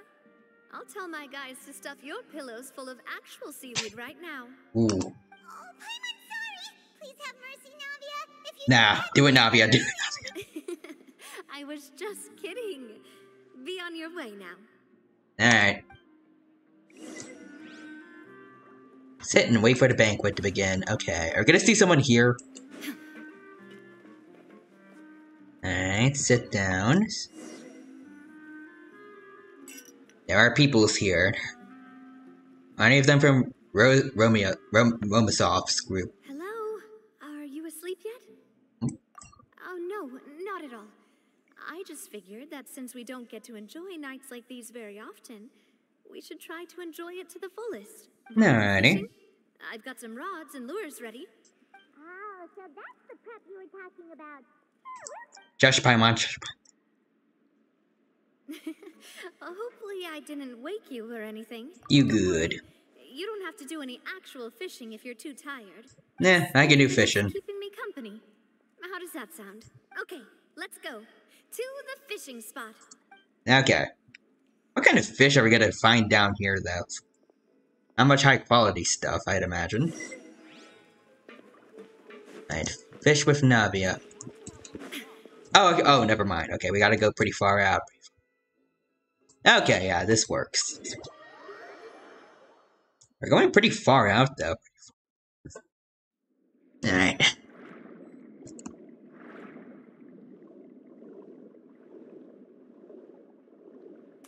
Oop. We're out in the open, though. The first guys from Romasov's group, they saw us, like, and were hiding out in the bushes. There's nothing really to hide behind here, except maybe that pillar. We are out in the open. Kind of exposed. What's the problem? Lots of people in Poisson use rods like these. I didn't use them when I got, the fishing rod, weird pipe sword thing for Farina. But shouldn't fishing be all about, you know, attentively watching the float and then well, that's one way to enjoy fishing. What do you think, Traveler? Manual all the way. Then, let's try regular rods next time. We can have a real fishing competition. Honestly, Paimon's mainly shocked at how much energy you still have. Shush. It might just be something that runs in my family. Your family's nocturnal. That's a thing? I'm sure you'd get even sleepier if I delved more deeply into it. Anyway, I was just thinking about how grateful I am to my mother, as well as the rest of the Spina. Your mother? My father always had a lot of unrealistic expectations for me. But the more that he tried to get me to become like him, the less I wanted to listen to what he had to say. My mother never had those kinds of expectations, though.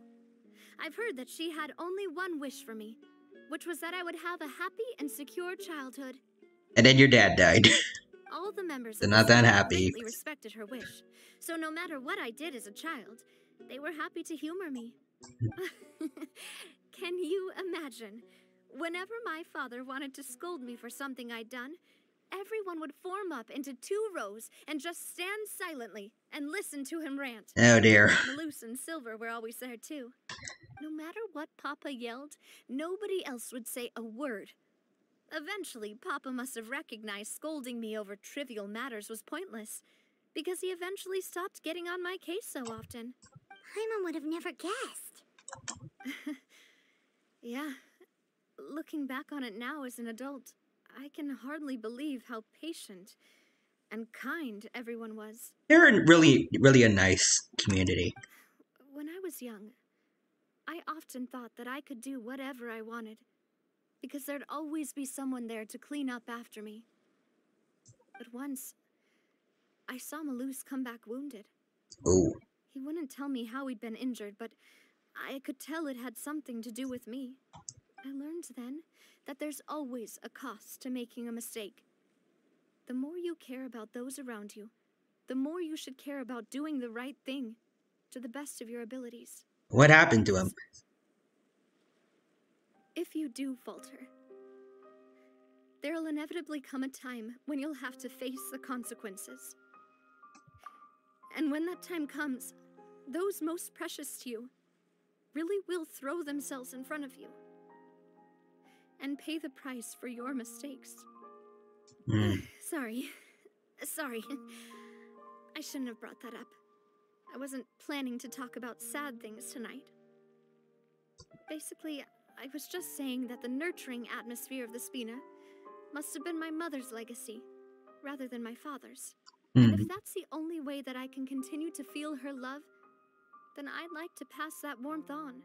So you do want Roosevelt to probably forgive you guys. Is that why you let those guys go today? Although, maybe there's a part of not wanting to repeat the mistakes of the past. I want to be reasonable, at least. Hey, look! I think you've got something on the line! Ooh. But why isn't the rod? Oh, there must be something wrong with how I installed the mechanism. It was my first time putting one of those rods together. I can go down and fight it. Can't let it get away. Come on, you two. Let's catch it. Alrighty. You want Paimon to help too? Well, she said it. You might as well join. Alright. What did we catch? Oh, okay. For some reason, Navia couldn't catch a single fish. Bad luck, yada yada. You didn't attach a hook to your line? Wait, what?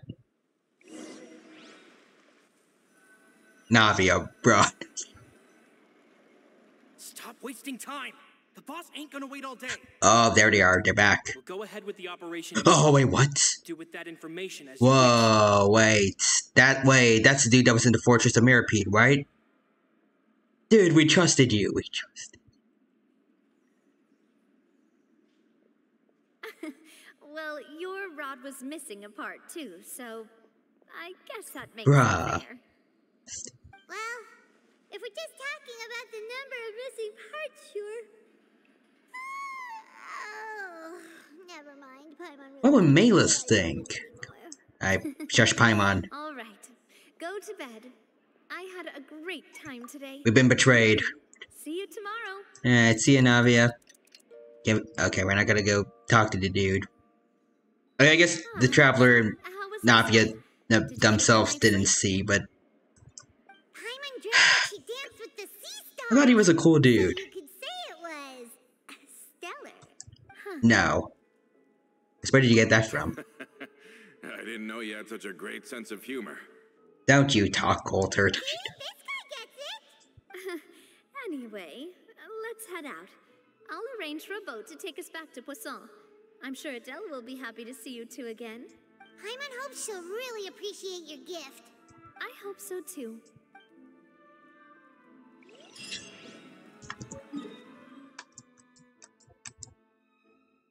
Alright, back to Poisson.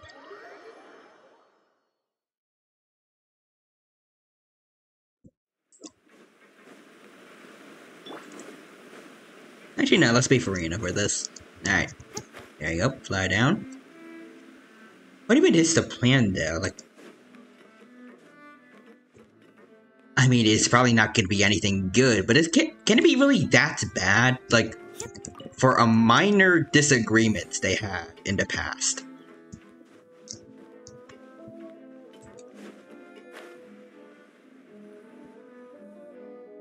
Adele, we're back. We brought you a gift from the court, too. Hello, the dead. Oh, thank you so much, boss. Don't call her boss, okay, Adele? Just Miss Navia would be fine. Oh, it's all right. I don't mind. Besides the gift, I've also got another surprise. Guess who's here? Hello. It's been a while. Hello, again. Oh, it's you two. It has been a while indeed. Thank you so much for your help on Jacques' case. You're welcome. I've heard that you also helped save all of Fontaine. That we did. You're truly just like the great heroes of legend. We're better than them. You're really amazing. And if Miss Navi is your friend, You saved multiple she regions. must be super amazing too. Yes. What's in this thing? Can I look? Of course. Go ahead. Oh, she's going to see the little outfit, the uniform that she got for her. It's a Spina di Rosula uniform. Is it for me? But isn't it a bit big? Yes, gotta wait until you fit it. Well, it's a gift for future you. When you first told me that you were interested in joining the Spina, I was overjoyed. But it's the Spina's responsibility to protect everyone as well. Being a member means becoming involved in all kinds of dangerous situations. And since you're still young, I don't want your mom to have to worry about your safety. So I turned you down then by telling you that you'll have to wait until you're older. But this uniform is a promise that you can join us once you're old enough to wear it. Oh, so that's it. Well, thank you so much, Miss Navia. I'll work hard and grow up as fast as I can. I love that they say that, because I feel like that's something like every little kid has said before. I will grow up as fast as I can. You know, something you can't actually control yourself. Faster by working hard. You've got to be patient. Everyone, I'm really grateful that you remembered my daughter's wish and took it seriously. Thanks to the protection of the Spina, even though her father's no longer with us. Such a nice scene, but I can't get over the fact that that dude back there is betraying us for Rohimoff or whatever his name is. We could do. As long as you live in Poisson, even if you're not an official member. And like, why? Like, Mainless was his mentor, basically. Or at least a good friend. Oh, Lawrence? Huh? What's up? Is something up, Florent? Are they moving? I've got something urgent to report. Romeu and his folks have gathered outside Poisson and even shipped in a huge pile of explosives. Okay, they're acting. But why explosives? Like, again, it was a minor disagreement they had in the past. Like, where to put their budgets. Why did it go this far? Explosives? What do they want? That is like way too much of an overreaction. It seems like they've been planning this for some time. We started investigating as soon as we received your letter yesterday. But Romeu and his folks must have gotten wind as well, because they abandoned their former posts before we could even check on them. We investigated their tracks and found out that they're after Poisson. Could they have smartened up since we caught them red-handed at the court? Or they just send their dumbest out after us? Like they've got no interest in sitting down and talking at all. We should have gone straight to the Maison Gardiennage. Don't you talk, sir. Sorry, I underestimated the situation. Well, too late now, I suppose. Florent, where are they keeping their explosives? On the hill to the east of Poisson, near the Clementine line. Oh wait, could that mean... They want to blow up the Clementine line? Oh. Certainly sounds like it. Romeu and his followers hate the Spina and everything to do with Callus. And the Aquabus was the source of their contention. Oh, also see, we got a raid today. Alright. Hold on, let me go to Big Dino mode real quick. And hello there, Raiders! Welcome. It's good to see y'all here. Hope you're doing well, and hope you have a good time here at the stream today. To Clutch Coin, thank you for choosing me to raid today. I appreciate the support. Good to see you. Hope you and everyone had a good time over at your stream, and hope you have a good time here at mine as well. My name is Tyranno Imperio. I am a T-Rex VTuber for anyone who doesn't know me. I play a bunch of games here over on Twitch, like Genshin here. And we just have a chill time here, and hope you enjoy your day with us. And now I need to get you your shout-out command. There we go. Ooh, you're playing Lethal Company. Nice. I hope that you had a good time with that. And let me read the messages. Clutchcoin says Tyra, and I see an email there. Nice. Hello there, Clutchcoin. I see Static Cloud Live says... Okay, I don't know if I should say that. That's a bit weird. But hello. Clutchcoin says going to be going to the sleepy soon, but I'm going to be lurking. Have a great stream, Tyra. Alright. Sleep well. Take care. Have a good rest of your day. Again, thank you for sending everyone my way. I will do my best to entertain everybody while you go to sleep. Get yourself something to drink, get yourself something to eat, all that other good stuff. See Static Cloud Live with the smiley face. Nice. Yeah, right now we are playing Navia's story quest for anyone who's new here. Some stuff's going down. There are guys that want to blow up this place here. They manage to blow up the aquabus line. Yeah. All that rubble will come crashing down the hill and straight into Poisson. Are they insane? There's tons of innocent people in Poisson. Yeah, we gotta stop them. If they've been planning this for ages, they're definitely not going to let this opportunity slip by. We Alright. have to issue an evacuation order to the townspeople and get them as far away from the entrance as possible. That should save them from the worst of it. You got it. Get everyone onto our ship. That should be the safest place. Alright. My dear partner, can I leave the Clementine line to you? If Yeah, I these got explosives this. do go off, not only would the people of Poisson be in danger, any aquabuses using the line would plummet to the ground. Alright. Let's stop their insanity first, then settle the score with them. Mm-hmm. Leave it to us, Navia. So you guys really came at a good time. We're getting right into some action. Alright. Let's go. Let's go, you two. We've got to act fast. Miss Coralie, please take Adele to the ship. Ooh. Oh no.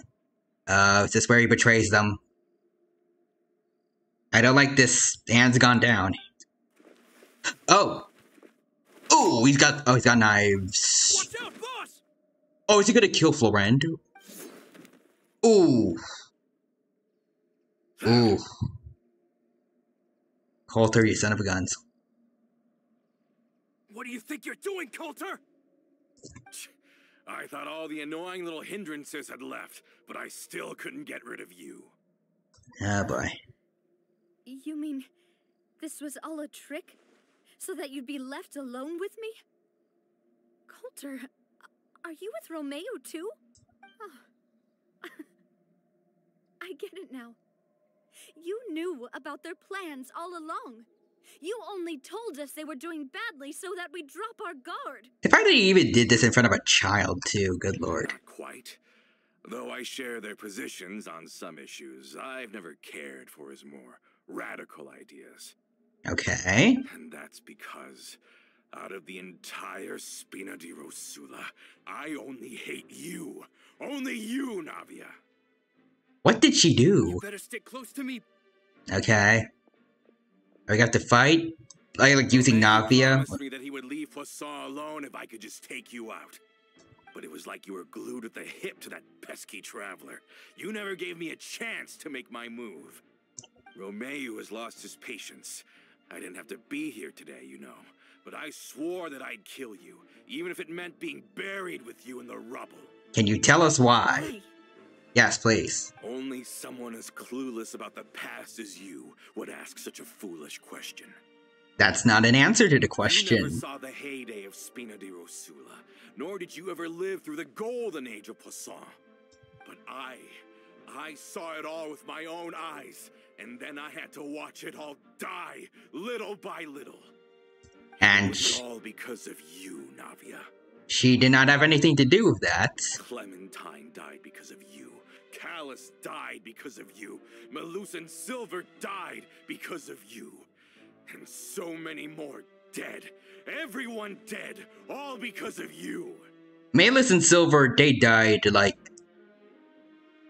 They willingly sacrificed themselves to save everyone during a flood. Callus willingly killed... Well, he died during a duel to make sure that she would survive. Clementine died at childbirth, which she didn't really have a choice in. None of them was directly Navia's fault. She had no control over any of this. So the shock and grief you showed us before, that was in Act 2? Now you're catching on. I heard Malus was dead the moment I got out. Oh. Did you know? Down there in that blasted fortress, I spent a long time thinking about what happened and resolving to apologize to Malus as soon as I got out. Back then, because of that aquabus, we had a huge fallout. I was convinced that all he cared about was loyalty, and that he had completely lost his capacity for critical thinking. The years passed by in a blur after that. Yikes. I thought I had finally begun to understand him, and that he could help me relive the good old days again. But then he died, and it was because of you again, Navia.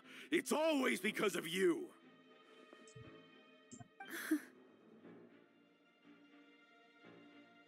Again, not her fault. Poisson just has really bad luck. I once loved the Spina and Poisson more than anyone else. But what is left now of either besides death and ruin?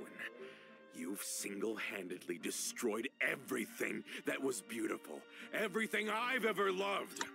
Don't listen to him, boss. He's just spouting nonsense. I can kinda understand it though, if like he's just talking through grief, but like get a therapist? This is not a good way to like work all that out.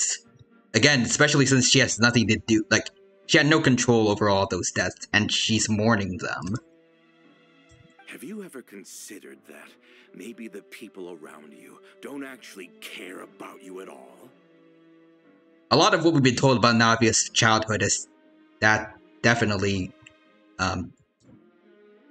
that disproves that a lot. Ever considered that maybe you only get respect because you're Callus and Clementine's child? That you've never done anything worthy? That you're just a big nothing? Well, that's wrong. Have you ever considered that?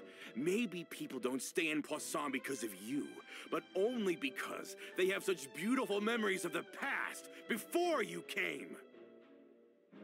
Yeah, no. Because if you do falter, there'll inevitably come a time when you'll have to face the Okay, we're getting some interesting flashbacks and here. when that time comes, those most precious to you really will throw themselves in front of you and pay the price for your mistakes. Yeah, looking back on it now as an adult, I can hardly believe how patient Hey, that's what she told us earlier. and kind everyone was. But is that really why they support me? Is their kindness real? Oh. Shut your mouth!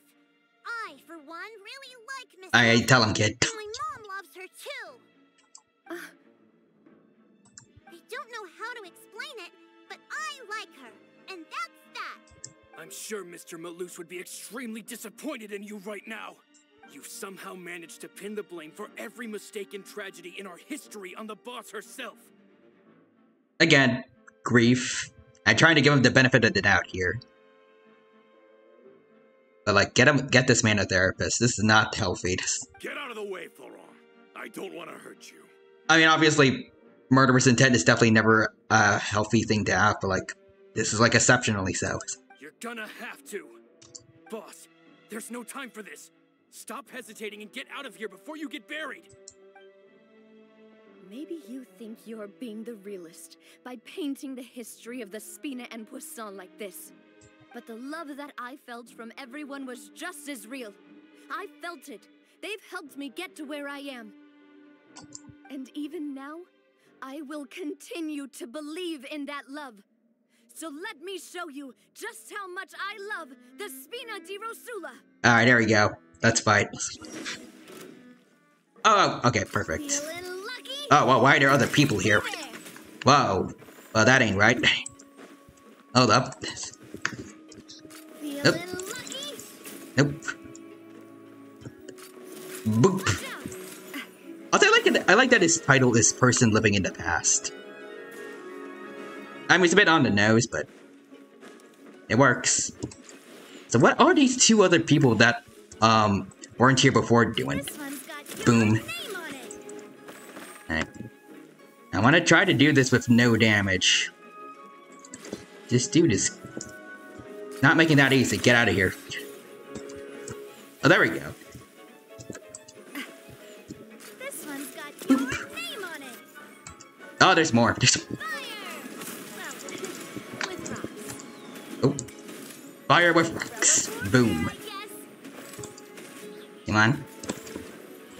Ooh. Boop. Wait, what was that from? Wait. Boop. Attack. Ooh.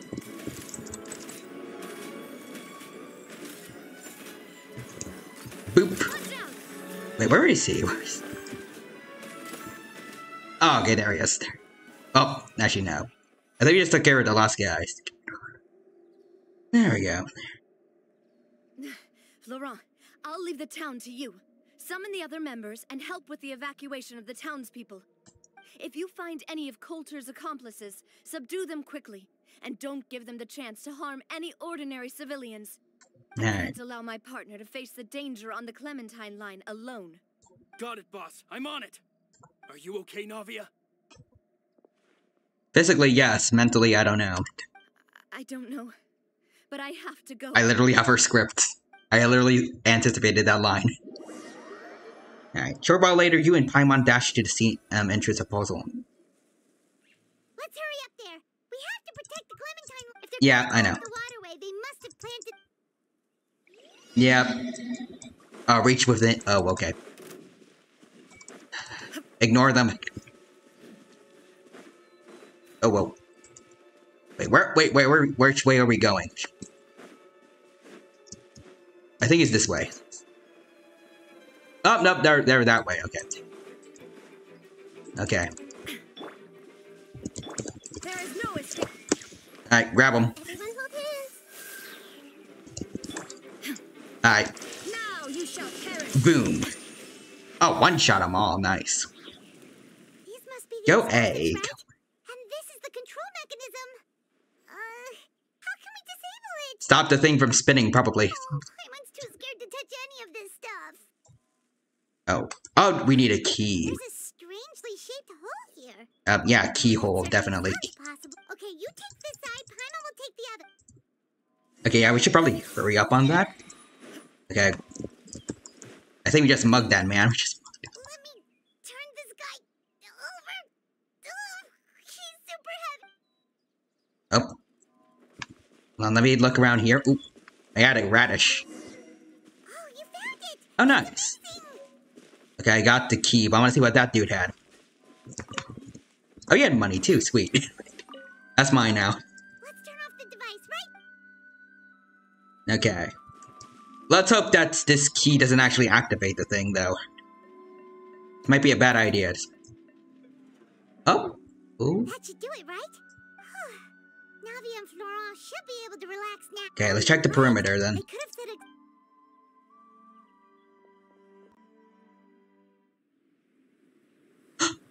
Oh, pre-rendered cutscene. Oh, they blew up somewhere else. Ooh. Oh, shoot. Alright. Oh, that was cool. Nice leap there, right there. Oh! Oh, he's using Geo! He's using other elements again. I've seen that since child. Alright, are you gonna use the others? Dendro? Anima? Oh. Okay, never mind. Okay, I wanted to use other elements, but okay. Look, I'm doing this the Spina way. Ooh. Alright, Navia. Ooh, nice. Just shoot them all. Also, when you think about it, she is a Geo character, so she's fighting rocks with rocks. Oh, that's her ult. Nice. Yeah, so I was thinking, yeah, that might be a bad idea. Just. Oh, wait. Did any land on her, or? Oh, no, she's fine, okay.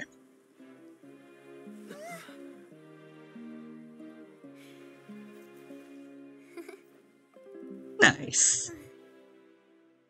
So we're gonna find Rose Simoff, or...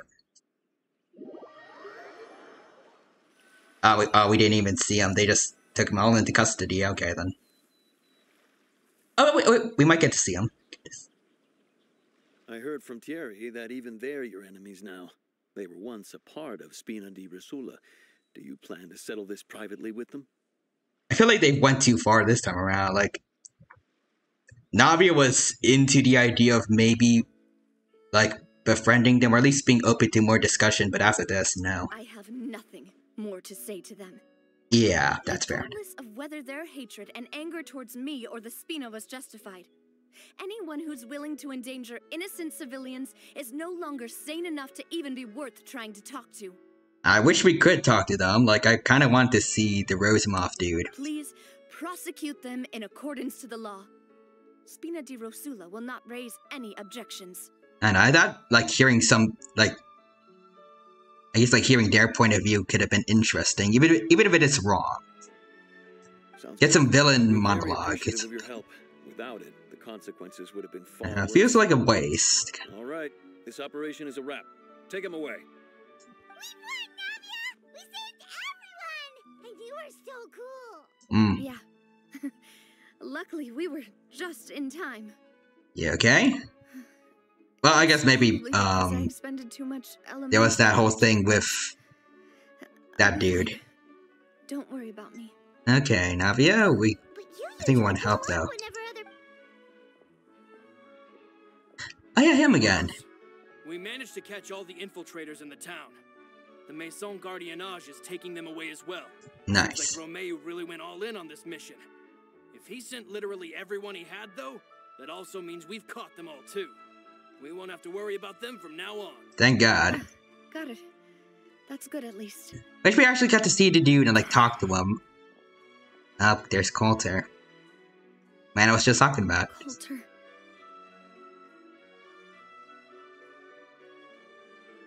I can understand how you feel.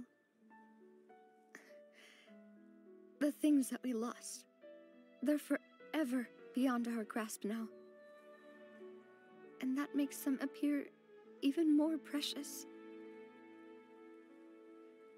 I am not callous, and I will also never become him. The Spina and the Poisson that you loved are both gone. But I will not change how I feel about our future. I still believe that this is a great opportunity to start anew. I will spend more of what the Spina earns on the betterment of Poisson. What's more, I'd also like to propose some changes to the Aquabus routes. Oh, so they're gonna do the thing that Rosamov wanted. Sure, it would have been nice if he was actually willing to, like, hear them out rather than go overboard again for, like, just a minor disagreement from the past. So that one day, the people of Poisson will enjoy the boons it brings as well. I know what you're trying to say. Mr. Callus would never have said anything like that. There are too many things in life that are just beyond our control. In that, we are the same. Henceforth, you are no longer a member of Spina di Rosula. Yeah, that's fair. But once you're discharged from the fortress again, you're welcome to pay another visit to Poisson. Thank you, Navia. Well, back to the fortress.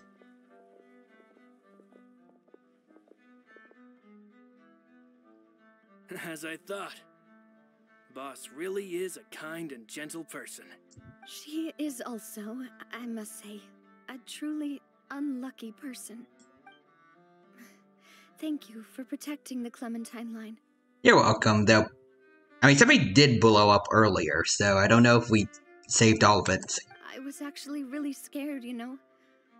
I mean, even the Callus line won't be getting rebuilt anytime soon. If I'd lost the Clementine line too, I wouldn't know how to live with myself. Was the Callus one the one that they blew up, A or? name is a way to etch a memory onto the world. Losing the line that bears her name, that I can see every day, would be like losing my mother all over again. Seeing it still standing there, tall and proud, it makes me really happy. What happened while we were gone? Honestly, you look more upset than tired or anything. Well, I mean, could you not tell from Colruyt getting arrested? Just give her some time. Because I get the Traveler and Paimon might not have known yet, but they could probably, like, guess. I really don't have much strength left. Alright. Traveler. Oh, that's a nice roster. Well, no, nice render. Please, tell me the truth. Oh. Do you really see me as your partner? I feel like this shipping material, but yes. Of course. Oh, Traveler spoke. That's good then. Hearing that, it brings me more relief than I can say. That's nice.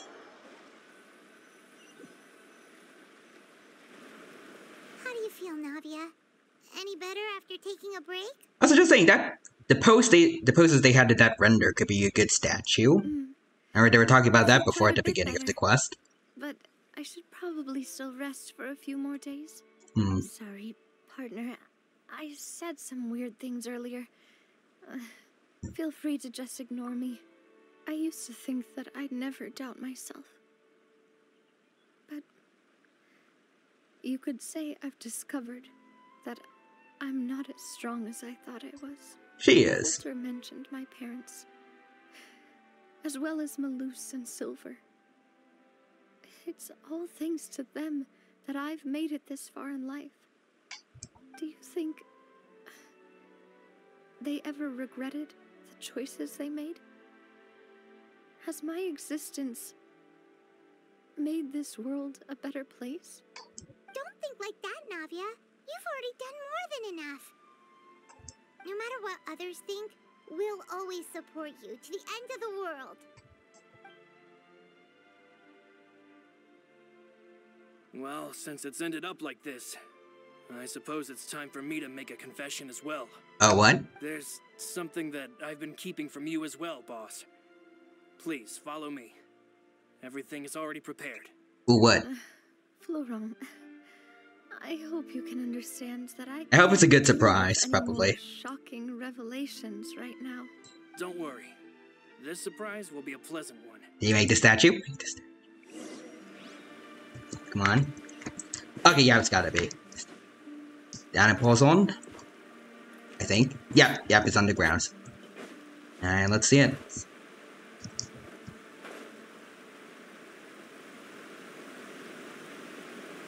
It's kind of hard to oh, I see a curtain over there. I wish there was a better way to get there. Like a teleport waypoint for the big boats. Alright. So I was kind of expecting the statue to be bigger, but... Alright.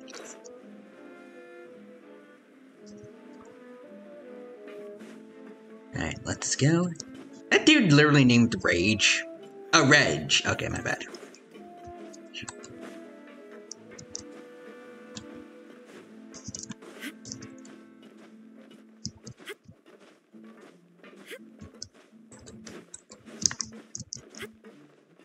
Oh, there's people here. Why is everyone gathered here? And what's this? This statue? was supposed to be a gift to you from everyone in the town. We were originally planning to show it to you once it was finished. Oh? But special times call for special measures.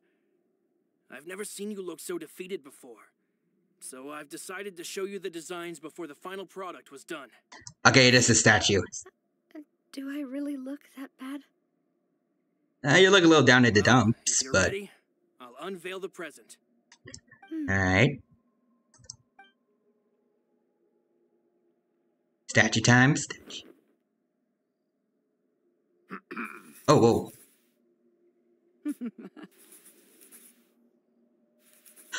Oh, it's done with her. Is her with her parents?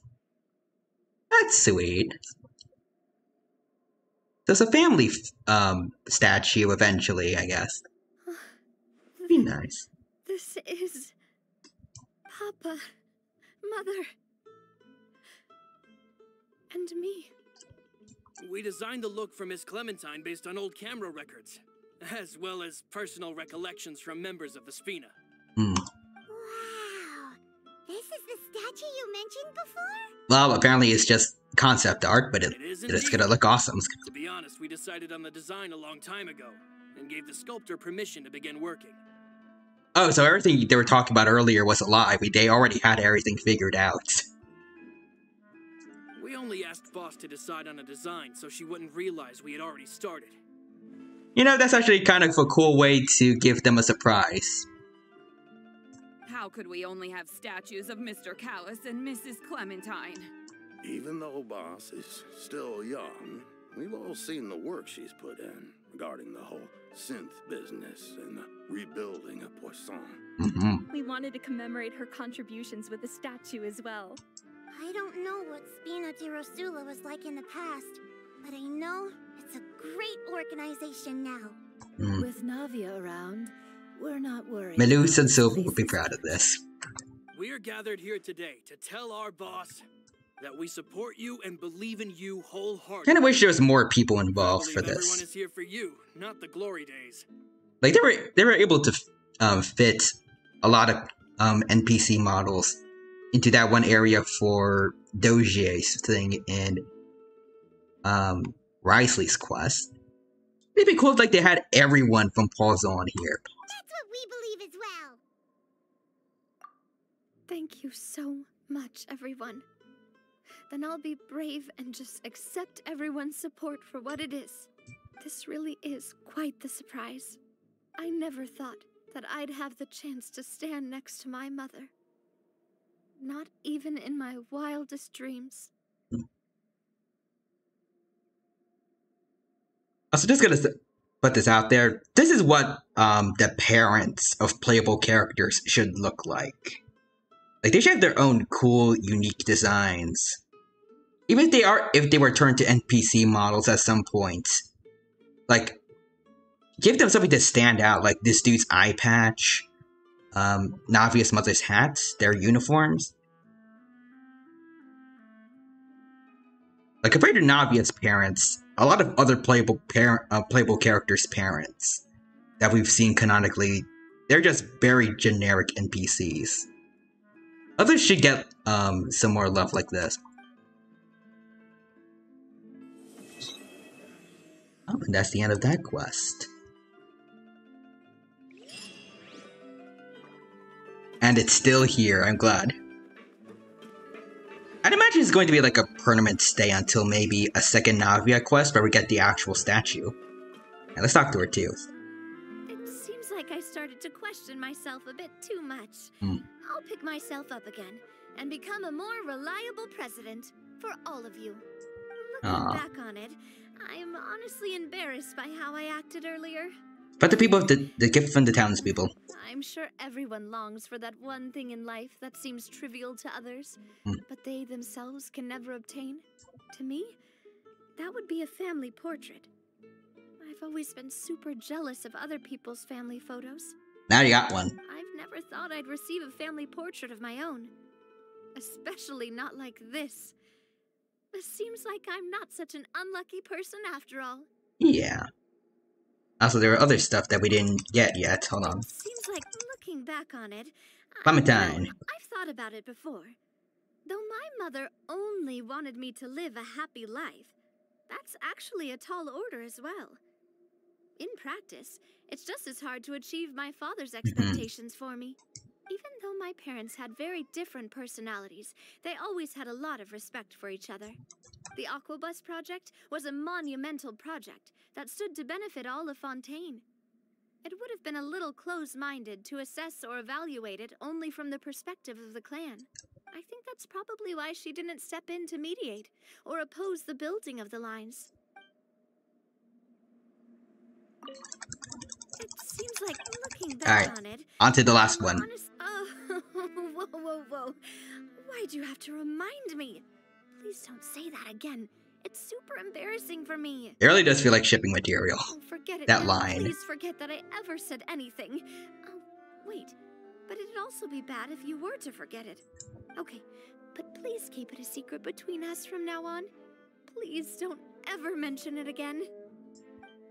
Alrighty. Well, that was a nice quest. Alright, onwards to the one and only Linny, the Forgotten Thief. Interesting. Let's talk to Charlotte. And then after this, which we might actually get done by the end of the stream, that's going to be basically all, well, except Kaya's quest, which we still have waiting for us after multiple months. I think almost half a year at this point. For the most part, there's gonna be basically no content for a while for Genshin, so... just have to wait for a more interesting update eventually. Alright, let's say hi to Charlotte. I see. So you believe that this warning letter was sent by the Phantom Weasel? Ooh, what's that? Absolutely. I've said it before and I'll say it again. The Phantom Weasel never acts as you expect. He must have faked his own death 10 years ago using a body double. Now that he's back, I'm sure the guards who worked on his case back in the day are in for a headache, but however this turns out in the end, the one thing it won't be is boring. Couldn't agree more. As a journalist, I'm gonna get a lot of mileage out of this one. Alright, better hope it's not a hoax, though, or that's gonna be problematic for your PR. Whom should I interview next? Huh? Hey! What a coincidence! Fancy meeting you here. Hello, Charlotte. Perfect timing. So, the Phantom Weasel's latest warning letter. What are your thoughts? Who's the Phantom Weasel? That's what I want to know first. First time we're here, huh? Oh, sorry. Yes, this case is from a decade ago. I guess you wouldn't know about it. Well, not to worry. You're in good hands because I'm a professional. The story goes like this. Okay. 10 or so years ago, a phantom thief became active in the court of Fontaine. Known only as the Weasel. Nobody knew his true identity, and the authorities never managed to catch him. Wow, cool! He sounds like one of those mysterious night burglars that you read about in novels. Yes. Precisely. Well, except the part where they actually have a good reputation. Our Weasel targeted whatever people held dear, and no one was safe from his predations. Okay, does not sound like a nice man. A necklace from a rich merchant's safe, as he would a toy doll given to a commoner child for their birthday. Oh, sounds like a jerk. I know. The phantom thieves you read about in novels rob the rich to pay the poor, but this guy did not discriminate. Unsurprisingly, this didn't work wonders for his public reputation. Every man and his dog wanted to see him behind bars. Understandable. So, did they catch him? Apparently, they thought they did. There's a good According to what that one dude said. To this day, if it hadn't been for an accident 10 years ago, a magician named Caesar fell to his death. Caesar? In a botched high-altitude escape performance. When the police went through his personal effects, they found a hoard of stolen loot and gadgets used for criminal activities. And that was how the Phantom Weasel's identity was revealed to all. Wait, it was a magician? Lenny, guess everything you want to tell us. Thefts in Fontaine went down after Caesar's death. But today, 10 years on, the notorious thief has once again issued one of his warning letters and pasted it on the gate of the Opera Epiclese for all to see. I had to squeeze through the crowd this morning to get a photo as soon as I heard. Here, it's this one. What does it say? So, this is the warning letter, huh? Well, 3 days from now, when evening falls, I shall take from you that which you hold most dear at the Opera House, just as you did to me 10 years ago. Huh, like what? This is, without a doubt, a clear declaration of criminal intent. Life? After years of laying low, the Phantom Weasel is back with a vengeance. What once seemed like an open and shut case has been blown wide open again. But why has he reemerged now? And what does he want? I sense an epic scoop, and I'm going for it. 2 things you want to know. They said that they found the stolen goods and everything in the dead magician's place. But could have been planted, and then 2. Is this the same, I guess, Phantom Weasel, or is someone else taking his identity? Uh-oh. If this thief will steal anything that other people value... Could be Lenny in disguise. I don't know why he would do that, but... He's still part of the Fatui. Okay, the people have spoken. Even though he's for the most part a good guy. Oh, speaking of Lenny, there he is, over there. Let's see, I've got a photo of the letter, my interview notes. Yep, that should be enough to form the skeleton of my article. It does feel like something is missing, though. Something exclusive. Oh? Who should I interview next? I need someone with a more concrete connection to the Weasel. Is that who I think it is? Perhaps. Looks like he's performing some magic. Magician, Caesar, the Phantom Weasel. That's it. Let's go interview Lenny. All right, let's go see him. You see, the original Phantom Thief Caesar was a magician too. And what do Phantom Thieves and magicians have in common? They both have an air of mystery about them. Perhaps there's a connection there. Are you serious? What sort of a deduction is that? Oh, relax. My journalistic instinct tells me that an exclusive news story is beckoning. Let's go. No time for delay. Alright, see ya. Oh, actually, no, you're coming with us. My bad. Alright, let's go see Lenny then.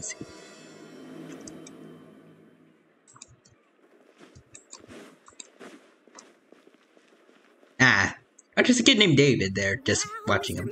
Still. How did you know which card I picked? Oh, it's simple. Come closer, and I'll let you in on my secret. Magicians have a special skill called telepathy, which means we can read other people's minds.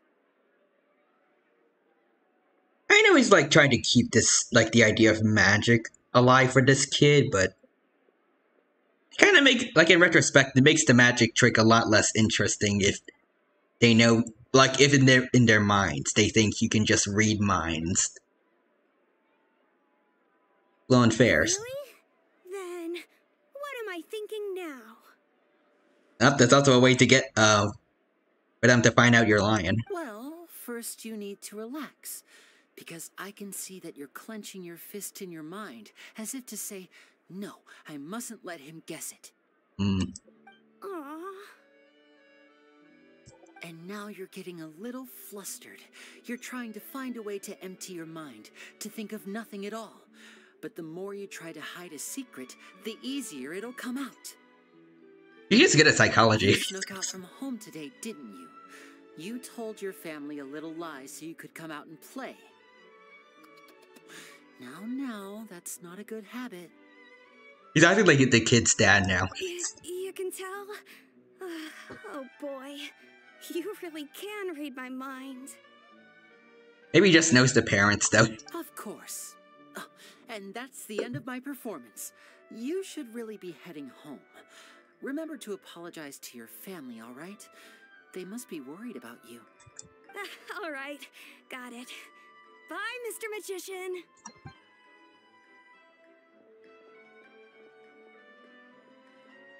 Hello. It's kind of weird seeing him without Lynette's. Hello. Why, hello. We meet again. Are you looking for me? What's the situation? Well, why don't you guess, Mr. Telepathic? Oh yeah, we did. I guess they heard that too. Oh, please. You didn't believe that spiel, did you? The power of telepathy is quite beyond me.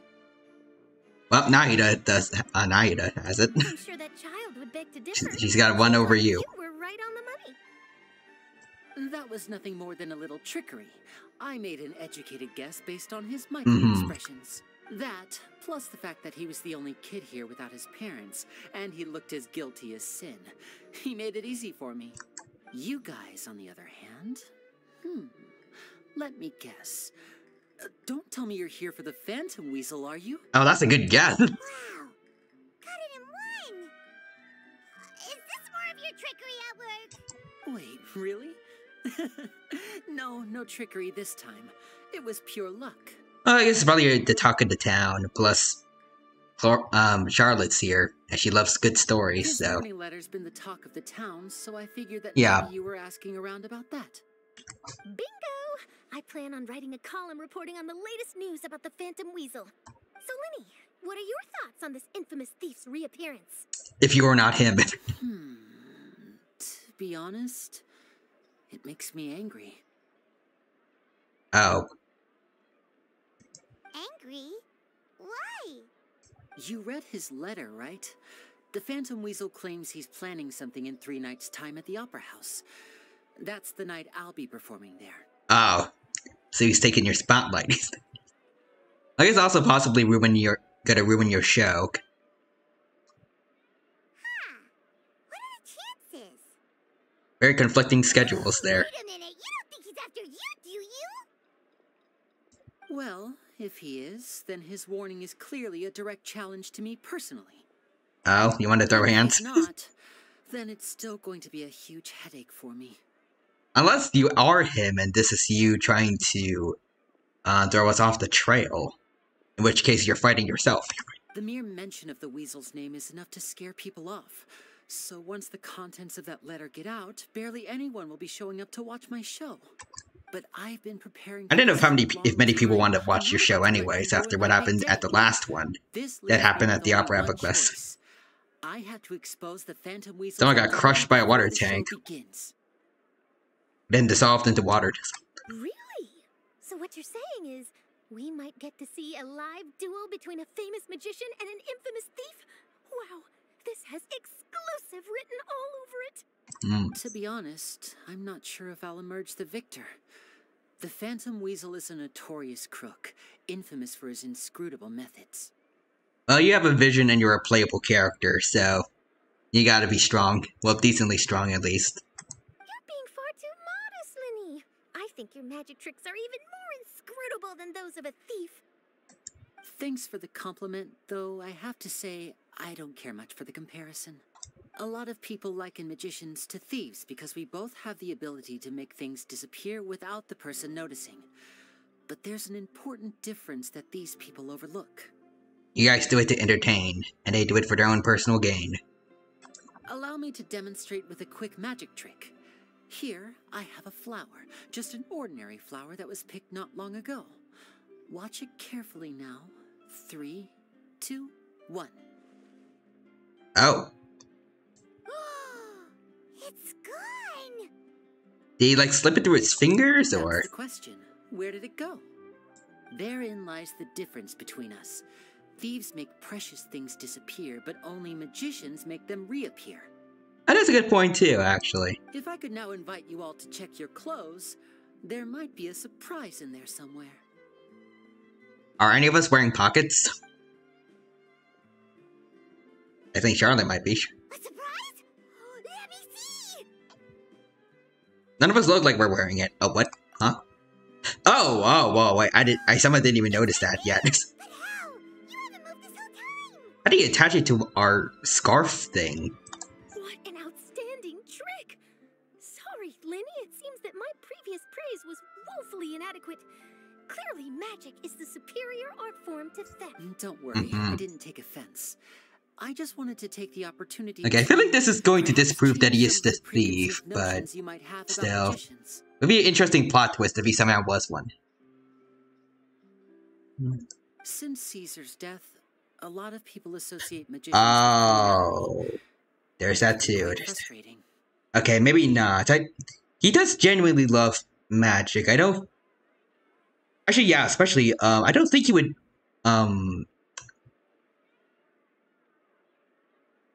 I can't word, but if he was the thief, I don't think he would have planted all the stolen goods at Caesar's place. Because I feel like it wasn't actually Caesar that was the thief. I feel like someone else did it and framed him. I can imagine. Coming back to your trick just now, might I presume that you are well versed in floral symbolism? For example, magicians often use rainbow roses in their flower-related performances to represent passion and romantic encounters. But you used a Lumidu spell, which, if I'm not mistaken, allude to separations. I'm curious to know if there was any deeper meaning behind this choice. And he gave it to us. Does that mean Aether's gonna get divorced later in his life? Impressive knowledge. It's no wonder you're such a successful journalist. But I'm afraid I don't know the first thing about floral symbolism. I'm just in the habit of using Lumidu spells in my magic. Oh, okay. It sounds like any reason? I should look into, though. I'll buy myself a copy of Fontaine's Floral Language Facts when I have some time. But it'll have to wait until this Phantom Weasel business is behind us. Well noted. In that case, this brings us to the end of our interview. I, for one, am looking forward to the final showdown between you and the thief. Oh my. Please feel free to get in touch to update me on any further developments. Otherwise, I will of course see you at your show in 3 days' time. But let's hope the Phantom Weasel is caught by then. If there's nothing else, I'll be off. You've given me lots to work with here, and I've got no time to lose if I want to write that exclusive piece. I'll see you all later. I see you, Charlotte.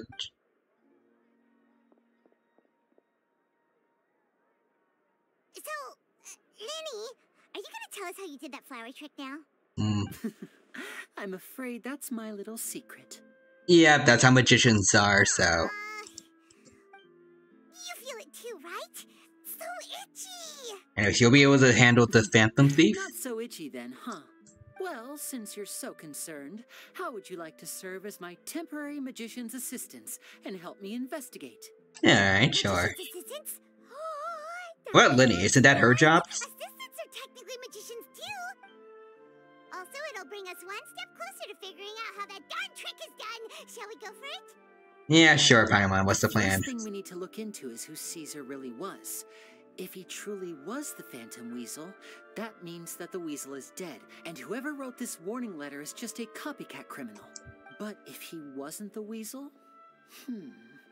Well, that'll make things more interesting. It would mean that the Weasel lives, and he's been laying low all this time in some corner of Fontaine. And if we're investigating Caesar, his fiancée Gemma is a good place to start. Word is that she visits the cemetery often, so I asked Lynette to wait for her there. We should make a move. Let's go and rendezvous with Lynette. Alrighty. Really thought of everything. Oh, we gotta teleport. That's way too far. Oh, Paul's on of all places.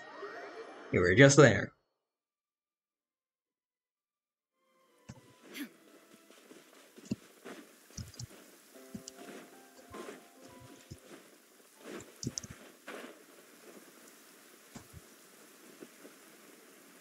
Oh, there's quite a few people here. Hey, Lynette.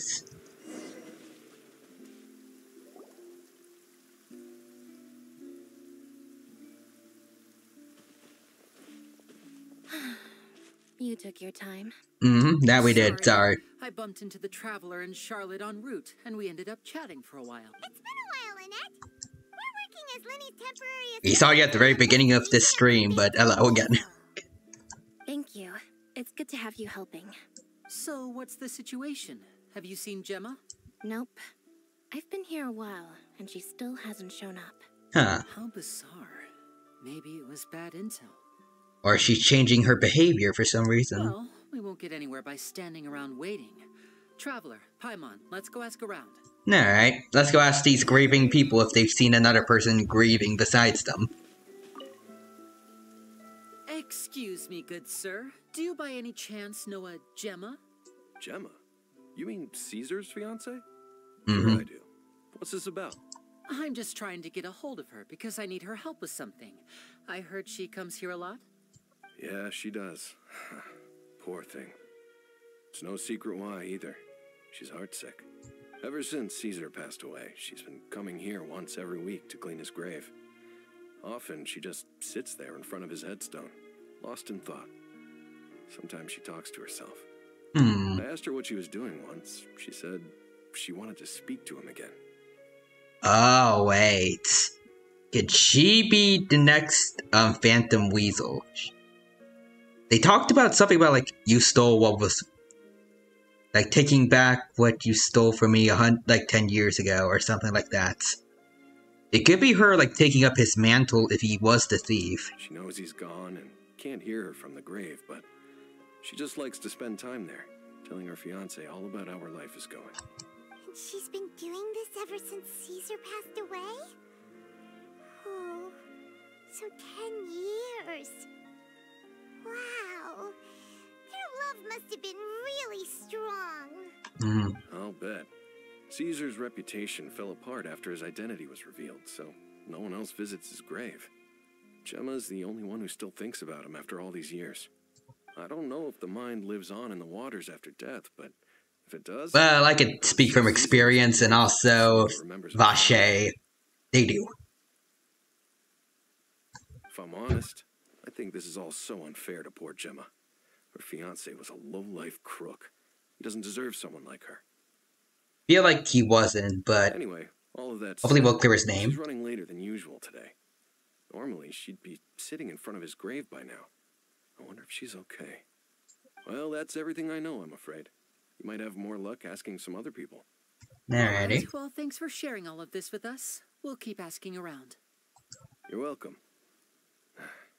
I just hope she'll be able to move on one day. Hello, other couple. Did Maybe. you hear the news? They're saying the Phantom Weasel's back. Wait, why are you, gossiping here. You're kidding. Wait, isn't he dead? I don't know anymore. All sorts of news flying around nowadays. I can never tell what's true and what isn't.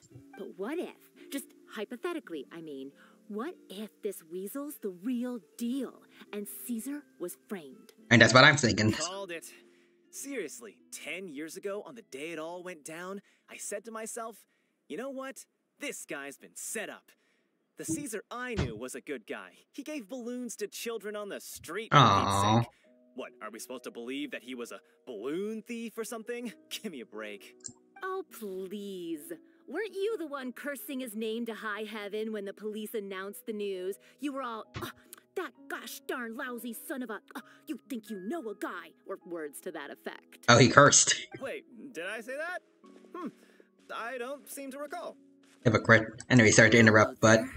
Sorry for disturbing you, but I couldn't help but notice you were discussing the Phantom Weasel. That he was, very loudly.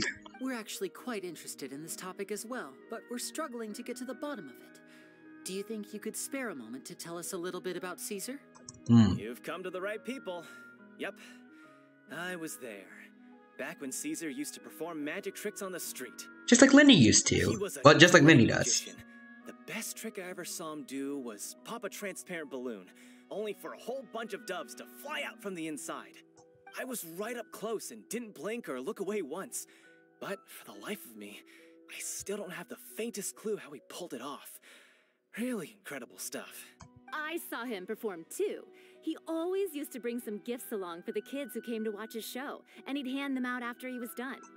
Sometimes he even got the kids to write their wishes down, and then he'd make the items on the wish list appear in his next show. That sounds nice. He doesn't sound like such a bad guy. But after he died, there were also rumors that he used the wish list to find out what was precious to people, with the intent to steal it later. And then give it back to people? As I'm sure you know, the Phantom Weasel would steal just about anything from anyone. Whatever the case, now that the Weasel is back, Caesar's become a hot topic once more. I bet Gemma must be pleased. If Caesar's name gets cleared, maybe it'll finally give her some solace after all this time. No, speak of the devil. That's her over there. If you've got any more questions about Caesar, she's definitely the one to ask. So that's... She does look a bit old, so... Is it just Paimon, or does it look like something's wrong? Looks in a bit in a trance? I'm not sure, but... even if she is old, looks could be deceiving. Maybe she actually is the thief. Wait. It looks like she's injured. Come on, let's see if she's okay. Why was she late, and what was she doing that got her injured? That's what I want to know. Hello. Hi there. You're Gemma, right? Who's asking? Us. Don't be afraid. We mean no harm. It looks like you're injured. How bad is it? Thanks for your concern, but you didn't answer my question. Who are you, and what do you want with me? Weirdly hostile. My name is Linny, and this is my sister Lynette. My name's Paimon, and this here's the Traveler. We're investigating the Phantom Weasel. The Weasel posted a warning letter this morning. If he still lives, that means that Caesar was falsely accused. You knew Caesar better than anyone else. So if you're willing, we'd love to hear what you think about all this. I promise you can trust us. We won't hurt you. In fact, we'll do all we can to keep you safe. I never believed that he was the Weasel. Because you might be the Weasel. Huh. I suspected. But yeah. Much. Makes sense that she doesn't believe he is. 10 years, do you remember anything strange in the weeks leading up to the accident? Did Caesar have a falling out with anyone, for instance? No. Not that I know of. Huh, okay. Interesting. All right. Sorry for disturbing you. If you don't have any more questions, please leave. I want to be alone with him.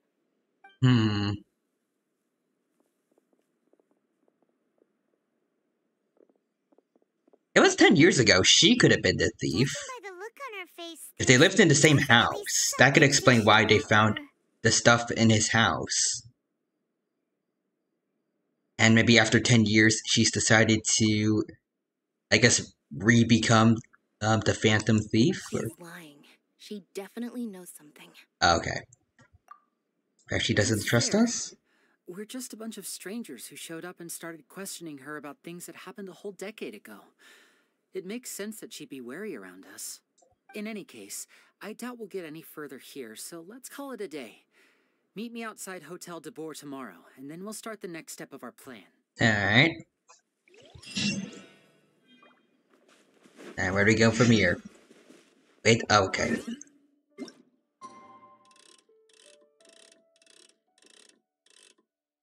Boom.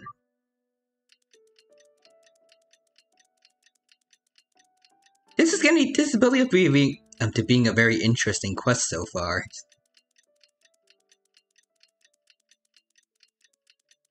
There's a mystery behind it. Alright, here we go. Rendezvous with Lenny.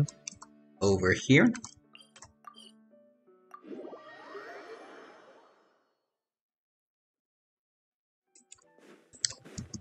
There we go.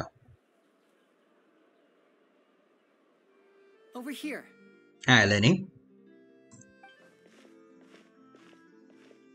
Lynette's not joining us today? I've Seems had to not. follow Gemma and see if we can make any inroads. Okay. with her. They should be at a cafe right now. Still, I don't think that Gemma's likely to open up to us. So, we need a contingency plan. Alright. Today, we'll be looking into a guy named Lorenzo, Caesar's former pupil and assistant. When Caesar passed away, all the stolen goods discovered in his home were confiscated and returned to their rightful owners. But Lorenzo was the only one privy to all his magic secrets, and he inherited his craft. For long, alright. Lorenzo was the next big magician in town, his fame surpassing even that of his master, and it made him very wealthy. He's since left the magic scene, though, and these days, he's a wealthy businessman with his fingers in a lot of different pies. I had to pull a lot of strings, but I managed to get him to agree to a couple of drinks with me. Interesting. Be warned, though, I hear he's got a hair-triggered temper. We'd best be careful. Oh, okay then. I don't know if I'm gonna vibe with a guy like that, but okay then.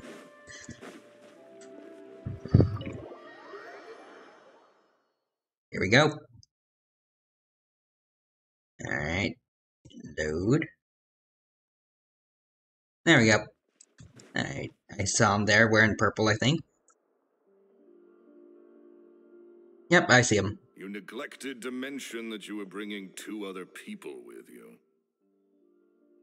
Just some friends. My apologies. These 2 are my assistants. When they heard that I was meeting with the former magic maestro himself, they begged and pleaded with me to bring them along. And if it's no trouble, a couple of autographs would really make their day. Oh, forget the pleasantries, just sit. Alright, sir.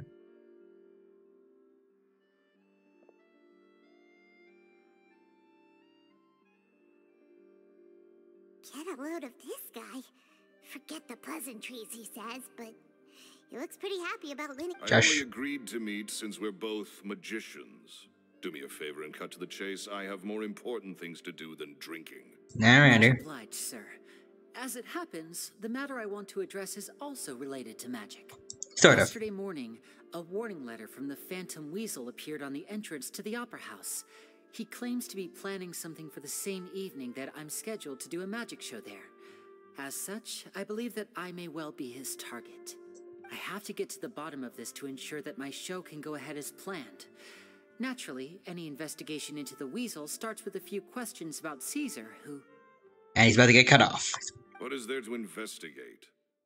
Caesar was the Weasel, and he's been dead for 10 years. So what if some sick creep thought it'd be funny to write a warning letter? It changes nothing. Are you trying to tell me you actually bought it? It's best to investigate anyways, just in case. Please, sir, no need to get so worked up. I do concede that a copycat is but one possibility. Possibility? It's a fact, Linny. Look, my patience is limited, so listen carefully while I'm still willing to put up with you. The Weasel is dead. Period. Everyone knows that, so do yourself a favor and quit this investigation. It'll lead you nowhere. Look, if this affects your magic show in any way, I will personally compensate you for any losses. very desperate to make it. Well, not desperate, but he doesn't really want us to get off the case for some reason. Sir, I'm honored, really. But this isn't about finances for me. I really just don't like this dude. My pride as a magician is what's at stake here, Lorenzo. Copycat or not, this person has thrown me the gauntlet, and I must meet their challenge head on. Your pride? Don't mince words with me, boy. Just tell me, what exactly are you seeking to do? I want to find out the Phantom Weasel's true identity. I have to know for myself what really happened 10 years ago. What would that accomplish? And what do the events of 10 years ago have to do with you, anyway? Look, you of all people should know that a magician never reveals their secrets. And in any case, dead men don't talk. So if you really care about your magician's pride, then you'll forget about Caesar and move on. Uh-oh. This is getting awkward. Lorenzo? Is that? Oh, it is, yeah. Oh, hi. Hello. I know that big, booming voice anywhere. What's up, my man? Want to grab a drink with me? But we can get answers out of this dude. Another day, I'm busy. Oh, come on. You can't be all business all the time. Do you know what they say? Live fast. Interrogate this man. Young. You gotta learn how to kick back and relax once in a while. If I wanted your life advice, I'd ask for it. Now get out of my face and go be drunk somewhere else. Sorry, my good sir. I don't believe I've had the pleasure. Hello. Oh, hey. Edmondo. Hello, Edmondo. Spouse. We worked together a bunch of times. This is your first time meeting him? Oh, he's always like this. Foul-mouthed and hard-nosed. Never heard a kind word out of this guy the whole time I've known him. Wow. And he wonders why he can't get a girlfriend, despite being, what, pushing 40, 30-something? Anyway, point is, a lot older than when he first got rejected by the girl he was into. And he's still into, from what I hear. Okay, that's a bit weird, man. Shut up and get out of my face. Another word out of you and you can forget about doing business with me ever again. Do I make myself clear? Ooh, could he actually be after the same,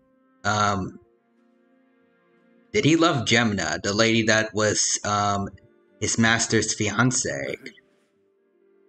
Is that why he framed, he could frame Caesar for that reason? Sorry, I may have had a little too much to drink. All right, I'm gonna leave. Don't work too hard.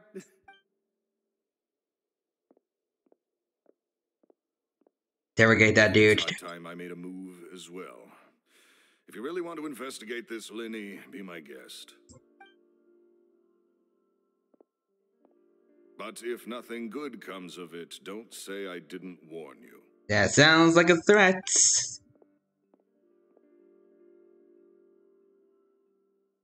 Well, that fell to pieces in a rather spectacular fashion. Any thoughts? There's something strange about him, yes. Totally. And what was all that about compensating you for your losses? Why would someone you just met make an offer like that? I do also feel like that what the drunk guy told us is probably important. He's gotta be hiding something. He showed up for a reason. She was a little suspicious, but this guy's definitely covering something up. I think so too. We need to look into Lorenzo more closely. That guy Edmondo seems to know a thing or two about him. He only just left. Let's see if we can catch up with him. Alright. I'm not gonna call anything right now because I feel like there... Yeah, okay. I feel like there are multiple suspects, possibly, but I feel like that dude loved Gemina, but she was Caesar's fiancée, and then he framed them.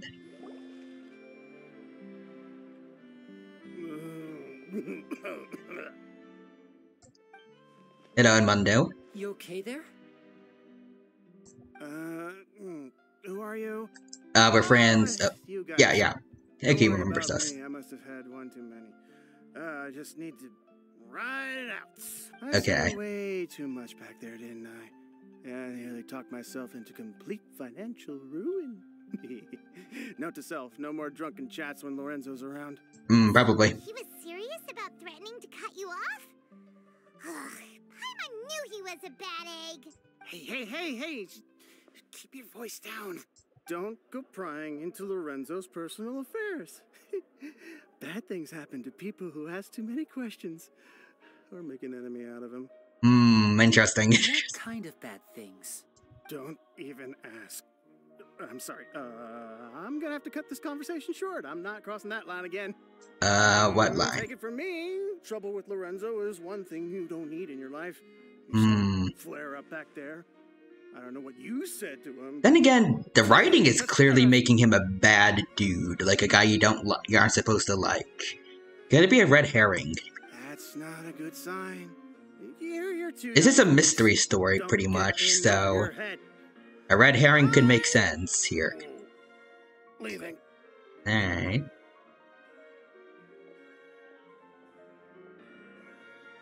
I feel like he's something related, probably, to what happened 10 years ago. But he may not be the actual thief. I think we're being watched. Oh. Someone was listening in to our whole conversation. Ooh, that dude looks fancy. Don't say anything and don't look back. Any altercation in the city will attract the guards. He looks fancy. We better take this elsewhere. And whatever his name was. He's a rich man, apparently. Get out of the city and lure out the people tailing you. Okay, well, we gotta teleport again. Very far away. I thought we would just have to leave the city, but okay then. Okay. Let's go hide over here then.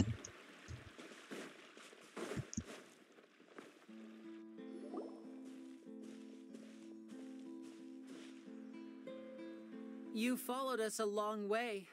Why don't you come out and introduce yourselves? Ooh. Oh, there's quite a few of them. So you're Lenny. And where's your sister? Ain't she with you today? Oh, do you know about Lynette? Save us the trouble and go fetch her for us. Let's not drag this out. Too bad. Paimon doesn't like the tone of your voice, mister. Who sent you, huh? What do you think? Missy. Everyone here is dressed up fancy. Where you're going. Capiche? Looks like we can't avoid this fight. Now, I'm not the strongest fighter, so I hope you're ready to back me up. Alright. Don't worry, we got this. We've taken care of stronger dudes than this. Like a lot stronger dudes. Alright. Also, one of them hit me with a knife, so... Electro Archon. There we go. Tougher than we thought. Yeah, it took you roughly less than 30 seconds to get your butts whipped. Vision wielders are always trouble. Intimidation ain't gonna work like it did on the lady. Well, which lady? Come on, let's scram. Which lady you talking about, Lynette or Gemna? Oh, wait. Wait, Gemna was injured. Oh, wait, did they go after her? Did you catch what they said just before they left? Something about intimidating someone else. Sounds like they just wanted to rough us up as a scare tactic, and they've already done it to someone else. The Traveler was in well, the Traveler got the same idea as me.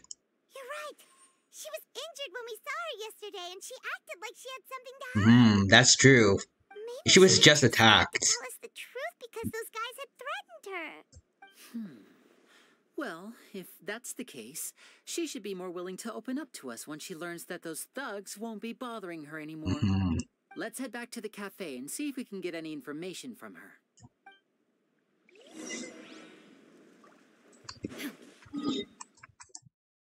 Back to the cafe we go. If she was threatened, though, then it kind of has to be, the old protege guy. That's a businessman or whatever now. No one with white hair. Well, oh no, wait, never mind, they're right there. I thought they would be in a different seats. Neither of them want to talk. Gemma? Hello, we beat up the guys that probably hurt you. You again? What is it this time? We just ran into the men who've been threatening you, and we gave them a taste of their own medicine. We gave them more than a taste. So, you can relax now. We're here to protect you. What? Why? I didn't tell you anything. Why would they come after you? We were looking into Caesar and all that, so... Sounds like they're no strangers to you. That's putting it mildly. I know them all too well, and I hate them with every fiber of my being. Good reason. It's been 10 long years, and still every time I try to look into Caesar's death, they show up and warn me not to do anything stupid. That explains it. How do I know I can trust you? Do you really think you can get to the bottom of it all? And why are you doing this? Well, I think it's partially for Lenny's show, but I think in reality, I think he cares about Caesar since he was a fellow magician. I'm afraid I can't reveal all the details just yet, but I can promise you this. I will expose the Phantom Weasel's true identity. Ooh, actually, what if Lenny's lying to us, but actually maybe Caesar... Maybe Lenny saw what of Caesar's performance is, and that inspired him to become a magician himself. Because you see, this is a personal matter of the utmost importance. I give you my word. Trust me. Okay. How can I help you? I've heard that Caesar used to have a magic workshop where he kept a lot of his personal effects. If possible, I'd like to take a look at them. Do you know where it is? The Fleuve Sonde. But the place was sealed up by the police after his death, and no one's been there since. I also know that the Fleuve Sonde is dangerous territory. Lots of hostile groups lurking around. If you're serious about going there, please be careful. Understood. Lynette, you stay here and take care of Gemma. Don't let her come to harm. Got it. But if I'm staying here, I'm ordering dessert. I just want to say, you know, Lynette is probably pretty strong. She's a vision holder after all, but just in case, there were quite a few of those dudes. And we beat up a lot of them. If they send in more guys, maybe bring in some Fatui agents? I mean, bon appetit. But stay sharp, too. They're likely to come for you while I'm away. Okay. Alright. Power saving mode off. I'll start taking this more seriously now. Sounds good. She's now into performance mode. So let's talk to them. With me here, nothing will happen. Actually, now that I think about it, she doesn't even really need anyone. All she needs to tell them is, I'm associated with Archelino, and they'll probably run for their lives. I don't know how much they care about their whole Caesar thing, but I don't think it's worth getting to beef with a Fatui Harbinger.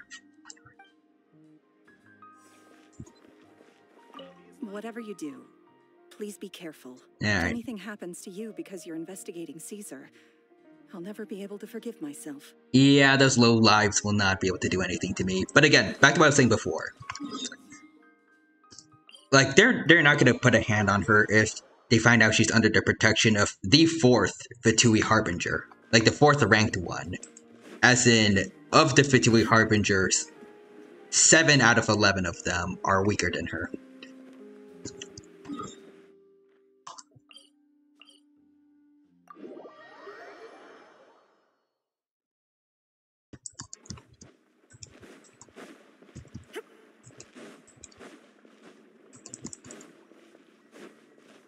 Alright, but anyways. Actually, I guess if they were to figure out who we are too, they would also be scared.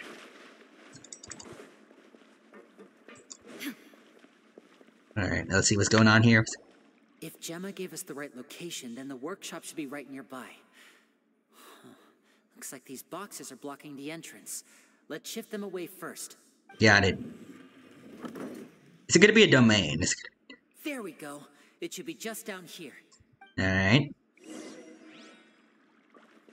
In we go. Yep, it is a domain. Oh, it's a nice looking one too. And let's see what's in here.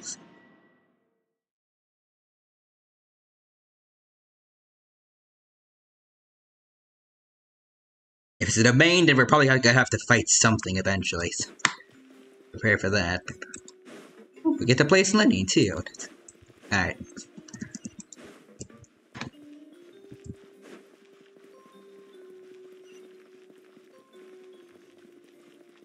Ooh.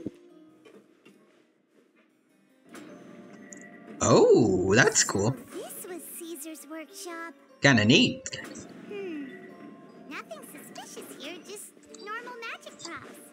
What's hidden further? What was that? Oh. It's just one of those Jack-in-the-Box things. Guess we must have triggered some sort of device. Attack the pup. Oh, okay.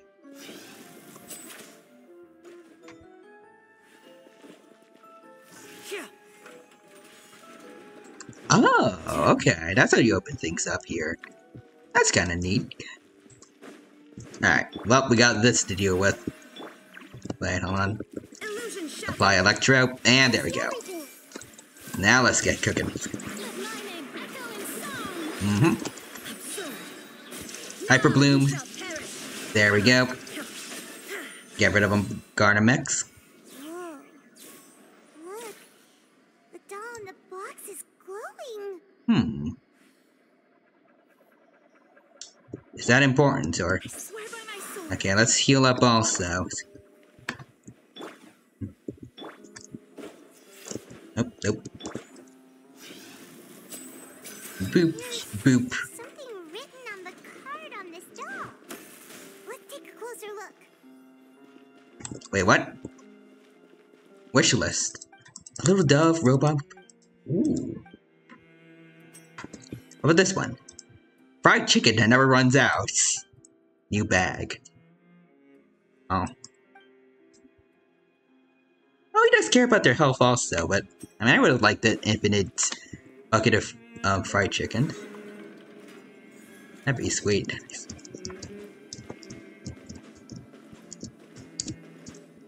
I never have to spend money on food ever again. Ooh.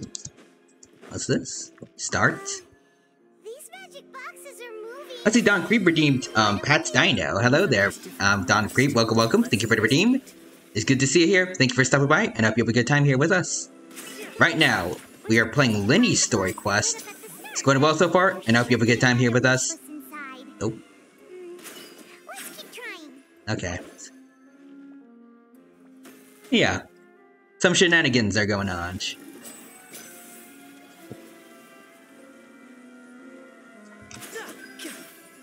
Ooh.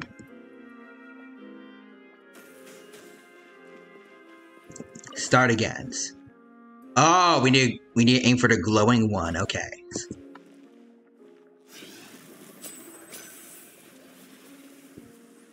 Okay, well I got it. There we go. So that's what I needed to do. I thought I had to shoot all of them. Okay. So now we're in. I just realized, hold on. Lenny isn't fully healed for some reason. There we go. Let's fix that.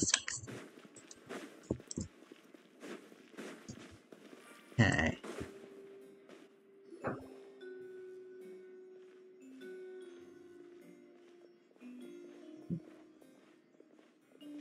That's weird. Have we reached the end already? Maybe. There's nothing here. Maybe this was a wasted trip. Lenny, what are you looking at? There's that mirror. Seems a little too ordinary for a magician's workshop. There's a distinct lack of mystery. We've triggered quite a few devices on the way here. I'm starting to wonder whether Caesar built this whole place as one big, elaborate magic contraption. If so, Intriguing. There must be more to this place than meets the eye. Maybe a hidden room somewhere. Alright. Aha! If I just move this book, then hopefully... Ah, secret entrance. Of course. A classic. Oh, yep, there it is. A secret passageway! How did you know? There's always one. Too. And apparently, great minds really do think alike. Looks pretty big inside. Let's head in. Ooh, there's a chest. There's a treasure chest. I'll grab that. Give me that. Give me that.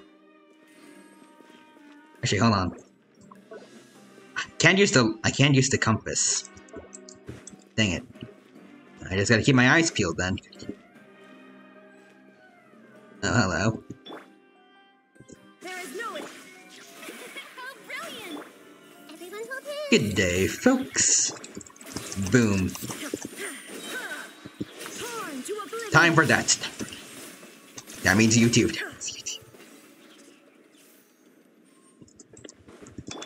Alright, here we go.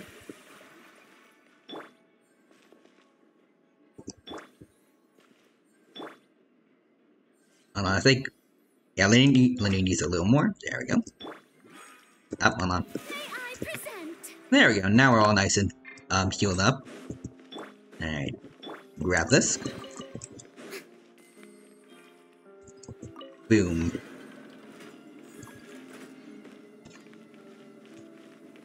Alright, here we go. Boom. Oh, okay. More people. Or more bots, at least. Boom. Boom. Boom. There we go. Farina's little buddies did all the work. Oh, he has a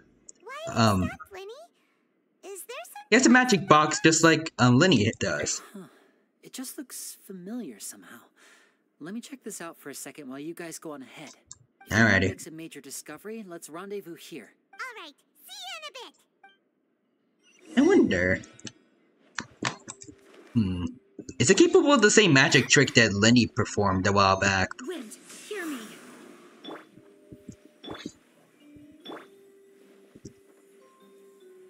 Like maybe he can make maybe it'll lead down to like a special box somewhere that can move. It's how he transported us and Farina to the courts for the end of the Fontaine story.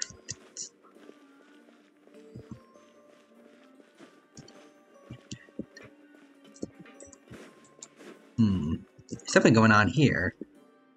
Oh, okay. I think I got it. Activate. Alright.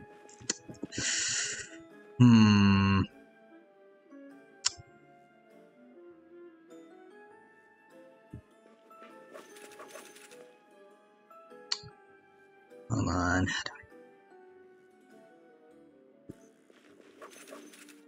Okay, that one makes it all the way over there. Okay. We step on that one. Okay. Wait. Okay, hold on. Okay. Wait, I think I messed it up a bit. Hold on. Oh, yeah, I have no way of not stepping over that one. Wait, what was he supposed to do then? Oh. Yeah, okay.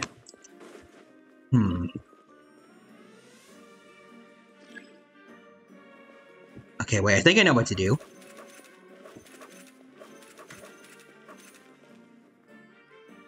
Okay, so don't step on this one.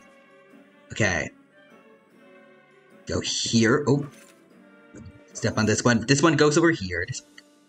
Okay, yeah, I got it. Okay. That wasn't too hard. Just a slight slip up once.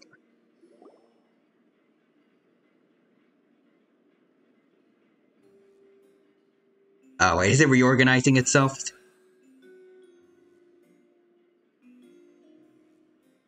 Oh, okay, no, we're good. I thought we would have to do it again. Investigate the room.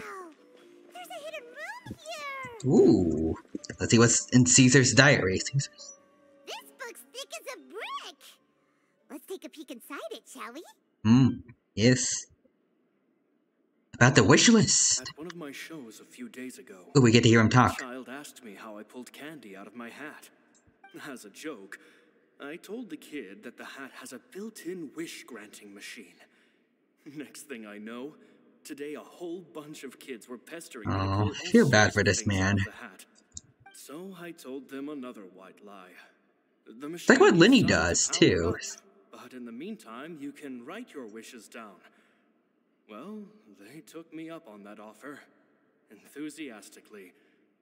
As I write this, I've only just got back from running around all over town. buying the things they wanted. Boy, are my legs sore. So he did buy the things for the people. I wound up saving very little this month. But that's not a major issue. I now have a bigger problem. So someone did frame him. Knew it. My hat.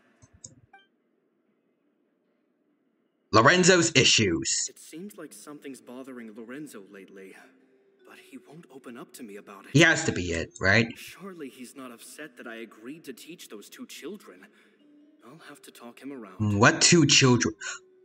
Wait, was it Linny and Lynette's? Could it be them? I have a good feeling about those kids.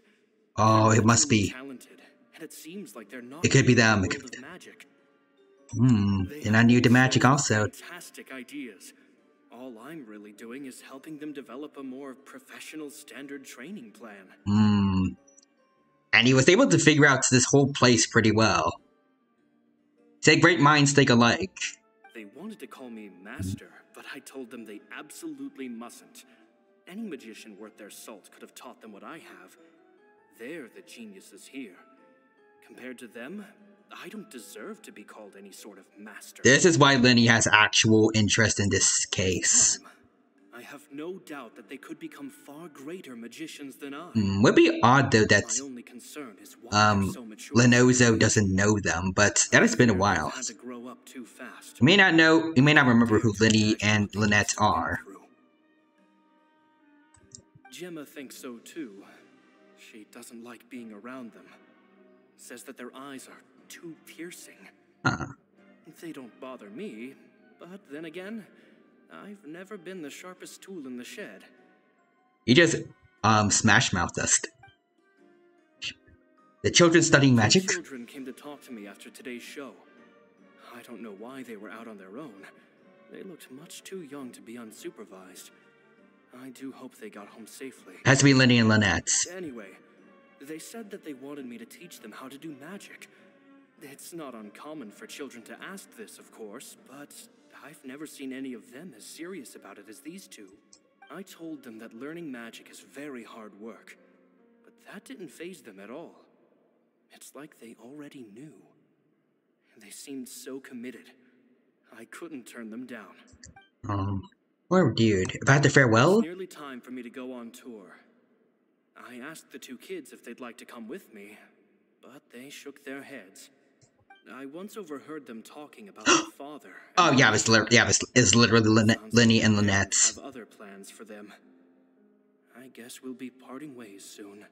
It's only been 10 days since I first met them, but I think that I've gotten a feel for their personalities now. So 10 days. Okay, that could also explain if they've only been around for 10 days. That's why Lenozo doesn't know them. Very tough, but also very cautious, and they trust no one but each other. This, I fear, is not a good habit to have. Well, he trusts us now. They hide things from me too. For example, when I asked them where they live and why they wanted to learn magic, they lied. That's the thing about children. Whenever they're trying to cover something up, it always shows something. Just like when Linny was reading, like the body language of the one kid that showed up to his show. Possibly even dangerous, too. They're not like other children. It's a shame that I can't do more to help them. After thinking things over, I decided to tell them a bit about how I see the world. It's full of lies and falsehoods, and that is why we must find our own truth. P.S. I hope they won't find my nagging annoying. Children are so... Really did seem like a nice dude, good lord. Will it do them more harm than good for someone they've only known 10 days to lecture them like that? P.P.S. Maybe I'm overthinking this. Children I feel like his assistant or student had something to do with this, and I don't like him. I never liked him already, but still, even more so. Oh, Caesar, Caesar. Just mind your own business next time. Alright, what was his name again? Oh, Lorenzo, yeah. Okay, thank you. 2 magic geniuses with a father and a mission, huh? Make sure I got the name down. Sounds a lot like he was writing about Linny and Lynette, don't you think? Yeah, it has to be them. So did they meet Caesar when they were kids? Let's go ask Lenny. Oh, there, we got new mail apparently. Oh, we can't go see it though. Alright. Let's head down. Lenny. We're here to talk to you about something. Shh, hold that thought. As I expected, there's a lot of fishy things going on in this place. We'll talk about it later. Uh-oh, what have you found? All in good time. Before we go over our new leads, I want to tell you how a high-altitude escape is performed. That sounds dangerous, but okay. First, the magician slots themselves into a magic box in full view of the audience. The box is then suspended high in the air, and a short while later, the base automatically opens. At this point, a dummy will fall out of the box, but it looks real enough to grab the audience's attention, and they start wailing and screaming. Meanwhile, the real magician, who has by now blended into the crowd, waits for a good moment to make their appearance and put on a hysterical... I think somebody said this at the very beginning of the quest. Like they used a body double or something. No. Is that me? Did I just fall to my death? Very vivid description. Paimon can really picture it. And then what? The audience's gaze then turns to the magician, and by the time they realize what's happened, the dummy has vanished, as if everything that just happened was some sort of shared illusion. Of course, that's just how I think the process should work, theoretically speaking. What do you mean? The inventor of this trick never performed it successfully. When the box opened, Caesar was the one who fell out, and not the dummy. Lenozo could have tinkered with it. Since he worked with him. The opera house. No one could hope to survive that fall. Not without a vision, at least. Or at least plunging attacks. Child in his water blade mode would not be able to survive. And no one else has ever attempted this trick since. My understanding of how it works is just based on what I could gather from his notes and the relevant gadgets here in his workshop. So Caesar's famous high-altitude escape has never been done, huh? I feel like this is hyping up for Lenny to do it somehow, like later on. Paimon was about to say how cool it would have been to see it in person, but if it's that dangerous, it's probably for the best that no one else tries to do it. Wait a second. So if a dummy's supposed to drop out of the box, then where does the real magician go? How does he get out? Glad you asked. That brings us to the secret of said box. This box right here is the one that Caesar constructed himself to use in the performance, and it's not as simple as it looks. Inside, there's a device that only the magician himself would know about. Once the magician's inside, and the box is lifted up into the air, the audience's view of the box is fixed at a certain angle. From where they're standing, they have a clear view of the front, sides, and bottom, but the back and the top are now no longer visible. At this point, the magician presses a button inside the box, opening a secret door out of view. He then escapes through this trap door onto the opera house roof, waits for the dummy to fall and distract the audience, and quietly returns to ground level. That's way simpler than Paimon imagined. Even Paimon could probably do I mean, you can fly, so there's never a danger. Well, there's a little more to it than that, of course. The hardest part of this trick is controlling the audience's mood and reactions. That takes an exceptional degree of showmanship. There's the falling dummy, the miraculous reappearance, the pompous performing. Maybe the magician would even have themselves tied up before it begins to strengthen the impression that there's no escape. Many days and nights of careful research and painstaking practice would have gone into this, all culminating in a performance just a few minutes long, but one that still manages to transform the shock and grief of a tragic accident to the joy and laughter of a mesmerizing magic trick. Caesar was a highly accomplished magician. But unfortunately, even he didn't manage to pull it off. So, how did it go so wrong? You said you found some fishy stuff here. Have you figured out what really happened? I can make a pretty good guess. Someone tinkered with the machine? The case files. The magic box Caesar was using at the time of his death had the secret button I mentioned positioned on the right-hand side. And, sure enough, he always used his right hand as his dominant hand in public. But prints with someone's left hand? Okay. Nothing. But here's the strange thing. Most of the devices in this workshop have the mechanism on the left-hand side, including this box right here. which leads me to believe that Caesar was in fact left-handed. Where is this going? Because a magician can't afford to have their most basic habits stand out too much.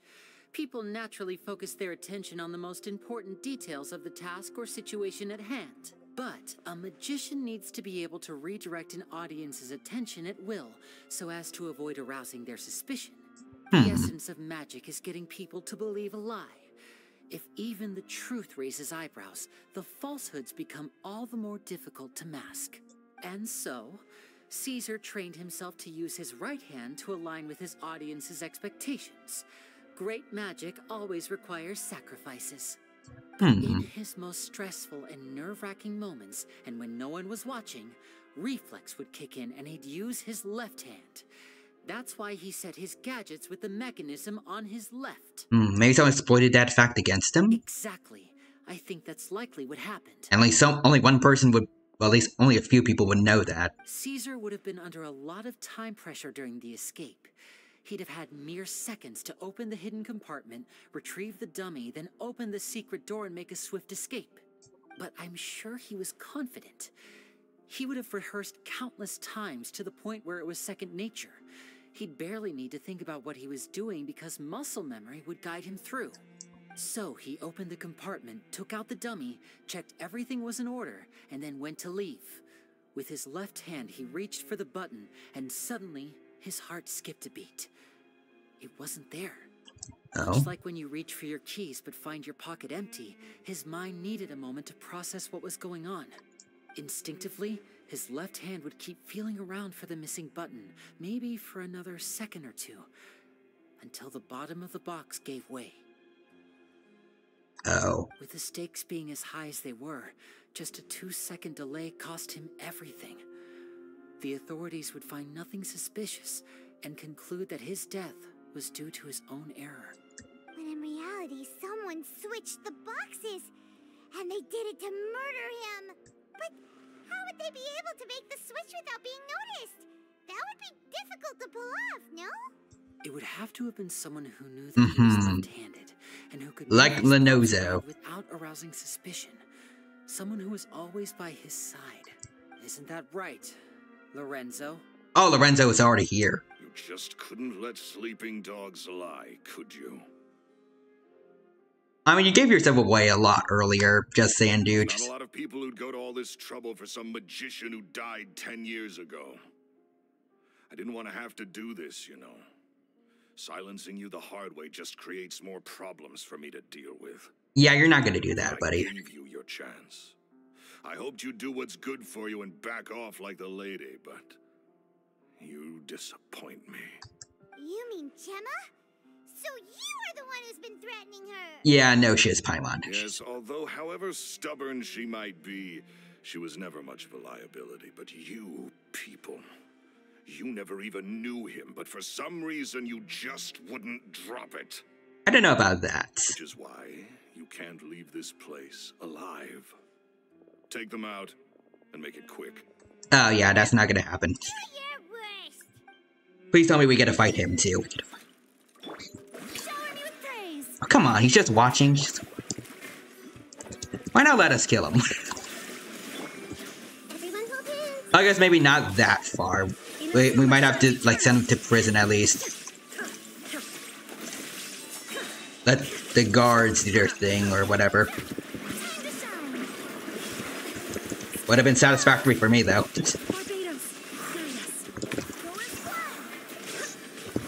Alright, let's end this with Linny. There we go, perfect. Where are you running off to? Oh. Ooh, nice. Got him, Linny.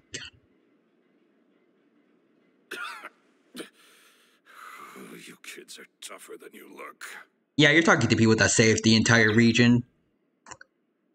You should have done your research. Lorenzo, your cronies can't help you now. I think it's high time you started talking. And what I'd really like to know is, why did you murder Caesar? Is it because he was in love with his fiancée? If I had a mora for every time you said that man's name. Of course you idolized Caesar. Everyone else did. Was the drunk guy just... I was the real genius magician. Me. Yeah, sure. I mean, the drunk dude that he's friends with apparently mentioned that. He was just an amateur who did cheap tricks for gullible children. I was the one who made magic into the fine art it is today. The aristocrats doffed their hats to me. So it was jealousy. Jealousy. Hatred, more like. I hated Caesar. All he cared about was his magic. He lived and it's his job.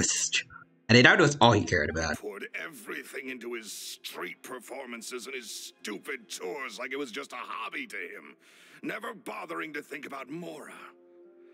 So he wasn't greedy, unlike you. The art of deception, and never has a Mora to show for it.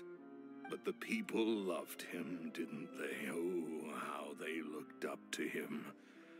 No one gave me a second look. I don't think you deserve one, dude. All I heard was, "Oh, your master's amazing, isn't he?"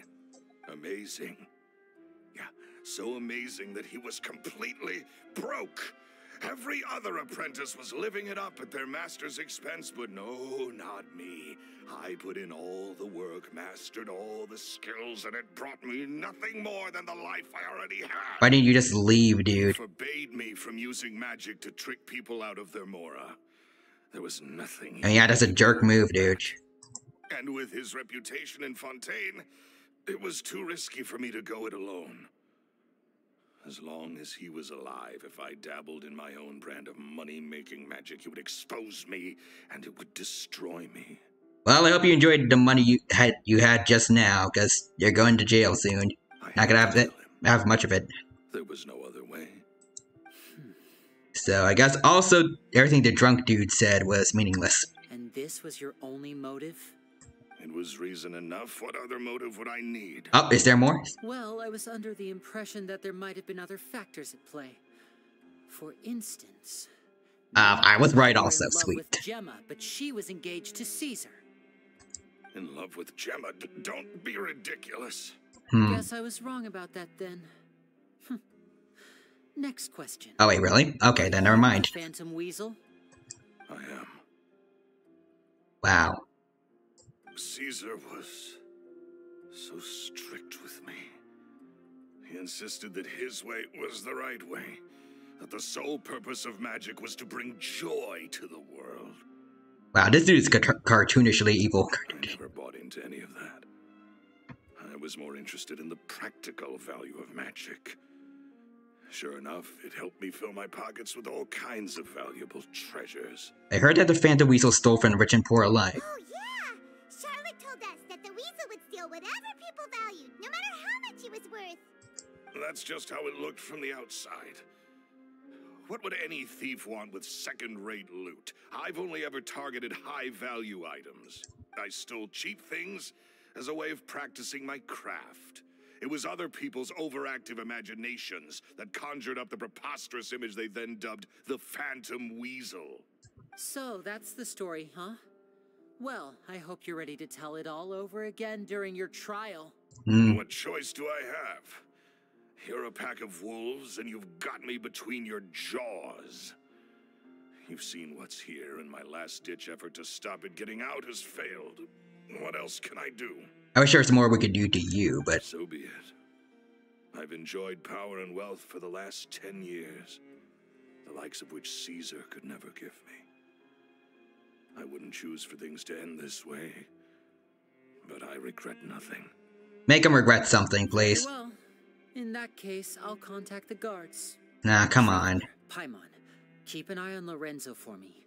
I'll meet you just outside the workshop when You gotta make him pay more for this, some way. Oh. At least I can finally stop looking over my shoulder now.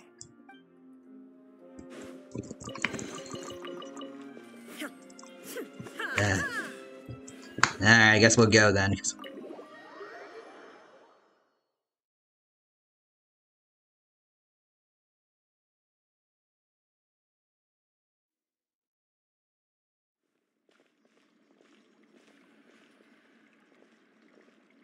Lily has told me the whole story.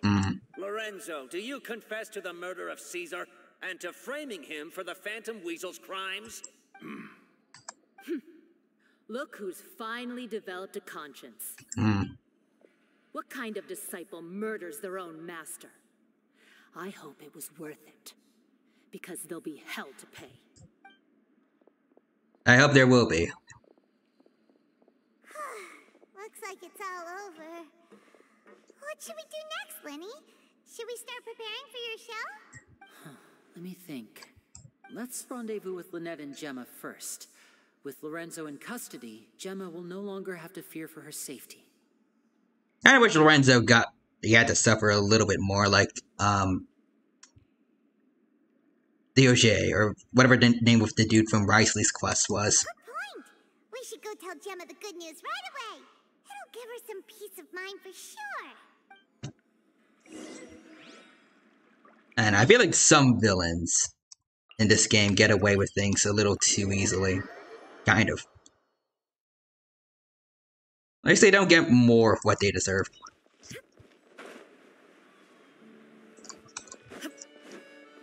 Alright, let's see how Lenny's doing. Or Lynette's doing. Ah, you're back. Hello. You were so quick. I've only just finished my third dessert.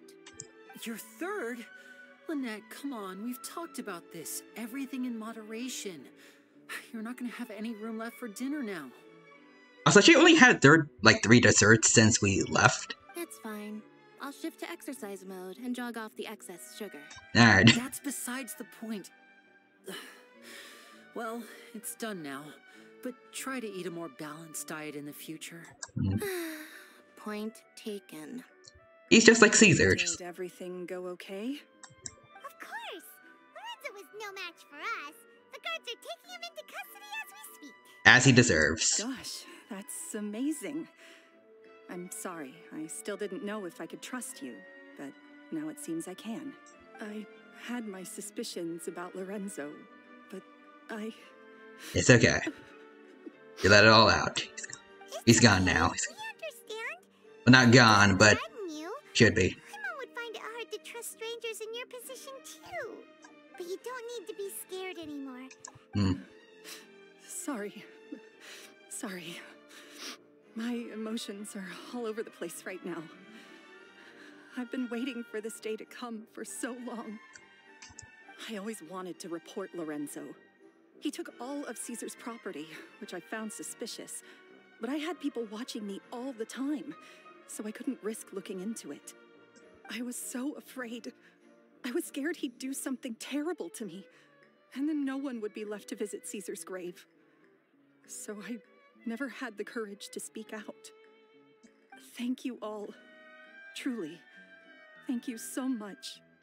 Hopefully if they talk to Archelino, maybe he'll get more of his comeuppance in the Fortress of Meripede. Alright. Let's see. Everyone goes to the ceremony to announce Lorenzo's arrest, and there we go. Thank you all for clearing Caesar's name. Those people from before. Lorenzo was the real Phantom Weasel. He never showed any signs that there were problems between him and Caesar in public. From the outside, it looked like they got along great. And to think that lowlife's been living life to the fullest all this time, while Caesar's name was getting dragged through the mud. It's a travesty. At least his soul can finally rest in peace now. I hope they gave away his property to other people. Those that deserve it. If only I'd realized before it was too late. Don't blame yourself, Gemma. This isn't your fault. Yeah, you still have the rest of your life to live. Caesar wouldn't want to see you spending it feeling guilty. Cheer up, Gemma. My brother's doing a magic show at the Opera House tomorrow evening. Would you like to come along? They're gonna do his trick. Your spirits. This show will be a special one. We're holding it in Caesar's honor. In Caesar's honor? Really? I don't know if we've had a pre-rendered cutscene for this quest yet. That could be it. Thank you. I'll be there. Alright. We'll see you tomorrow evening. Traveler, Paimon, don't be late. Don't worry, we'll be there. No way are we gonna miss out on a free magic show. Wait, Paimon feels like we're forgetting something. What? Oh yeah, Caesar's diary! Oh yeah, right, that. We never found out if the two kids Caesar taught magic to were Linny and Lynette or not. I mean, they have to be. Anyways, let's talk. I've spoken many choice words about Caesar over the years. And now? I'm so ashamed of myself now. He was such a good man. Well, anyone else? I can't believe Lorenzo was intimidating Gemma all this time. Did you met him before? He comes around here sometimes. Not to clean Caesar's grave, though. He just stands off to the side and watches Gemma from a distance. Wow, sadistic She much. must have known, but she never asked him to leave. I wonder why that is. It may take some time, but Caesar's reputation will be restored now that the real culprit has been captured. Looks like Gemma chose a good man after all. Yep. Going back on your words from before, you were saying stuff like she deserves better than him. Anyways, see, didn't. Hold on. This was the time.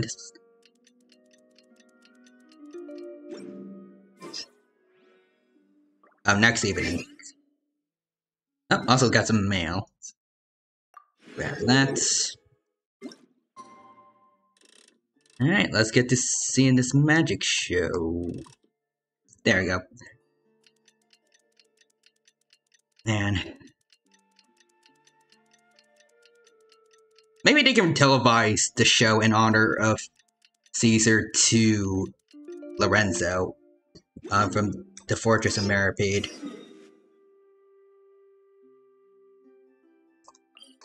You know, just see his master be honored while he's rotting in jail. Plus, I'm sure the other people in the Fortress of Meripede, like Risley, could enjoy a good magic show.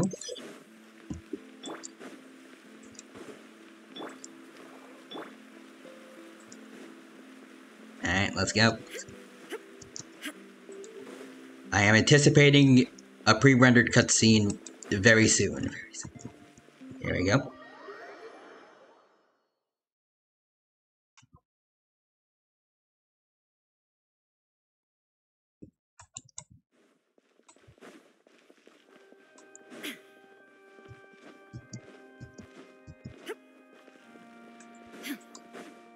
Ooh.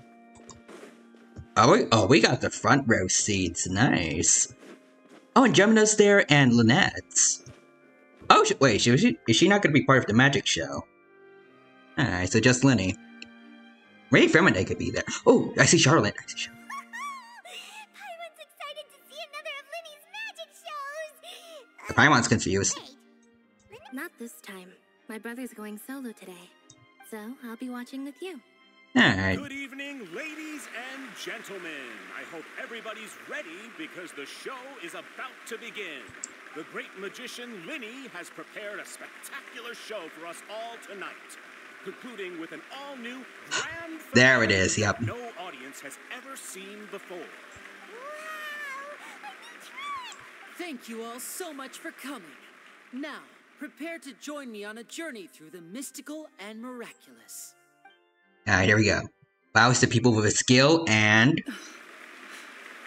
Also, Inakugi's, it's time for a show. That it is, Inakugi. Exciting stuff, isn't it? Alright, come on, pre-rendered cutscene. Come on. Yes. Any second. It reminds me of him. No wonder. Caesar was a famous magician too. I'm pretty sure that's why they're putting the show in his honor. So, how did you two first meet, Gemma?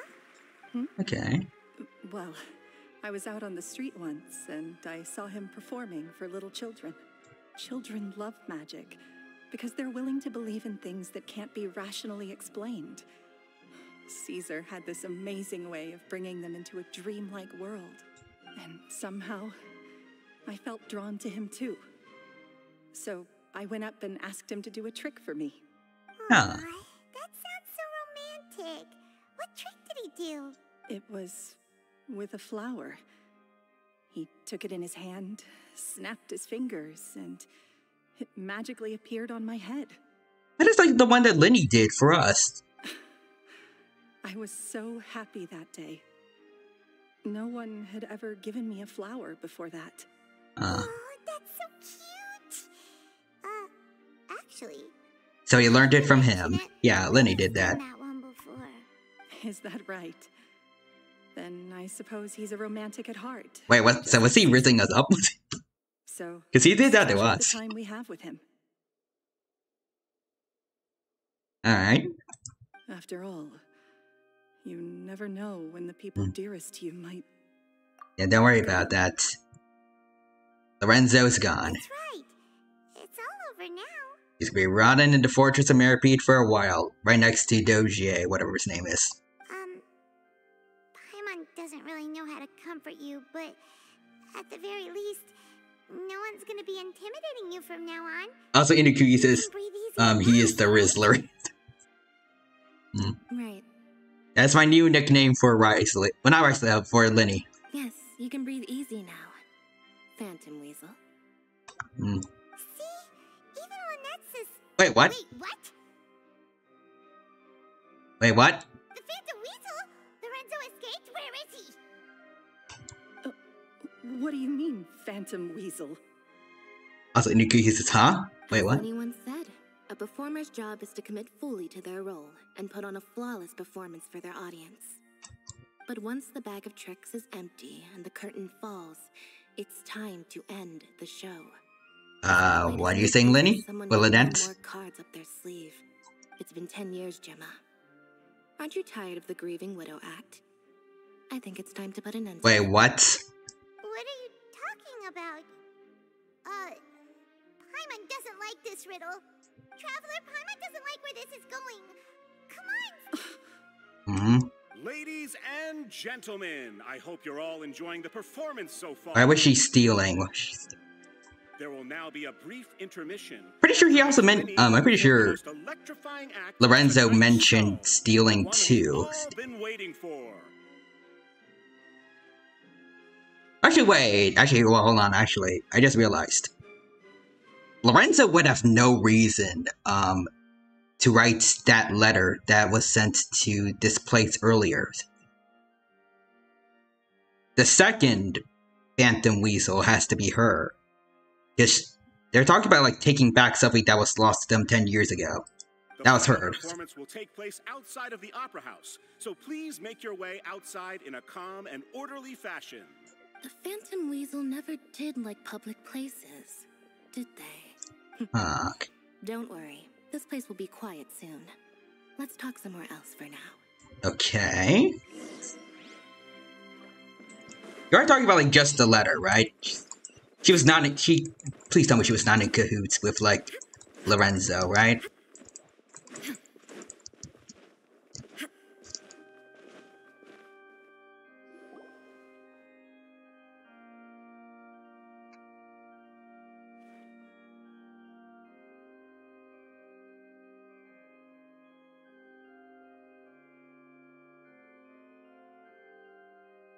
Dear me, this is awkward, isn't it?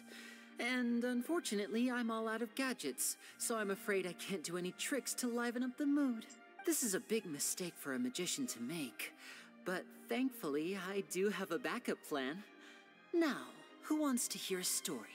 Okay. Lenny accused Gemma of being the real Phantom Weasel a moment ago.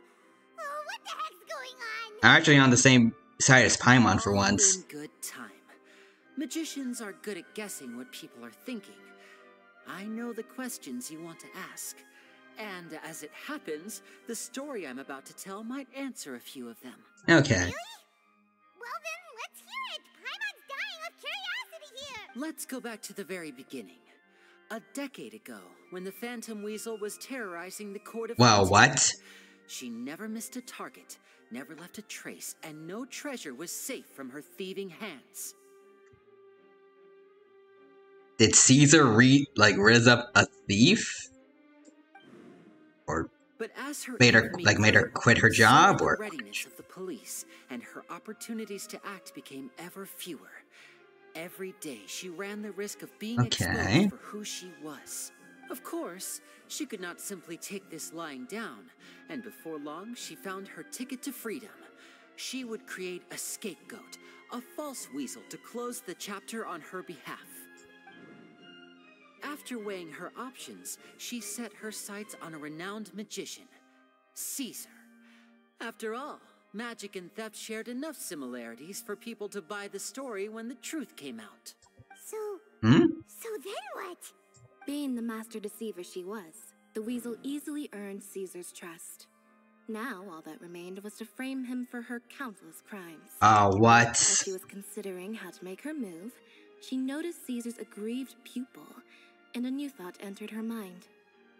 Maybe I don't need to get my hands dirty after all. At her encouragement, Lorenzo tampered with Caesar's magic box, causing him to fall to his death. What? Afterwards, Lorenzo seized his master's property, and the weasel set about tarnishing Caesar's reputation. Two co-conspirators committed a perfect crime.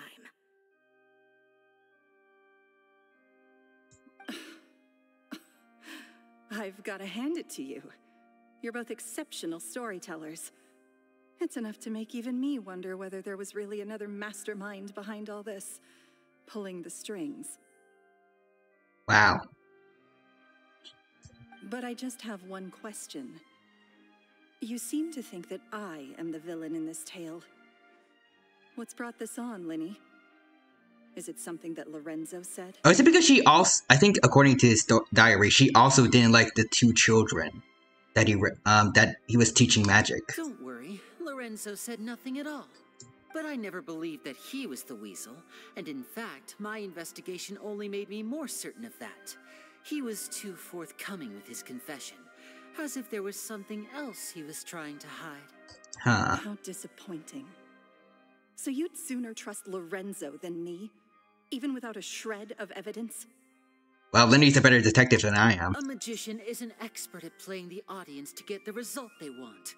And I have no doubt that you, Gemma, are equally talented in this regard. With a little help from Lorenzo, you put on a very convincing performance. The lovesick fiancé, whose devotion to... Damn, so what I said before, like at the very beginning of the quest, like her being the thief. I was right before.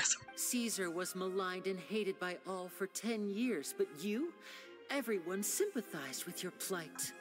Who would suspect for 1 second that the lovely young lady always seen weeping in front of Caesar's grave was actually the mastermind behind his demise? That is a good cover-up. Perish the thought. Wait, so you mean the whole intimidation thing was just a hoax? Gemma and Lorenzo were both in on it? But why would Lorenzo agree to that? And why didn't he sell her out even at the end instead of admitting to being the weasel himself? Yes, why indeed? Maybe Gemma herself could enlighten us on that question. Well, Linny, if you're so confident in your version of events, then I think the answer should be obvious. Oh, is this where I think it's going? Having killed Caesar with his own hands, Lorenzo was plagued by overwhelming guilt. Revealing the Phantom Weasel's true identity would serve no purpose. But if the weasel remained free, then she could take care of Lorenzo's loved ones. An excellent answer, though sadly a little dull. Is that right? Well, don't let me bore you. If you'd care to change the topic to something more interesting, I'd be much obliged. Ooh. As a matter of fact, there's one thing I'd really like to understand. Why would the real weasel have targeted things that only have value to other people? Could you shed any light on that? Of course. After all, we're just telling stories here, aren't we? Alright. If I had to guess, I would say that the real weasel must have had a terrible childhood. Okay. Left for herself after her parents died young. Betrayed, scorned, beaten. Okay, so now she has a tragic backstory. Okay. Waste paper from garbage bins to draw on. That doesn't necessarily Twigs and dirt for justify what she did, though. She'd sew ugly rag dolls from whatever scrap material she could get her hands on. This was her only source of happiness in life. But it was all she needed, and she was content. Until the world decided that even this was too good for her. Once again, she was betrayed. And this time, everything was taken from her.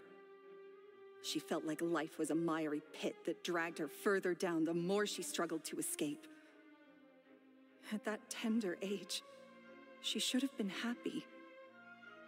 Instead, she stood in the shadows and watched with envy as all good things in the world passed her by. And then you ruined the one good thing you had going for you, your relationship with Caesar? This was a fate too cruel for anyone to bear. Her pain became a breeding ground for dark thoughts. Thoughts which festered and grew into a twisted solution to her troubles. I detest the happiness of others, in all its forms alike. Okay, I guess that works. Rob them of everything they hold to be good and true, and it will fill the void in my soul. That's some pretty heavy stuff. Now it all makes sense. Does this story satisfy you, Linny? Yes, it is quite to my tastes. Thank you for helping to clear up my confusion. So what was with the warning letter? Huh. That's right. What drove you to write that letter, Gemma? What were you trying to achieve there? Because without that, none of this would have ever come to light. She didn't write the letter. Oh? After 10 long years, I'd hoped that the Phantom Weasel would be consigned to the history books by now. But it seems like someone still wasn't ready to let her finally be at peace. Linny? Linny? Or should I call you the Phantom Copycat now? You were the one who... Oh, so he was behind it. But why? Damn. Very sharp, Phantom Weasel. Still as shrewd as ever. Well, no need for me to be coy about it. Our goal was to clear Caesar's name. Why did it take so long, though? 10 years? The most straightforward way to change the public's impression of Caesar was to force the Weasel to show themselves. That's it? You had no other agenda? Do you not recognize the children that he raised? We did. We made it quite clear in the letter, I believe. I shall take from you that which you hold most dear, just as you did to me 10 years ago. Ah. 10 years ago? You mean Caesar's death? You met him? Wait. Oh, I get it. You were those two obnoxious kids. It's been so long, and you're all grown up now. I didn't recognize you. I see. He taught you magic back then, didn't he? For what, 10 days or something? And you went to all this trouble. Why? Because you feel like you still owe him something? We remember all our debts, however great or small. 10 years ago, Caesar's reputation was torn to shreds, and his legacy was thrown out. 10 years on, and no one cares what the truth is anymore. But we did not forget. And so we came to find you. That's a sick line. And? What exactly did you take from me? I'm still standing, as you can see. Lorenzo has admitted to everything. I'm free. There could be a guard, like, waiting right behind you. Free? Do you really think so? Plus, actually, they also have ties to the Fatui, so you can be hunted down by them. Caesar once told me that even though the world is filled with lies and falsehoods, we must find our own truth. I think that applies to you, too. Truth can take many forms. Prized possessions with nostalgic value, fervent hopes and dreams, and irreplaceable people. Life took many things from you, and those wounds never healed. When they ached unbearably in the dead of night, stealing became your way of numbing the pain. What are you trying to say? I'm saying that for the last 10 years, you've been living a rather uneventful life. Perhaps that's because you found something other than a life of crime to fill the hole? Oh. She's got something to lose? Also, Inakugi says, whoa. Back to Lorenzo for a second. He murdered his own master, played along with your act, and took pains to make sure any suspicion would be directed towards him. But what did he have to gain from all that? He knew who you were and the things you'd done, and despite that, he was willing to give everything up for your sake. He's the reason that you haven't felt the compulsion to steal in all these years. You're more than just accomplices in murder. You're the only real friends each other has. So I think you know, deep down, that he is the only truth you have in your life. Oh. But that truth is gone now. And I guarantee you, you'll never see it again. Okay. Congratulations on your freedom, Gemma.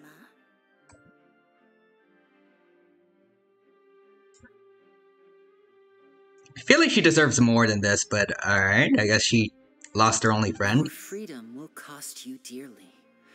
From now on, you'll be all alone in a world full of lies and falsehoods. I do hope you'll be able to bear it. You've still got a long life ahead of you after all. Gather round, one and all. The time has now come for the amazing Lenny to perform his final act in tonight's show. Alright, Lenny. You're all wondering what he has planned for the grand finale. Well, wonder no more, for the answer. Poor Caesar had a lot of bad people in his life. I mean, I guess it's just two, but still. Oh. I'm sure you all remember the magician Caesar. This was the very trick that led to his fatal fall, after which he was dubbed the Phantom Weasel. But we have now learned that Caesar was wrongly accused, and that the real Weasel has now confessed to Well, the sort of real one. Now we know who the real one is. Guess that's my cue to leave. Whew. I've been practicing this one for ages now. And the amount of plot twists in this one quest is insane. I'm really not sure how to feel about it. That's about who to feel angry at. Like, Gemna, Lorenzo. Paimon, I hope you enjoy the rest of the show. There may be a lot of people watching tonight, but you alone are my true witnesses. Alrighty. Those... Lenny, wait. I don't know if I want to hear this, but okay. You two hid a lot from Caesar. He went to his grave without ever knowing your secrets. So what about now? Are you an open book? Or are you still the same as ever? You don't have to tell lies to end up isolated and alone. One day, you'll end up exactly where I am today. Maybe then you'll finally understand. No, I don't want to. I'm nothing like you. So, what are we, doing now? Watch the show. When you're ready, let's head outside and watch the show. But what about Gemma? She'll figure out what's best for her soon enough. Oh. Still don't know if this is really the best punishment for this. Like, you know where he'll be. You know, she kind of caused the death. Let's go and watch Lenny's finale then. This trick's a pretty dangerous one, but he should be able to pull it off, right? Alright, let's talk then. Lynette? Magicians are not like thieves. Yeah, we know. Thieves only tear things apart. But good-hearted magicians, they put things back together.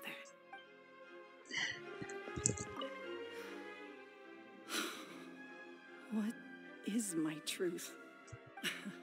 Sometimes I think I'm like a gambling addict. Yeah, I don't really kind of...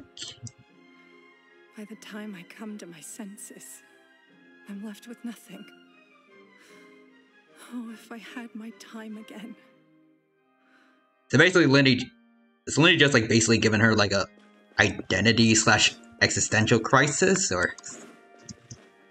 Alright. Well, let's go see the show. After all this, I just want nothing to do with anyone related to that case anymore. Well, besides Lindy and Lynette, they're cool. Everyone else can just go fudge off. I guess also Charlotte was involved too. Ooh, we're getting the cutscene. Not a pre-rendered one, though.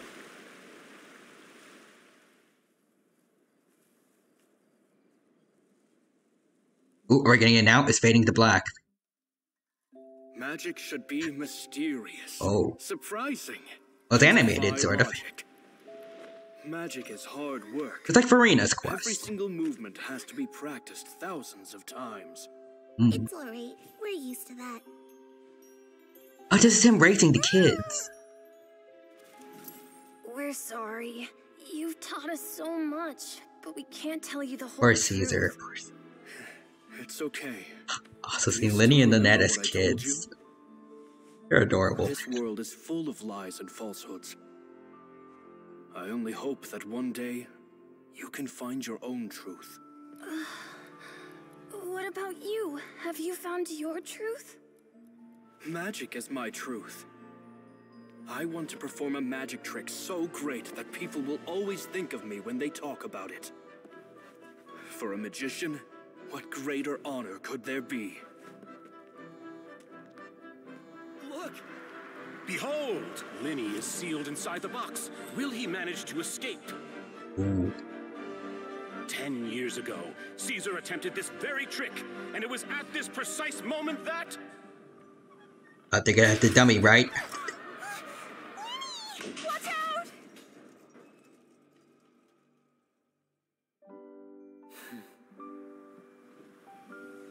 Oh, wait, why is it moving?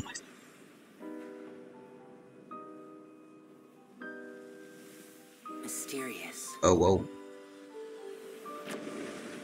Surprising. I guess you said earlier without a oh, also this animation is stellar. Isn't that right? This honor belongs to you, Caesar. Beautiful. Oh, turn the pedals. I'm just sorry it's a little late.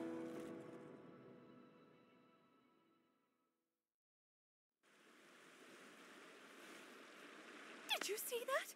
1 minute he was falling, and the next, he turned into flowers. Huh. How could he possibly have done that? Interesting twist, but is he gonna show up behind the audience? How Or mysterious. I didn't blink once. He just vanished right in front of my eyes. What a heart-stopping magic show. This was really worth the trip. Caesar's name has finally been cleared, and Fontaine's new star magician Linny has fulfilled a wish on his behalf. Oh, I couldn't ask for a better grand finale. It will make a great headline for the Steambird tomorrow, even if I do say so myself. Looks like everyone really loved Linny's grand finale. even though they don't know the full story, I didn't see Linny anywhere. Where'd he go? he's supposed to surprise people. Oh, Lynette said he'd be waiting for us at the usual haunt, but, where is that? I guess the cemetery now. You mean the one where Caesar's buried? Yeah, that's probably it. This whole magic show kinda seemed like Linny's way of saying goodbye to Caesar. So it makes sense that that's where he'd be afterward. Alright, let's go look for him there. Alright. I don't know the details regarding Fremine, but why wasn't he there?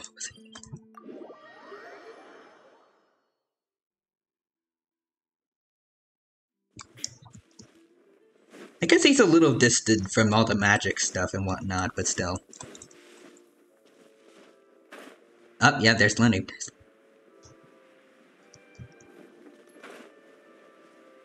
Still never. Well, I guess we did get it, but we didn't really get like a, I guess, a traditional pre-rendered cutscene. We get it here, maybe. Linny! There you are! I figured with one we had already, but still. Are you alright? Paimon was scared to death when the chain broke. Paimon was sure something had gone horribly wrong. Magic is a performance art. A magician has to get creative to keep the audience on tenterhooks. That's our job. So I tweaked Caesar's original setup a little to keep it fresh. I see, clever. I was honestly a little nervous during the live performance. The thought of falling, suddenly feeling weightless, seeing the sky and the ground spinning, and sometimes I can't help but wonder what Caesar thought in those final moments. Did he regret taking Gemma and Lorenzo on? Or did he believe that it was his own slip-up right until the end? You know, Paimon's been wanting to ask you about something ever since we were in Caesar's workshop. You learned magic from Caesar once, didn't you? Yeah. When was that? After I joined the House of the Hearth. To be honest, Lynette and I had an agenda when we approached him. Oh? I told you about my past before, remember? As a young boy, I survived by secretly learning magic from street performers. I'd watch their tricks and try to figure out how they were done. But I quickly realized that observation alone could only get me so far. What I saw was the polished final performance, but the rigorous training they put in behind the scenes remained invisible to me. I needed Until you met to learn him. how to improve my sleight of hand, hone my misdirection skills, and make niftier props. We were gifted enough that we'd made some progress by ourselves, but without proper guidance from a professional magician, we quickly plateaued. So that's why you sought Caesar out? Yes. We figured there was no harm in asking, but it took us by surprise that he was so willing to teach us. In all, we only spent 10 short days together, but he was very good to us. By contrast, we hid so many things from him. For instance, when he asked why I wanted to learn magic, I answered, "It's my passion." But in truth, there was already a lot more to the story by then. After being taken in by an aristocrat for our magic talent, then betrayed soon after, this was no longer about me doing what I loved. What amazed me was how the lie escaped my lips even as I was hesitating over whether to tell him the truth. Trust is a beautiful thing. Sadly, I'd forgotten how to trust by then. Winnie. Still worried about the way I feel? You really are a gentle soul, aren't you? Man, this makes us, like, not trusting Lenny at the beginning of Fontaine's story just because he was a member of the 58 hit a lot harder. Don't worry, I'm used to it now. And it's to have been way too From much. the mansions of the elite to the house of the hearth, lies and selfishness have followed me and Lynette everywhere we go. After Caesar went on tour, we became busy with our missions. The next we heard of him was that he'd fallen to his death, and was now declared to be the Phantom Weasel. Why did it take you 10 years, anyways? I remembered his smile. But as I lay there, I didn't know what to say to him. To keep secrets is to put up walls. The longer you keep them up, the less you let people in. Then, one day, you look around and realize your life is like an empty auditorium after a show, full of seats once occupied by all the people who left. But I guess that's the price we have to pay. You only realize how much someone really meant to you when you lose them completely. That's why I was so confident this would hurt Gemma. Because I felt it for myself. Yeah, cheer up, Winnie. We've had to say our fair share of goodbyes during our journey, too. But whatever happens, Paimon always believes in what tomorrow brings. Delicious food, fun toys, and the Traveler by my side. You know, Traveler? Doesn't that kind of make you... Exactly. It's the same for me and Lynette. We are the truest thing each other has in the world, and nothing can replace that.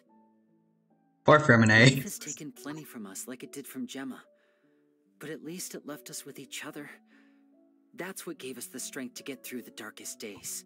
That's why the darkness never consumed me, and why it never will. Maybe we live in the shadows too, but we remember every precious ray of light that shines through. All right. Time to lighten this conversation up a little. What did you think of the show tonight? Were you happy with it? Yes. It was amazing! Paimon just wishes we hadn't been so distracted with the Gemma situation. We spent most of our time in the opera house just talking and pretty much missed the entire first half of the show. Winnie, could you do just one more trick? Oh, is it gonna be the flower trick? Whoa, that's a bit of a tall order, I'm afraid. The show's just finished, so my sleeves are decidedly card-free right now. Aw, come on! Surely you can think of something.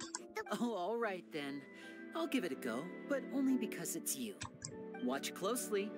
Ah, there it is. Flower in my hand. Okay. Liar, there's nothing in your hand. We ain't going along with this. Or is there? Huh? My goodness, you're right. But I could have sworn I brought one here with Also, in the cookies, since you called it Dino. Also, I finished the flower trick. Yep. We both did. 3, 2, Alright. 1. And 3, 2, 1. you did it too late, Paimon, but okay. Now, have another look around. Maybe the flowers appeared. You've risen us up again. Really? Let's see. Did you discover the trick to doing it, or Paimon?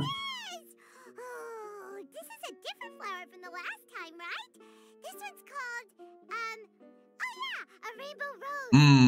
Somebody talked about that being related to romance earlier. I think Charlotte at the beginning of the quest, right? But more importantly, Paimon has to Hmm. know how the trick is done. Please, Lenny, pretty please.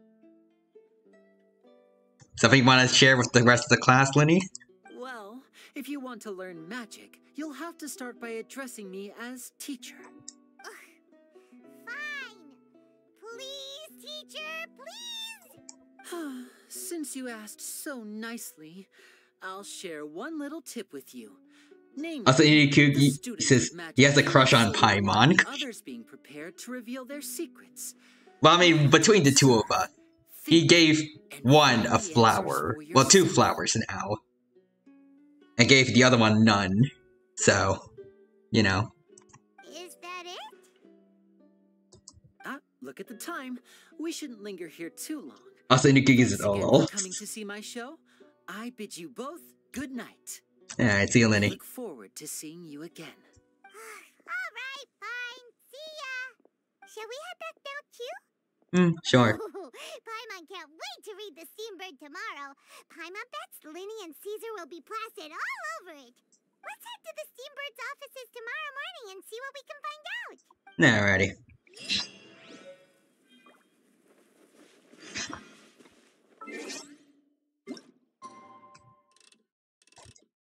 Again, I don't really know how to feel about this. Like, did Gemna really get the comeuppance she deserves for this, or... I mean, I guess she is going to live the rest of her life alone again, like when she was a kid, but... Could she just make more friends, or... I don't know. Oh, there's Charlotte, Lenny, and Lynette's.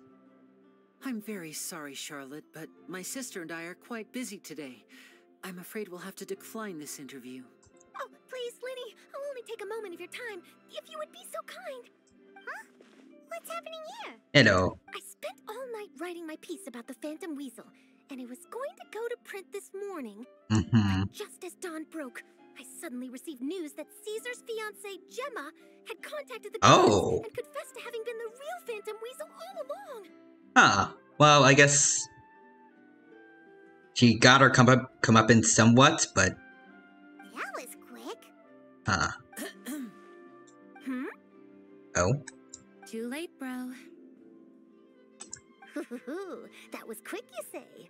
It sounds like I've got some catching up to do. Please, fill me in. So I guess she'd rather go to the Fortress of Meripede with Lorenzo and just be alone. Instincts did not lead me astray. You do have something to hide. Gemma turning herself in must have something to do with Linny's performance last night. Perhaps, yes. Maybe watching my high-altitude escape trick reminded her of a better time with Caesar, and she could no longer ignore the voice of her conscience. Huh. Okay, then. Wait, no, there must be more to it. If that's all it took for her to have a change of heart, how did it take her 10 whole years? Well... Charlotte's generalistic spirit is burning red. We have to distract her somehow. Oh, I remember now. You and Gemma were nowhere to be found after the show. What happened between you? Quickfire question. Where did you all go after the show? Cemetery. We went to the cemetery and Linny did a private magic trick just for us. Actually, glad you mentioned it, because that reminds Paimon. Guess what? Linny started using rainbow roses in his tricks. What? Lenny's onto him. I don't recall ever having received a rainbow rose from you myself. Is this supposed to mean that they're more important to you than your own sister? I mean, according to what Charlotte told us, it's probably for the best you don't receive a rainbow rose from him. That's gonna be Alabama. No, I just, What the... I think the cookie says someone's in trouble. Did Paimon say something wrong again? This is getting pretty awkward. What do we do, Traveler? Seems like this interview wasn't meant to be. Well, never mind. There's always next time. Forgive my persistence, but when there's explosive news waiting to be found, I can't turn away. The news about Gemma has already made waves. and I'll stop at nothing to get to the bottom of it all. Apparently, one of the things she said to the guards was that her final wish is to see Lorenzo one last time. There's clearly a web of complicated relationships there. Can't blame me for being curious. Or Caesar. All right, I guess I'll leave you to continue the rest of your conversation in peace. Bye for now.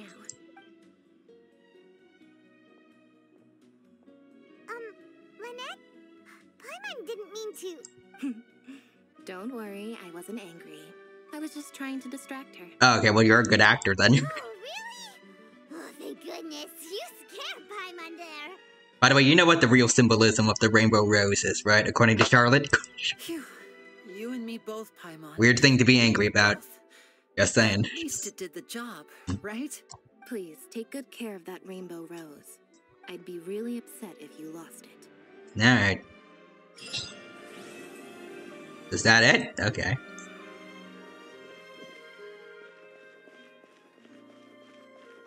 I thought they were gonna talk about, like, Gemma, maybe, but... Okay, then. Huh, well... We could do Kaya's hangout quest now, since that's kind of literally everything, well, all that's left story-wise. But it is also kind of late, so I don't know. What do you guys say? Should we end things here, or do you want to keep going for Kaya?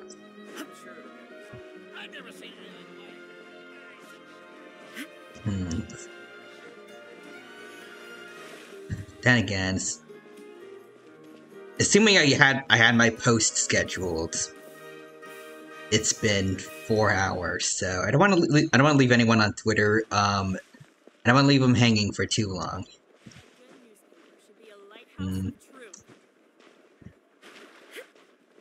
Let's see, how much do we have for Kaya's quest? Let's see, navigate. Oh.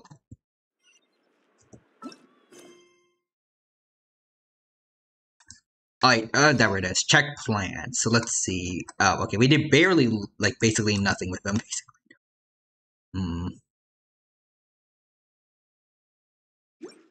I don't know if we have time for all of it, definitely. At the same time, the content we currently have, or at least we currently know of, for the next for the next update, at least for 4.5, there's not much. So I don't know if there's enough content in Genshin, at least for the foreseeable future, to carry another streams. I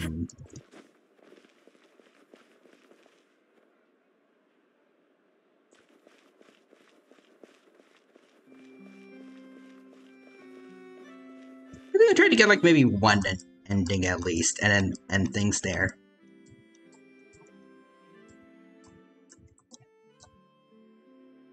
I think that should work.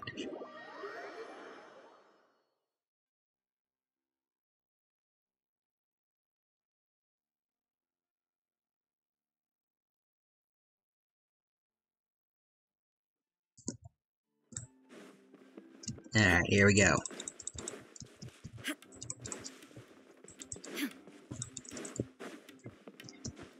Wait, how do we... Oh, hold on.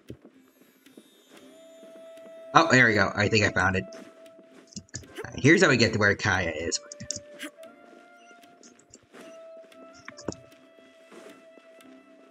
I guess it'd be nice, like, after all this, we can end things off by going back to good old Mondstadt eventually, maybe. So I have to imagine Kaya's quest involves at least one ending of us being in Mondstadt again. Would you two like to order some food? What can I get you? If you're looking for recommendations, today's special is the tandoori roast chicken. Bear with us a moment. We're just going to take a look at the menu. I keep getting friends with Darby. I was at Port Ormos discussing some business opportunities, and some crook was trying to pull a fast one on me. Darbil took pity on me and politely asked him to make himself scarce. He's a good guy. A decent storyteller, too. Quite an interesting character. There's a lot of fun to be had if you hang around interesting people doing interesting things. Especially if you're in the company of an interesting friend. I see. Secret formula for staying in a good mood. Try it out sometime. You'll see what I mean. Thanks for waiting. We're ready to order now. We'll take you up on that tandoori roast chicken. And let's throw in some desserts, too. One each of the rose custard, that talumba, and the patisara pudding, please. That should see us through the show. Alrighty. Well, let's go then. Chat with Kaya? We've got good seats, close to the stage, but also not too crowded. We can watch the show as we eat. If I remember correctly, the next scene should focus on the prince. I won't spoil it for you. You have to experience it for yourself. Alright, do you like the story? I don't tend to judge a story's worth by my personal affinity for it. But if you want to know my opinion, I'd say it's a fine tale, with a classical flavor that makes it a story for the ages. I see. History always repeats itself. When you keep this in mind and watch out for the echoes of past events in the present, things that appear unfair. But like as he's saying this, I remember I started this quest, I think, like back in September, I think, of last year or something, before I went on a very long break from Genshin. The check's on the table too. Because of the Scaramouche rerun, where I got shafted bad. And something happened recently again with Nahida's. So maybe I'll take another break, who knows. Maybe switch over to Weathering Waves when its next beta comes out. I'm reading the game release. I'll pay up front. Here. Keep the change. Thank you, sir. Oh. I don't know if they have a set release date yet. I definitely want to play it at some point, eventually. For the excellent service. It seems like it's going to be a really awesome game. So please pass my compliments to the chef. Like, I feel like Hoyoverse is actually getting some good competition. Thank you so much, sir. Let's dig in, traveler. Alrighty. Hey, Kaya. I'm so sorry, but the actor who plays the prince has run into some difficulties and won't be able to make it. Oh, will he do it? The rest of the show without him, so I'm really, really sorry, but we'll have to call the show right here. Can you use an understudy or...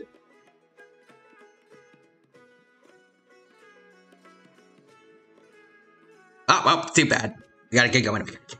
Oh, can Kaya fill in for him? Ooh, that would be fun. I wouldn't say no. I was just kidding. I mean, you can pull it off, I think. Would you lose any income if I were to mess this up? Not really. I mean, there's not much of an audience here anyway. I wouldn't want to take too much of your time, though. Don't worry about that. I like to be spontaneous now and then. Spice things up a little. Nice. Alright. Let's go then, Kaya. You know the story, so you just need to memorize a few lines. Huh, you know what? This might actually work. Ah, wait, but Kuban has a specific costume he's supposed to wear, and there's no way you'd fit into it. Switching actors is one thing, but wearing street clothes on stage would really ruin the immersion. Somebody not street clothes what he's wearing right now. Well, good thing that I've actually got a costume with me. It goes pretty well with your stage, too. Oh, does it? Can you show it to me? I think he does have another costume. If you can show me I don't know if I have it, though. It's in the restaurant. Follow me. Alright, one moment later. Ah, I think I remember this one.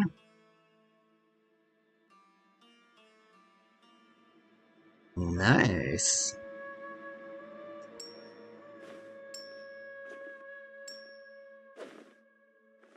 Also, new cookies are very nice. Gotta say, I think I actually look pretty dapper in this. That you do, good sir. It's a pity I don't have many opportunities to wear it in public. Uh-oh, not a fan of me as a prince? I'll have to act my heart out so you'll be too dazzled to make any digs. Kaya, here's your script for the next scene. It's not too long, but you also don't have very long to prepare. Do you think you can memorize your lines in time? Only one way to find out. True. Alright. Okay, I think we've covered all your lines and movements on stage. You haven't had long to prepare, so don't worry about forgetting your lines. We'll remind you. Alrighty. All right. I'm good to go. Let's do this then. Then let's get this show on the road. Alright, watch Kaya's performance. You got this, man. General Kubad, son of Kabus, the fate of this battle is clear. I beg you, please spare my few remaining men. They no longer have the strength to fight back.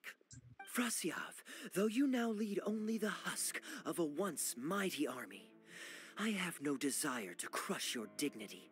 Even your most savage warriors have no desire to see further bloodshed, and none among your ranks have opposed these peace talks. Nevertheless, I must hear it from you one final time. General Frasiav, do you agree to sign a treaty in good faith and commit from this day forth to peace between our nations? With my army in ruins, I am in no position to do otherwise, but on this, I give you my word. Yes, let us end our hostilities and send our surviving men home to their families. We share the desire to lay down our arms for good and liberate our hearts from the dirge of hatred. Then as God above is our witness, by the authority vested in me by this intaglio of King Kabus, I hereby declare that I will spare your hostages and what remains of your army. May peace be restored to this land, and may these fields of war become a place where crops grow aplenty. My tutor, Gundafar, has already made haste to my father, the king, with the recommendation of a truce. It is my sincere hope that he will see that peace as a path to prosperity and grant me his blessing. Alrighty. Prince Kubad, your name is renowned throughout your land and ours. I will place my hope in your words. One will find on a battlefield no master of ceremonies, nor the paper on which a treaty may be signed. In their absence, let us raise our weapons and swear an oath. Ooh. Nice camera work. I, Kubad, ooh, it's a nice render. I pledge protection to you and all of your kin. I can't wait for the next hangout quest. Or, well, story quests especially, but also hangout quests too. Wow. Your friend Could get one with He's not a real prince by any chance, is he? It could get something with maybe Lynette's. Hey, Rashana, you don't want to miss this. The good-looking guy who left that huge tip is acting on stage with Darble's troupe. Oh. Darble's one lucky man. I think Kaya's arresting people up by just doing nothing. I hope I'm not too late. Have you already promised peace to Frasiav? Nay, I am not so rash as to preempt my father's blessing. I promised only what I could so far, the safety of his kin. My child, I must share with you the gravest news. Kabus has become blinded by fanaticism and hatred, and will stop at nothing to vanquish every last man under Frasiav's lead. How can this be? You mean to say that my father has rejected our proposal for peace? Seems out. Yes, indeed. I urged him to reconsider, and for this I was rebuked and dismissed from his service. But far stricter punishment than this awaits you, should you return home with your troops. Please heed my warnings, dear child. I dare not imagine what unspeakable atrocities your father intends to commit. Nay, the truce must stand. I cannot renounce my oath. How can man claim to stand above beast without remaining true to his word? The masses have grown weary of death and conflict in both our nation and theirs. Are we all now to bend to his will and massacre countless more to satisfy a desire that is his alone?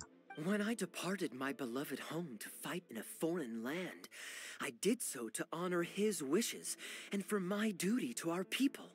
Alas, is this fate's grand design? Is this fate's grand design? You're messing up your lines there, sir. The next line is, alas, is this fate's grand design? That I should spend the rest of my days in a foreign land, till I am laid to rest in a grave far from home? Must it be so? Huh? Wait, that's not part of the script. Kaya, did you not hear me? Is he lip adding? Or? My dear audience, I ask you this. Oh, well, what? Do you believe in fate? He's going off script. If you decreed that your life was to end in tragedy, what would you do? Oh. Is that a fake vision? Why did you start the prop to me? Seems like improv with the audience. Guess I should play along. I would challenge my fate and rise above it. Oh? So must it be. I'm gonna throw hands. Yes, so must it be. I shall discard this intaglio and rid myself of the shackles of fate. Wait, but that's not... My dear prince, do you intend to betray your father and abandon your heritage? Fate means to send the machinations of war to every corner of the land, to fan the flames of conflict till they engulf the entire world. Fate would see my sword tainted with the blood of innocence, that the bright banner of my homeland might fly in every nation known to mankind. But I shall not bow to the will of fate. I am no pawn in heaven's plan. Heck yeah. Whoa! Where did this guy come from? Is he one of the new hires? Shut up. Stop interrupting. Oh, you finished talking. I, Kubad, will spend You the good. rest of my days in a foreign land till I breathe my last in a place far from home. Oh, at least he brought it back in the end. Prince Kubad, my child, there is no need to be rash. Please bring at least your fortune and the retainers who will always be loyal to you. Gundafar, my dear mentor, you have always been like a father to me. It brings me only anguish to bid you farewell, but I must walk this path, or freedom dies by my hand. Goodbye, my tribe and kin. Farewell, sweet land of my birth. Goodbye, damn. my child.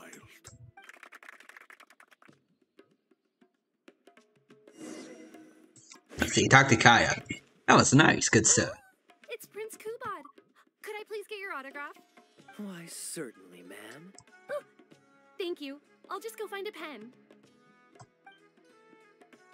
Good show, Kaya. Oh, I want an autograph Just too. an autograph? Well, you can get one of those at any time. Acting is quite fun. If there ever came a day when I left the Knights of Favonius, I think I might go into acting full-time. Darbil, could you introduce me to this young man? My apologies, Master Toos. I somehow missed you in the crowd earlier. Master I was Toos. some distance away. I just came over near the end after I noticed a large crowd gathered around the stage. The performance was outstanding across the board. I knew that the poor turnout over the past few days was just bad luck. It was only ever a matter of time before you hit it big. The improvised section was particularly good. I think you could include some improvisation as a staple in future performances. As for the prop he threw, You could just give it back, right? We got it. fairly cheap anyway. Thank you, sir. And a big thanks also to our wonderful prince. Had Kaya not agreed to fill in, we might have disbanded right on the spot. Kaya, was it? Well, young man, I must say you've made quite the impression on me. My caravan is always loaded with the finest food and wines. You're welcome wine to might visit get 'em. me anytime. Thank you for the invite, sir, but I'm afraid I've reached the end of my time in Sumeru. I'm sure that my friends and family in Mondstadt must be missing me terribly. I'm pretty sure D-Luke is not missing you, sir, but okay. Well then, consider it an open invitation. Once you've been bitten by the travel bug, my friend, you'll be getting itchy feet again before too long. My door is always open. If you're ever interested, please ask Darbil to reach out to me. Darbil, we can continue discussions on the sponsorship once you've wrapped up today's show. I'm going back to the inn. Thank you so much, Master Toos. I'll see you shortly. Seriously, Kaya, thank you for bailing me out again. You're a good guy. May the gods bless you. You know, you should stay for a few more days. I owe you a meal at the very least. Darbil, Asgar is back. He lost track of time playing Genius Invocation. Oh, what? TCG. You've got to sort him out. Genius Invocation again? Ah, that does it. That kid's not getting away with it this time. Oof. Please excuse me, Kaya. I will be right back. Well, he's not. He's gonna be getting a mouthful, but anyways. What do you say, Kaya? Okay, I think they're all gone. Let's slip away now while we can. Oh, okay, we leaving. Let's see. Leave quietly with Kaya. Ooh, it's the sunset now.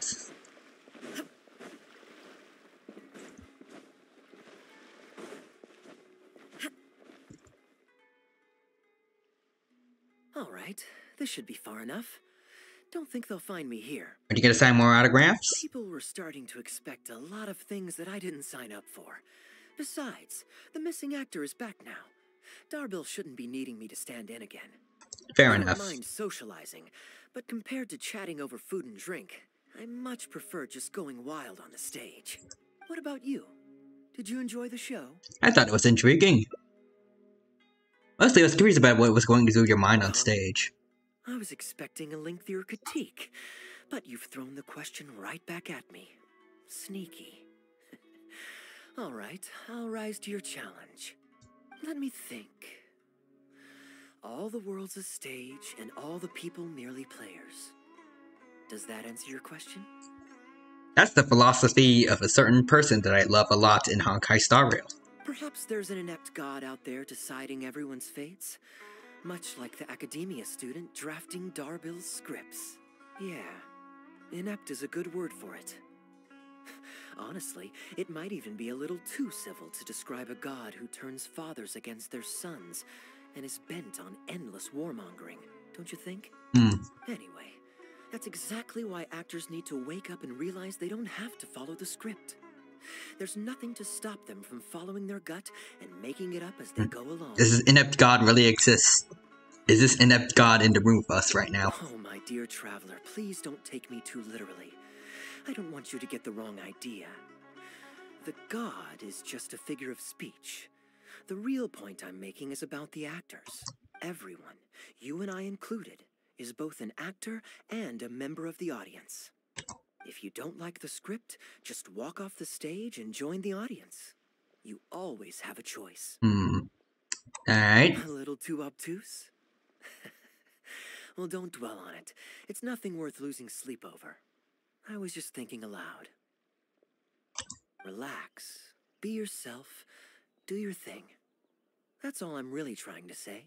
Alright then. When I did my little bit of audience interaction back there, you had no time to prepare. You had to just say what you thought in the moment.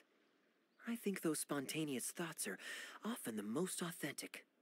And that's why I liked your answer. You're still holding on to the intaglio I threw you from the stage, right? Yes. Keep it. Think of it as a souvenir from my improvised performance. Alright. It's been the most fascinating day. Ooh, interaction. Well, the camera movement. Ooh, that's a nice looking ending. I review invitation? Okay, we got one ending. Boom, there we go. Alright, but as I said, I think I was gonna do like one ending and then end things here. So I shall do just that. But thank you to everyone who stopped by during the 7-hour stream today. I hope that you have had a wonderful time here, and I was able to entertain you all with my hijinks in Genshin.